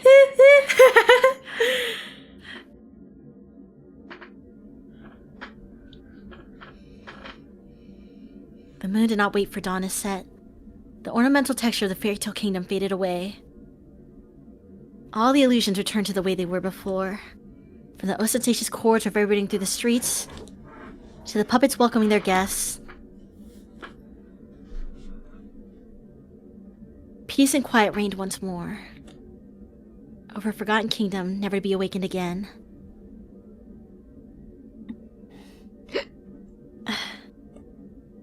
Out flickered the embers of a late-night dream. Even the electric lamps illuminated the park. Together, they watched it disappear. Sojo lay on the ground, desperately gasping for air like a fish out of water. The curse of the exploding egg had numbed his pain, and he was understandably exhausted after all he had experienced. He felt like he could be blown away by the lightest of breezes. While Aoko was exhausted, she was still in better shape. Focused on taking deep, even breaths, she was already working to recover her strength. So, she addressed Sojo indifferently as her gaze remained on the amusement park. The abruptness of it was a bit theatrical in nature. She wanted to look at him as he spoke, but her pride was simply too great. You did something kind of amazing, didn't you? The moment she had accepted death had seemed like an eternity. She was beside herself in shock at how indifferent she had been as the shards rained down from the moon. But a reassuring voice had snapped her back into reality. Why did he do it? What was he thinking?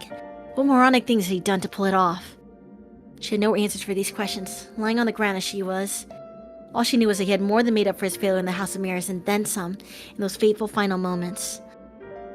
She addressed him, hoping to find answers, but found herself unable to probe any further. To dig any deeper would feel like defeat, which is why it was so unlike her to ask him in the first place. Lucky for her, Sojo had neither the capacity nor sensitivity to understand how egocentric she was being. Amazing. You were pretty amazing, Aozaki. He stuttered between labored breaths. It was taking him so much effort just to breathe that he could not address her properly. She watched him out of the corner of her eye. Thinking back on it, the boy had performed the same role each time.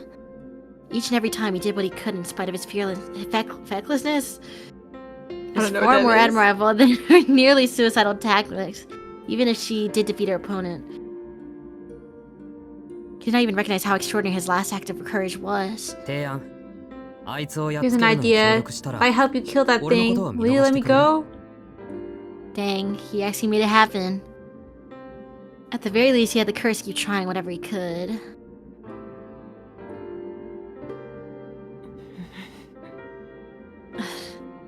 A Spectre might have viewed him as a supporting actor. His actions were not exactly memorable. But the lead actress he supported did not see it that way. Well, I don't really want to admit it myself, much less say it out loud, but such inspired actions were wasted in a supporting role. This guy really pulled off the impossible. It was so amazing that she wanted to shout it as loud as she possibly could for all the world to hear. Aozaki? God, he's so innocent it makes me want to barf. All I could do was sigh.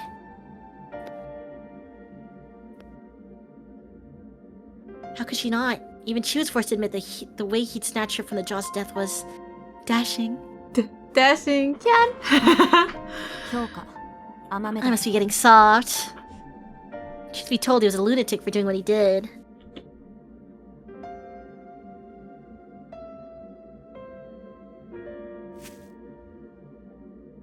She said her breathing and composed herself. While she was in bad shape, she still had her pride as a mage to consider.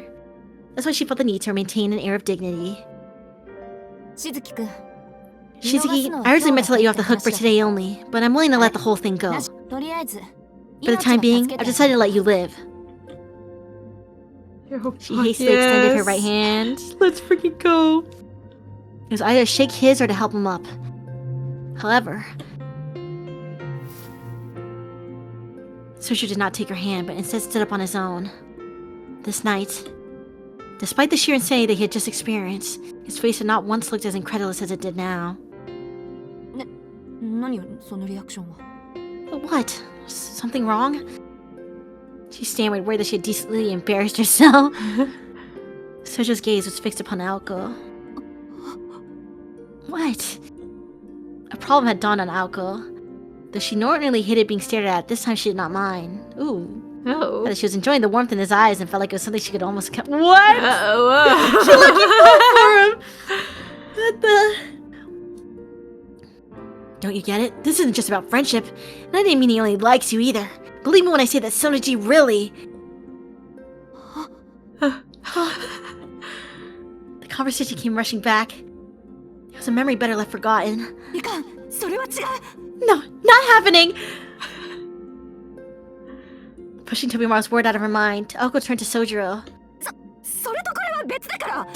Don't get any ideas! I don't care about you in the least! Puzzled, Sojiro tilted his head. What happened? You already told me how much you dislike me. No! You responded matter-of-factly to her sudden declaration. She certainly had pointed that out, and to his face no less. It had mere figure of speech that he was not meant to take literally, but now is not the time to belabor that point. I'm not talking about that!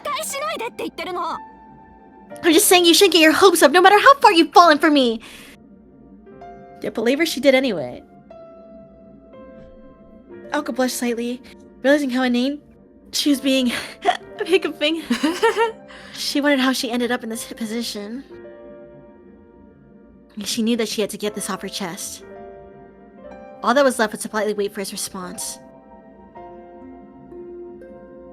I can't date you.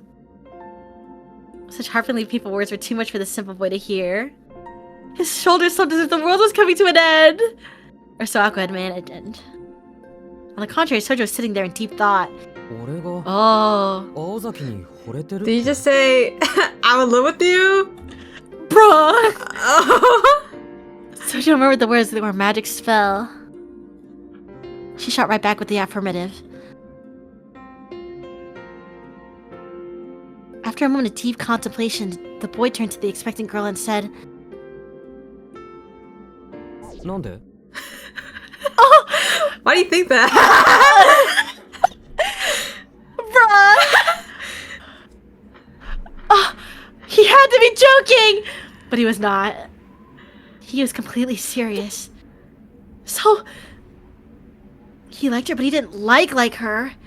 Of course the vice president had just jumped to conclusions. This boy had no interest in romance. He probably didn't even know what it was. So she was incredibly impressed by how confused Sojo still appeared to be. Her rosy complexion spread through her entire body. I was thinking again, but why do you think that?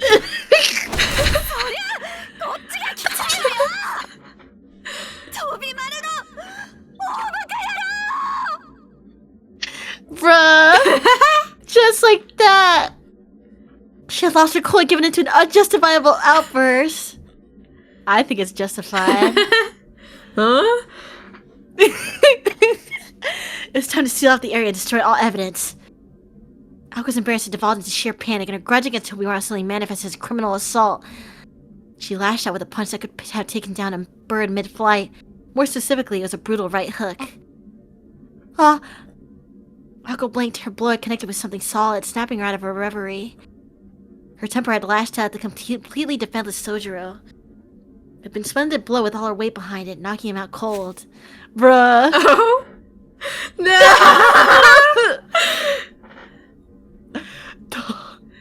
He looks so stupid. He's fucking dead. Sojiro groaned, crumbling to the ground. Her punch finished the job that the curse had started. If not for the discomfort on his face, he appeared almost to be sleeping. Oko convinced herself that he was napping, not concussed. The withered alien. Yeah, he looks like that. Well, whatever. It was always gonna end like this anyway. The tension in her shoulders eased away as she looked down at Sojiro. A ton had gotten her way over the course of today, but the day was saved for now. With nobody left to butt head, she felt exhaustion finally overtake her. How the heck am I gonna walk home like this? Her fatigue was enough to make her complain out loud. When she thought about it, she realized that this was the first time she had used up all her magical energy, and the first time she had participated in a battle of this scale without any prior preparation. Though in truth, it would have ended in mutual destruction if I'd been alone. She felt somewhat proud as she whispered those words. Normally it was something that she would beat herself up over, but instead she simply shrugged her shoulders with a bitter smile. After all, it was thanks to the person sleeping by her side. It's like slashed over body on the bottom. You can't hear me, can you? As if the night had swallowed her voice before it reached him, she received no response. That's a Family Guy death pose right there. Yeah, in a glue trap. Confident, she continued in an even quieter voice. So, thank you. You really got me out of a jam there. Of course, there was no response from Sojiro, and she was not expecting one. Saying it for the record was enough. Ako watched Sojiro sleep for a while and then pulled something out of her pocket. It was a palm-sized glass bottle her roommate had given her, which she opened with a pop. And none of this matters. Leaving behind words colder than winter chill at night, she called out his last name. She barely sensed the bottle moving. As the silhouette of the fallen boy appeared to blur, she got the feeling that the weight of the bottle had increased slightly. Huh? Whoa, that's kind of weird. What appeared to be a human form could clearly be seen inside the glass. Osquanch's tools were mystics that confounded even the most knowledgeable of mages. As soon as Ako tried to analyze it with logic or reason, she was already out of her depth. She put him in a jar. Knowing that all this well, Ako closed the bottle and... What the? Really? It's gone? They're actually keeping him in the jar. For now, guys. Is it disposed by some magic trick? Jeez, this is no strange trick. It's actual magic. She muttered as she looked into the magical bottle. Its weight had not changed significantly, and he had no idea how it worked, but the one thing she did know was that there was a human being inside of it. Its light weight was almost unnerving, closer to empty air than a human being. It was about as heavy as one would expect if they'd both bottled a summer breeze. Though, that did fit her image of Sojiro perfectly. True? It's just like Alice said. She muttered to no one in particular as she recalled the past. This really isn't like me. Ako wore a bittersweet smile. Her usual moodiness was gone. It was a dangerous world out there. It was good to have someone to keep her on her toes. With a wry chuckle, she flicked her magical bottle with her finger and set off walking. Doyoyoing. Let me guess, we're gonna cut to Alice and her reaction for about another 2,000 words. They have to. She could hear a bell in the distance, signaling the end of the play. An ephemeral dream gave way to reality. In the grand scheme of things, it had been but an instant. As the actors exit stage left, the last of the lights suddenly flickered out. And so, the long-dead amusement park played its final role as a memory for a boy and a girl.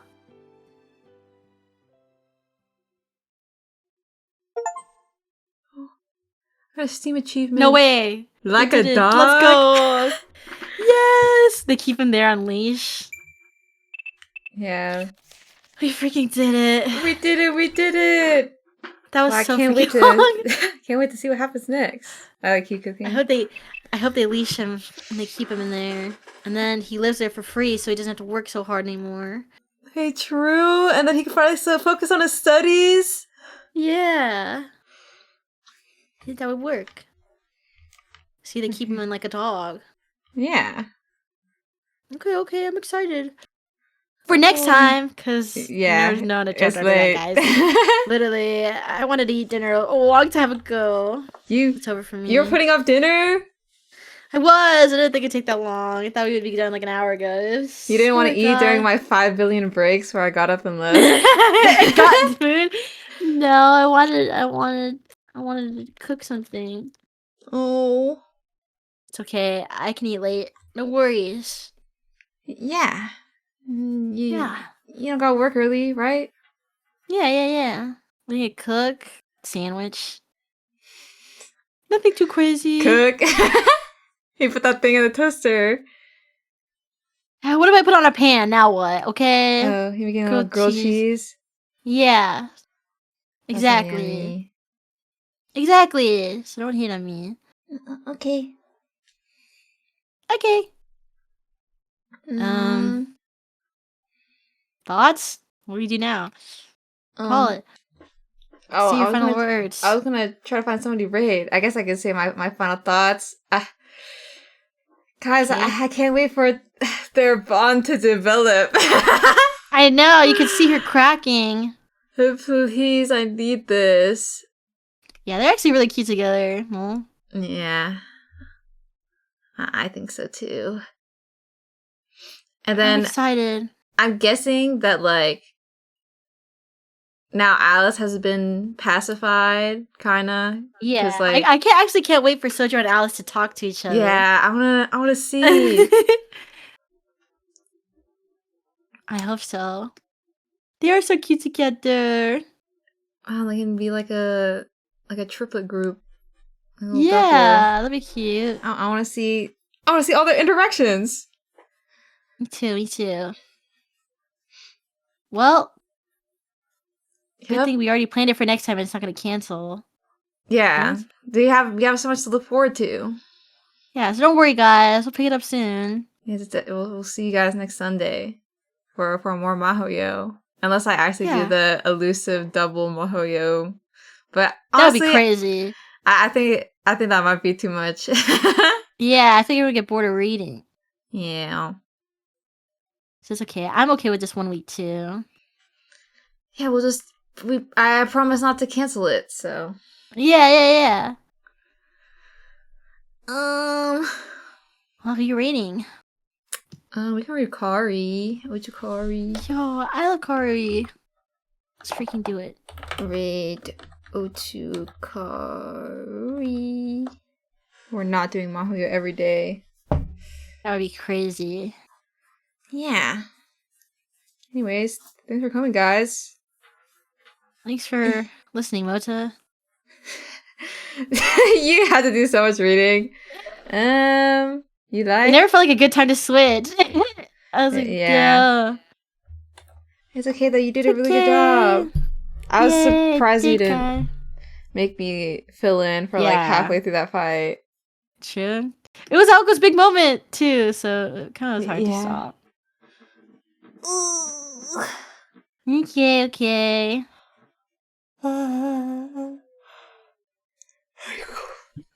I'm ready. Can't wait for Toya to tell the Uchis their voice got worse. It's true.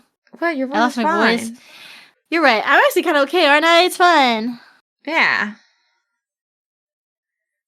So don't worry about me. It's okay. Yeah, I'm not worrying about you. You're doing just fine. Thanks. Whatever. I can't hear any difference. So yeah, I don't really feel that raspiness. It's fine. Oh man, there's an ant on my cup. Get it. Oh, it's crawling up. Die. Okay. Bye, guys. Good night. Bye. Bye, everybody. Bye-bye. Take care. See you, Uchu, later. See you later, I guess, because it's my stream now.